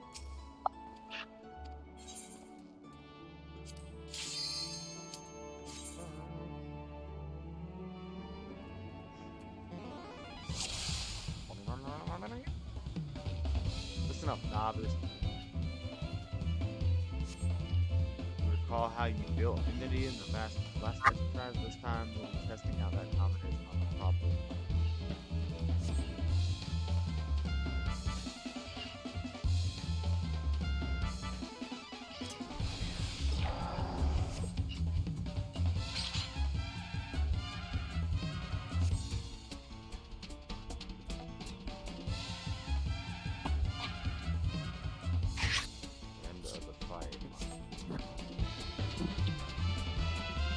What am I supposed to do? Gracias. Feliz noche.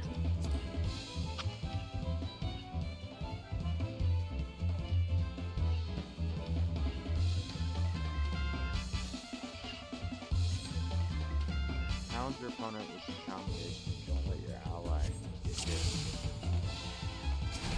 hit. Get hit. Right, so I'm gonna call you when I get home, okay?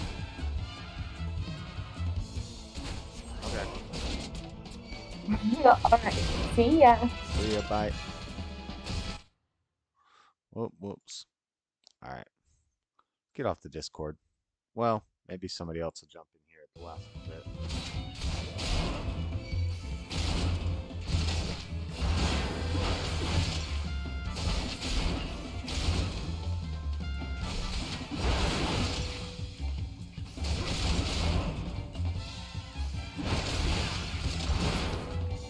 My ally is standing at the end of the fight.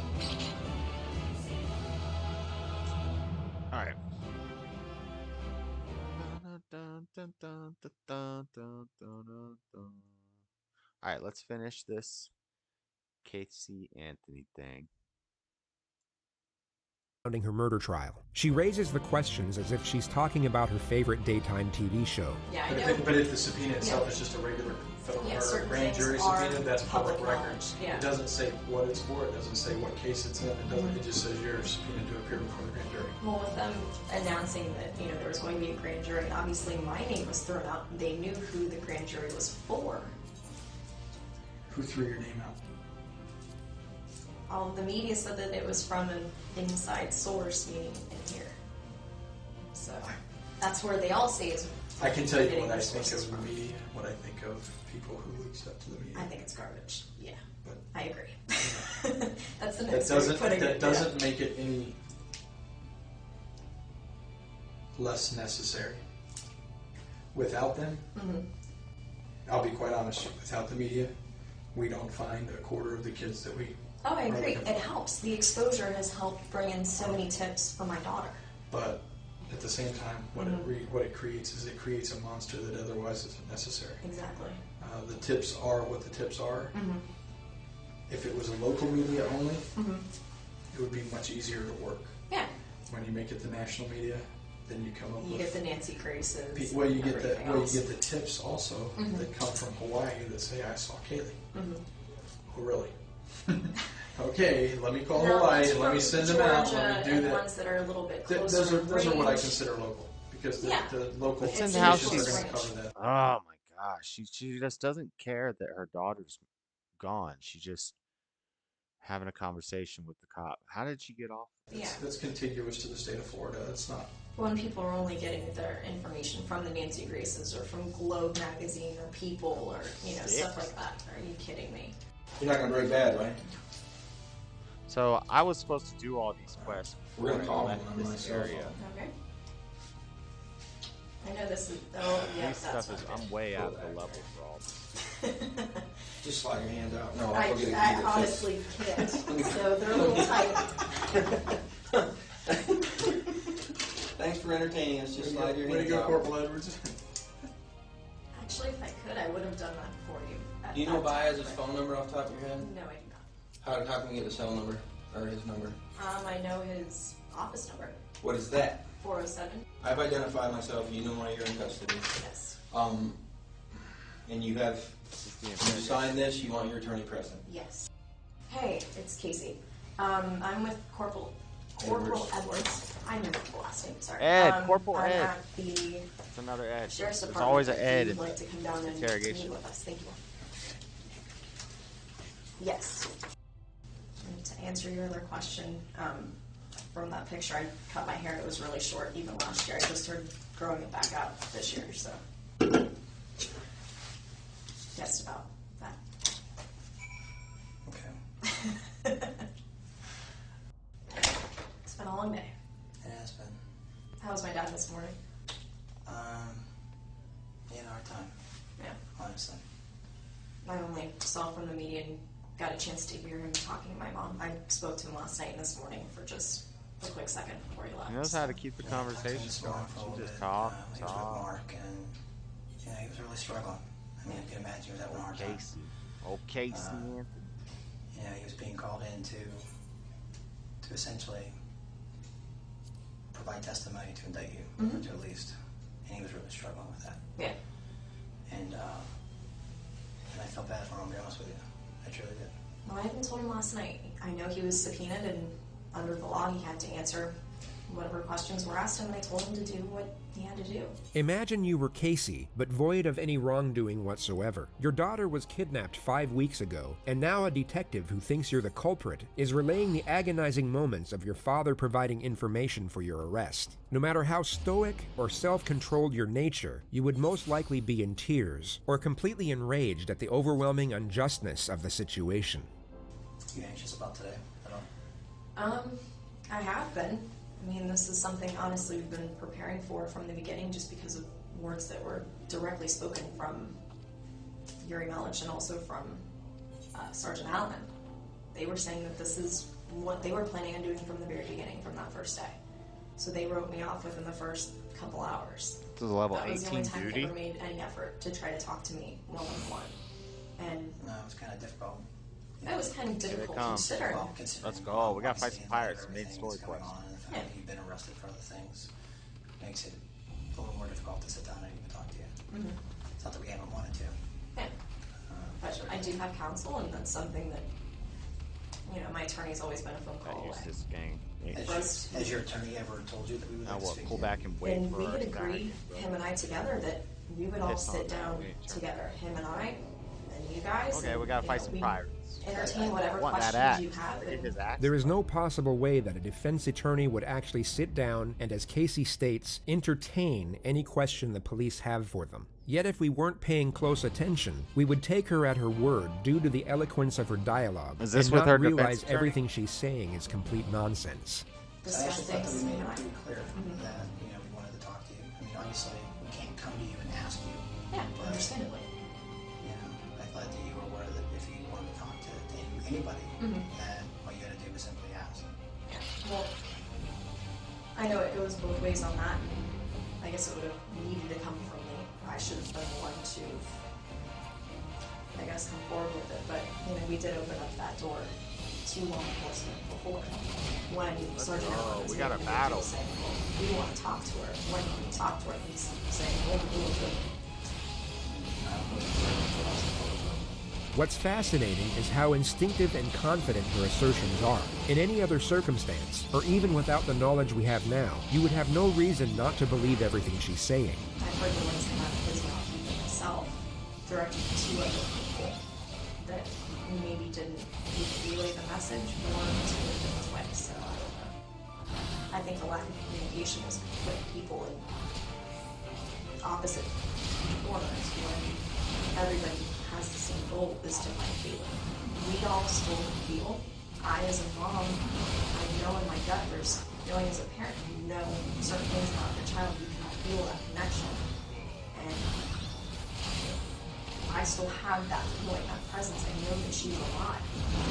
Whether we have a bucket load of evidence downstairs that contradicts that and says otherwise, or all you have is speculation. Or nothing at all. I mean, We have more than speculation. as every tip and That's every something lead that told us followed up on. directly. Yeah. That we have more than speculation. A lot. That's what we do. A lot. This was essentially a direct confrontation. The detective has just told Casey they have sufficient evidence to prove her guilt. Casey doesn't refute or even respond to the accusation. She instead falls back to her ridiculous dialogue once again, hoping the confidence in her voice will mask the absurdity of what she's actually saying. Well, I said the same thing to them, but they said we're at the end of the hallway. And I'm thinking we're at the end of the hallway and there's 2 doors. Which door are we going to go through? What is she talking about? What hallway is she talking about? She's like making up some imaginary hallway in her mind. And we're at this hallway and there's 2 doors. We're going down one door, or we're going down the other door. We're going down the door where you killed your daughter, shit. You need to confess to something.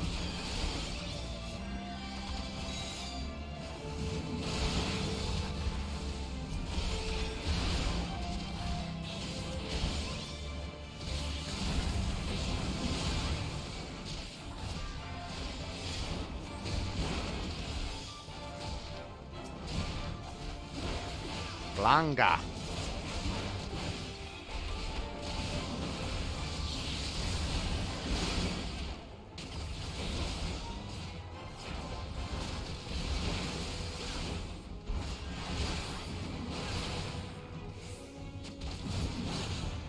That's over.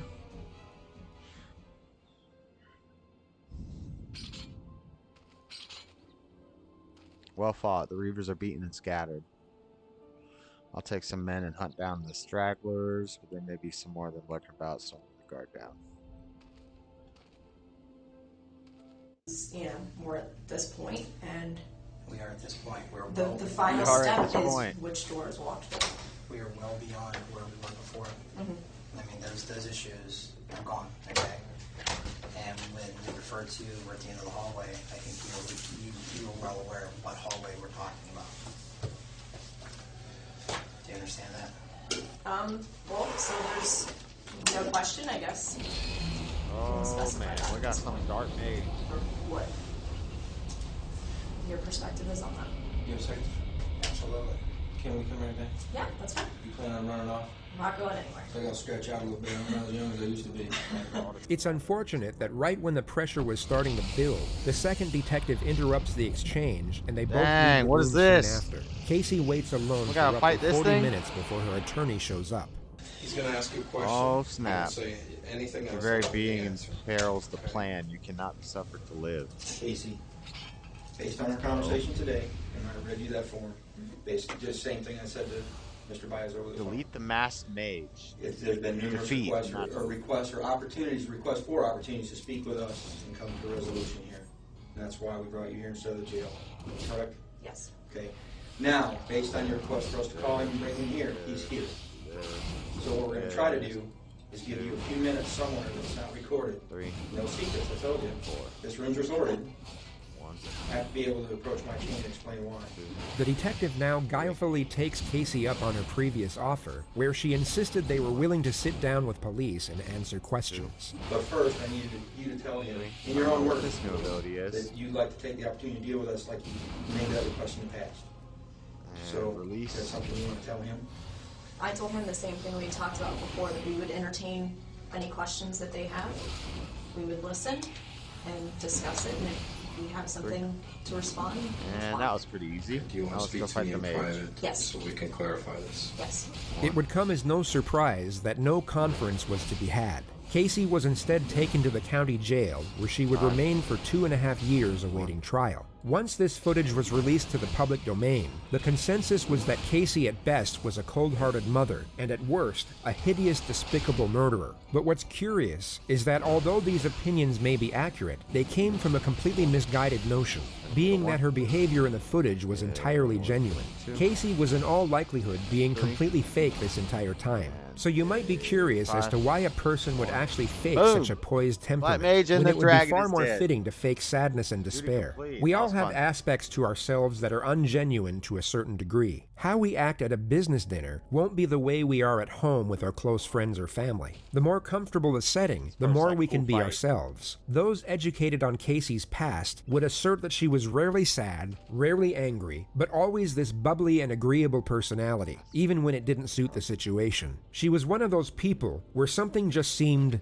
off, but you couldn't quite put your finger on it. Yeah, The evidence everything put seems off about her. It's just forward too- suggests that Casey was fake in every single setting and with every single person all of the time. A trait that might go unnoticed in everyday life, yet would clearly stand out when shown under the microscope of a criminal Always case lying. study. Casey had become so accustomed to this fraudulent way of being that it even came as a natural behavior to her in the extraordinary setting we see here. And the assertion is that because Casey knew just how well she could fabricate this character, she thought she could use it to mask her anxiety, and thus conceal guilty behavior. Casey, What's up, in Jeff all Hewitt? likelihood, Stop in. had You little should to check no out these regard for her videos. I will daughter. try to That's send not even links. an argument I don't anymore. know. But her You true can send them on temperament here Discord. would I don't know likely if be you can, far more apprehensive due to the send concern links over her in own welfare. Every YouTube time chat. the detective insinuated an accusation, Casey kept the same tone, same demeanor, and same confident, lighthearted disposition. If you took her out of this interrogative setting and placed her in the mall with her friends, it would seem completely normal. She would be faking her personality in both environments, yet we are only able to realize it in one. This type of mindset is linked to sociopathy. Whatever the situation or circumstance, they need to have an advantage over you. So how do they do this? They lie, and also calculate how they are going to feel and react to a certain situation before it occurs. The entirety of her focus was on making herself look good rather than being worried about the actual quality of her character.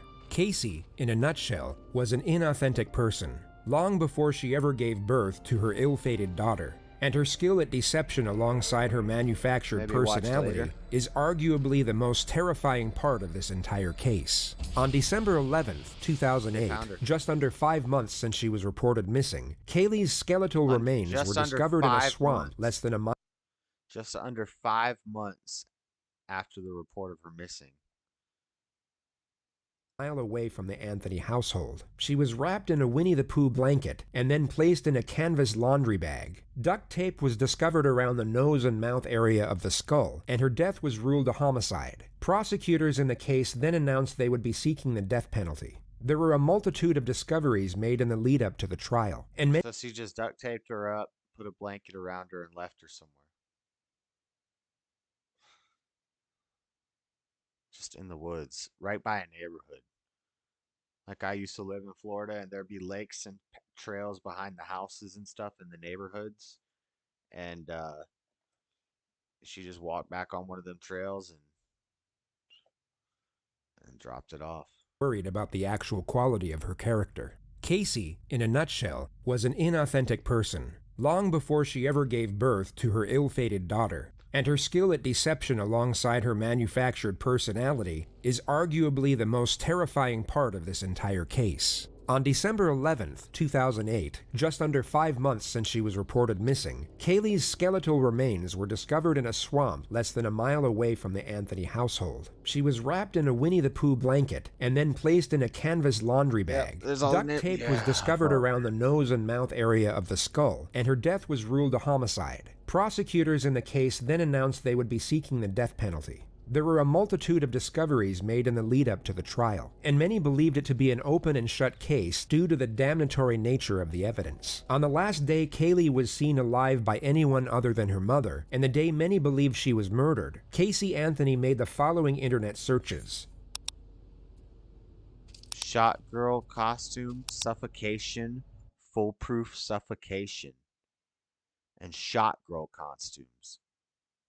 She was looking for costumes to become a shot girl. She was just a party girl, like I was saying. Yep. She didn't care. She wanted to do what she wants to do. She couldn't be a shot girl when she has a kid. She Googled suffocation and foolproof suffocation. Like, how was this girl not guilty? At 7:54 p.m. that same evening, Casey and her boyfriend Tony were seen in a Blockbuster video store. Kaylee was nowhere in sight, and many presume she was already dead and decomposing in Casey's trunk at this point. In the following weeks, Casey went out partying most nights. Just 3 days after her daughter's supposed abduction, she was captured in various photos participating in a hot body contest. 12 days after, she got a tattoo on her back saying Bella Vita, an Italian motto that translates beautiful life. She also made an entry in her diary around the same time which read, "I completely trust my own judgment, and I knew that I made the right decision. This is the happiest that I have been in a very long time. I hope that my happiness will continue to grow." The trial commenced on May 24, 2011. The gist of the prosecution's argument was that Casey suffocated her daughter with duct tape and then placed her in the trunk for a few days before disposing of her body in the swamp. The motive for the murder was the primary focus during their opening statement. This isn't just a case about Casey Marie Anthony. It's a story about Kaylee Anthony as well. Kaylee Anthony was born on August 9th of 2005. It was a Tuesday. And Kaylee lived nearly every day. But now she's crying. of her For life on a quiet residential street in Orlando called Hope Spring Drive. Casey Anthony, Kaylee's mother, appeared to all outward observers to be what her parents thought she was. A loving mother working hard to provide support for her daughter. But as the evidence in this case and the investigation into the background of Casey Anthony will show, that was an illusion. On Monday, June 16th, YouTube channel Justin Rancho, Myiditis. Oh, it's about sometime between it's about 7 that. and 8 a.m. and is out of the house until About the Mayo. George Anthony specifically recalls that at 12:50 p.m. on June 16th of 2008, his daughter Casey left the residence on Hope Spring Drive with Kaylee Marie Anthony. Kaylee was wearing a pink shirt, jean shorts, sunglasses, and a backpack. And JoJo, George Anthony, kissed his granddaughter goodbye and never saw her again.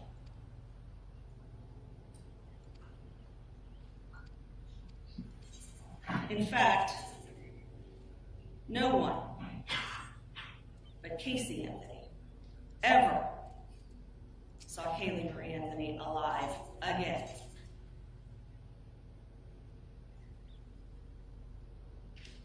The evidence in this case will establish that there is no other reason We got instances, for the basic placement of instances. multiple pieces of duct tape on this child's face, mouth, and nose, other than Oh, now she's showing emotion. Once they call out, they know exactly how it happened. They found the body. Hold on, I want to listen to this more closely. and JoJo, George Anthony, kissed his granddaughter goodbye and never saw her again.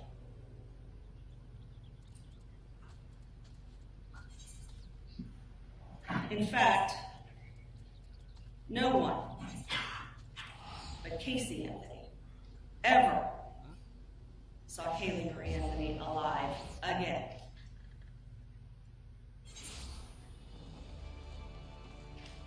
The evidence in this case will establish that there is no other reason for the placement of multiple pieces of duct tape on this child's face, mouth, and nose, other than the specific intent to end that child's life. No one but Casey Anthony had access to all I'll check it out, Jeff. You the maybe watch pieces later. of Yeah, I'm be getting evidence off here soon. in this case. The gotta duct go make tape, some the hamburgers. laundry bag, the blanket, the shorts, the shirt, the car.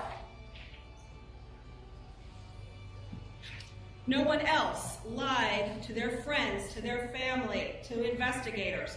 No one else benefited from the death of Kaylee Marie Anthony. Kaylee's death allowed Casey Anthony to live the good life. Yep. At least for those 31 days. Although there was a lack of direct physical evidence tying the defendant to her daughter's death, the evidence the state actually had still seemed overwhelming, and they understandably thought relying on the facts alone would easily secure a conviction. The defense, on the other hand, were up against it. So not only did they use charm and appeal to sway the jury's attention away from the evidence, they dropped an absolute bombshell in their opening statements to create as much doubt as humanly possible. On behalf of the defense, Here we I go. want to thank you for the sacrifice that you've made in your jury service. This is coming how our here justice system and is. helping us see justice. We know it's no easy task, and we intend, I'm sure both sides, on getting you home as quickly as possible once you have all of the information that you need. Everyone wants to know what happened. How in the world can a mother wait 30 days before ever reporting her child missing? You've been watching the It's Crucible insane. today where they stream. It's bizarre. My friend Freddie, Something's that's on just this, not right about talks to that. me on this channel sometimes. He's Well, the trying to answer get into the is Crucible. actually relatively simple. Get on there. I need to go. She never was missing. Start talking about it. Kaylee Anthony died on June 16, 2008, when she drowned in her family's swimming pool. Well, the reason we're all here is because not Internet, of the commonality Internet of this enemy, tragedy, Freddie. but of the uniqueness of the family that it happened to.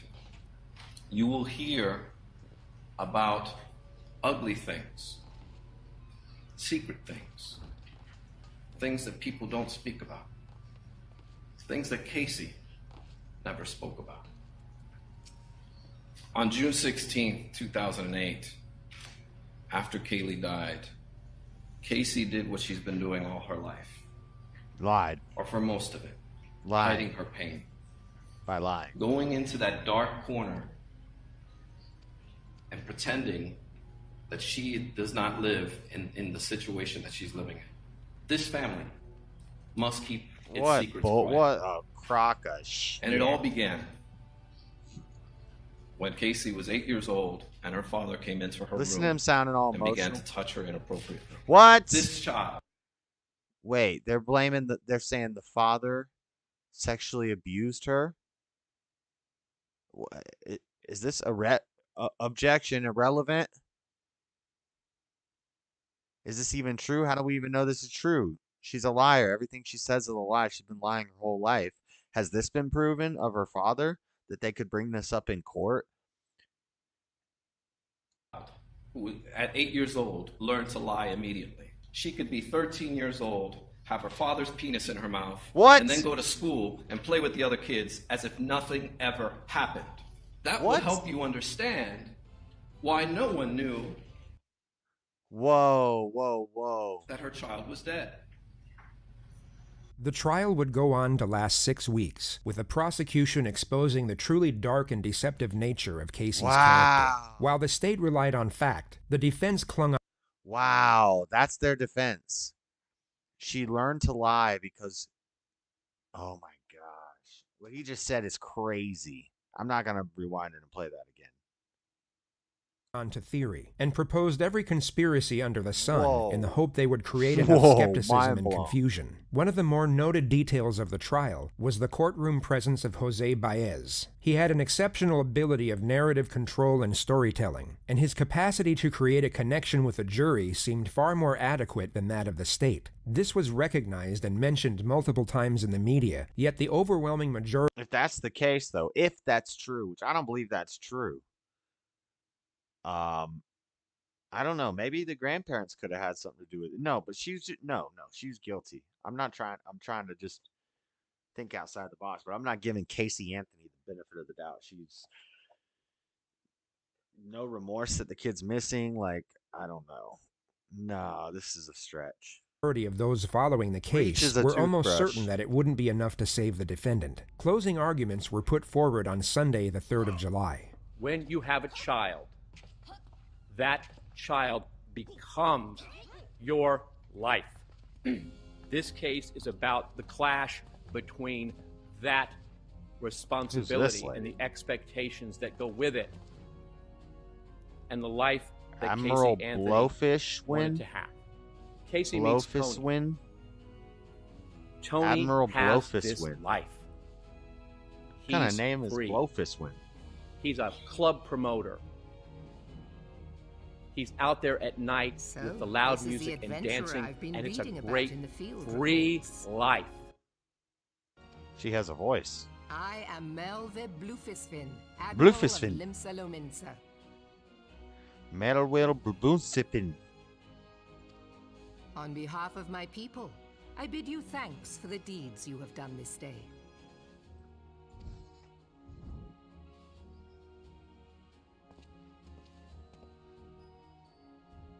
A token of our gratitude. What worth is high regard without just reward after all? Ha!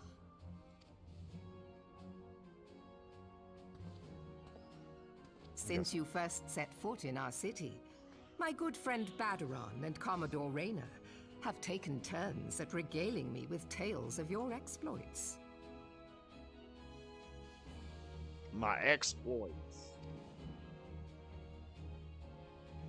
Safe to say, they left an impression. Join me at the coming banquet. A seat of honor at the celebratory feast is the least I can offer the man who foiled the Sahagin. Sahagin. That's how you say it. Sahagin. A seat at the feast. Oh, A sight at the don't be feast. late. I'm not Your black. fellow guests will be I'm eager dark to take blue. the measure of their newest hero, and some do not take kindly to being kept waiting. Till then, may you walk in the light of the crystal.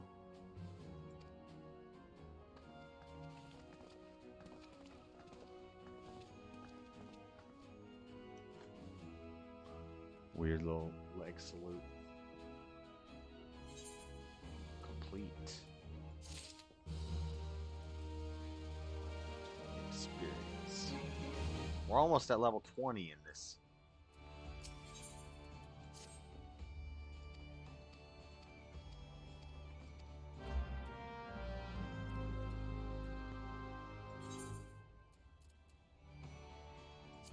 I need to do these lower level quests first. Where the heart is. Mist. Journey to Mist. I've tried to journey to Mist, it doesn't work.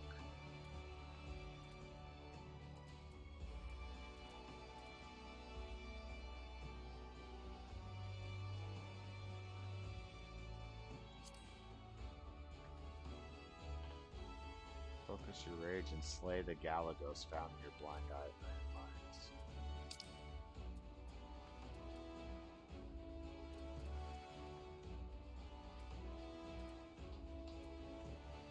Why do I not have an Aether in this area? In this whole huge area.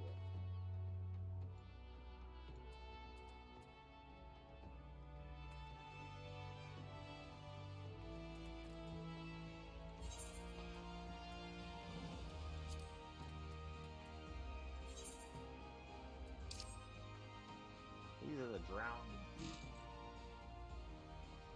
wench.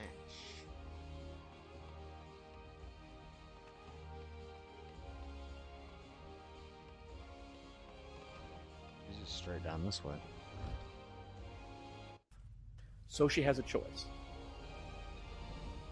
A life tethered to a child, or a life free to be. That's exactly what I thought. And as hard as it is for anyone to imagine, she had to choose between two sacrificing. But again, I've seen this before, so I kind of already had that. The first in my was her subconscious dreams that and the this was life she wanted. Conclusion. And the second, but obviously that was her conclusion child. didn't work because it didn't get a conviction. And we submit to you the evidence in this case shows that the choice she made was her child. That's what I feel like that. Here we are. Too. I don't at know the how end of our journey. Here's the closing argument. And defense. I have to tell you that I probably think you have more questions than you have answers. And if you recall, at opening statements, the final thing that I told you, at the end of the day, when everything is said and done, the one question will never be answered. The key question in this case will never be answered. It can never be proven. And that is, how did Kaylee die? I'm going to start with my biggest fear. I'm going to tell you right up front what I fear may happen in this case. And I want to talk to you about it and explain why I feel that way. This case deals with so much emotion. I know that there were times where every single person in here felt something deep down inside. Your rules of deliberation, what the law is that this case must not be decided for or against anyone because you feel sorry for anyone or are angry at anyone. You'll notice that Mr. Baez locks the jury's focus on this while subtly concealing this. He presents the argument that the prosecution has purposely got the jury emotionally invested in the case in the hope it would push them towards a guilty verdict. Yet in this exact same statement, he himself is getting them emotionally invested for the exact opposite reason. While refuting the prosecution's supposed attempt to entice anger, he subtly attempts to evoke empathy. Say what you want about this attorney and the ethics of his conduct, but what you are about to witness is expertly done, and what many believe to be what saved Casey Anthony's life. And that's because, obviously, we want you to base your verdict on the evidence, not on emotion. And it's my biggest fear because it's such a difficult thing for you to push aside. Kaylee Anthony was a beautiful, sweet, innocent child who died far too soon. There's no doubt about it, and that is not disputed by anyone. But to parade her up here, to invoke your emotion, would be improper. It's improper under the law, and it's improper as to the rules of your deliberation. He went on for a great length of time talking about this beautiful child. Not on his evidence, not on the evidence that was presented before you. It was to set up the emotion for what was to come. And that is exactly how this case was presented. They didn't come right out the gate and show you the evidence They gave you 2 weeks of testimony that was completely irrelevant and served only one purpose. And that was to paint Casey Anthony as a slut, as a party girl, as a girl who lies, These and are has all, like, my absolutely provoking nothing to do with how Kaylee died. And this prosecution was geared in such a manner that it was deliberate, it was methodical, it was thorough, and it was detailed. Mr. Baez then focuses on the fact that the state has the burden of proof, and thereafter continues to intertwine the two essential features of his argument, empathy and doubt. Don't speculate. Don't guess. It has to be proven to you beyond and to the exclusion of every reasonable doubt. If you don't know what happened, 9 is sprint. It wasn't proven. We don't want you to tell us what you think happened. We want you to tell us what was proven happened. And that's the difference here. Because you know what? We can go on and speculate all day long as to the different theories that were posed before you, as to the different possibilities. But the truth of the matter is it must be what was proven. There are no mysteries to solve here. There should be no mystery before you right now. If you have questions, then it was not proven. And that's as simple as it goes. Now, back to what I was saying with their initial setup, the way the case was presented, the first couple of weeks. You see, the strategy behind that is if you doing, big head? If you think she's a lying, no good slut, Who you calling big head? then you'll start to Hey, look at this man. evidence in a different light. Why come? You'll start to Look, check your messenger, my room. Maybe I'm seeing something that's not there, and start to actually discriminate against her rather than give Why her the standard that is come? to each and every citizen in our country, and that is that the state, See that picture I the government posted? come in here and prove their case beyond and to the exclusion of every reasonable doubt. Load high resolution. But you can get away with that if we can get Calm a jury to down. hate her. But you're here to fulfill an oath. Timmy got him kicked off. You've labored tremendously over this journey. Tommy got me. We're gonna He ask kept you calling me back to back to render a back to verdict back. of not I was guilty on that waiting box. I sent the picture of on me in the these waiting charges room on because Crucible. they I was about to get on there and turn their ass up. Spirit Man's on there. That Spirit Man guy is I got both of them. I got both of them in a jam right now, and I ain't even gonna talk about it on your show. I'm gonna save it so you can't even know what they talking about. Hegel, he motherfucking studied from people that studied in Egypt, and they all stole it, and I got proof from Socrates. Oh yeah, they're talking about Hegel Hegel tonight. That's what they're Yeah, talking about. Plato, Aristotle. Well, that Hippocrates. Spirit Man likes that Hegel guy, and They both, and David Harry's the Orthodox, so they kind of over here yapping it up and what they believe in, spirit, body, and shit. And it all comes from Egypt. I'm about to break it down next time I get on their ass. And everybody that there's the only thing Hegel said about Egypt was it was mysterious and it was an enigma. But he stole all of their principles and ran off and started his own shit. Verdict is to count 3. Funny. I don't know anything about Hegel.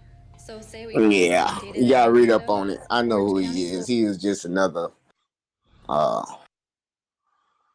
This is her another verdict and sentence. She's hold on. Well, all right, I'll hit you back. What was you doing? I'm gonna be ending the stream in like 10 minutes or 5 or 10 minutes. Oh, okay. What you playing, chess or the game? I'm playing the game and listening to this Casey Anthony thing. Oh, still. Okay. Bet that. Damn, I almost got on there. I should have called it earlier. How I did didn't know. Tommy mess up you getting on a show? Like, how did they? Because he was trying to talk to me, asking me was I ready, and he wouldn't quit fucking clicking in. He called me like 8 times back to back. And then he was just like, well, we're gonna wind it down. I'm like, oh, just now. It just all happened within like 30 seconds. I heard my phone was ringing. Yeah. I couldn't even click over and tell you I was gonna be on there. You gonna have to watch it later. But while I was on hold, because they sent me to the stream lab, you gotta do it like a Zoom call. And they add you all of this other stuff, and then you sit in this waiting room box. So I gotta figure it out now. But I know I can get on there next time. Anybody, I'm ready. Cause he screened me too, cause he was like the producer, and he was like, "Oh, so what you want to talk about?" And then we talked for a little bit. And he's like, okay. He's like, hold on. Yeah. All right. Fuck him. All right, then. I'll talk to you later. See ya. Yep. I'll catch you. I'm gonna end the Discord. I'll probably go watch that if it's still on after I'm done streaming, but this is almost over. She's getting sentenced. To hate her. Let's finish this. But you're here to fulfill an oath.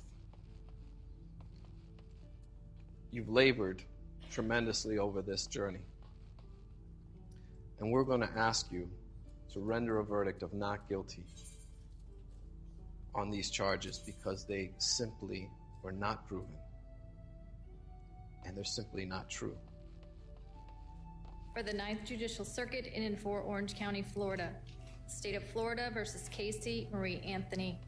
As to case number 2008 CF 15606-0.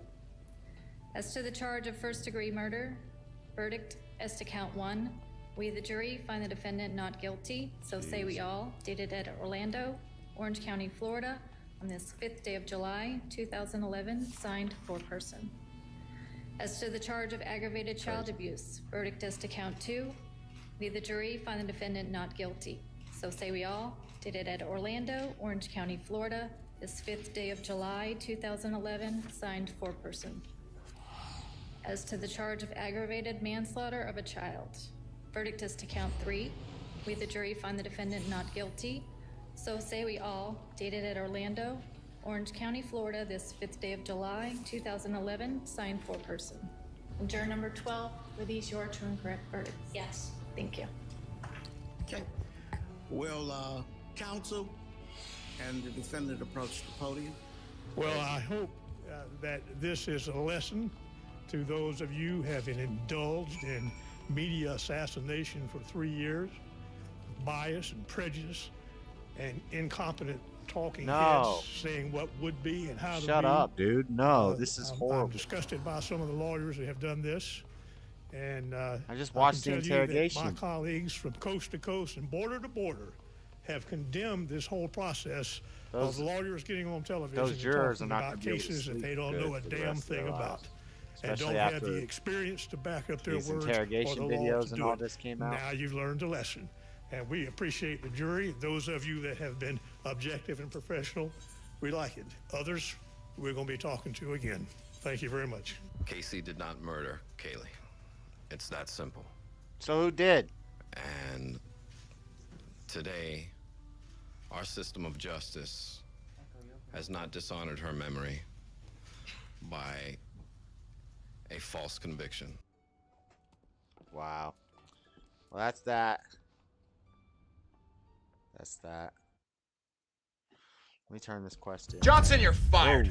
Why? It's not you. It's your shirt. But it's kind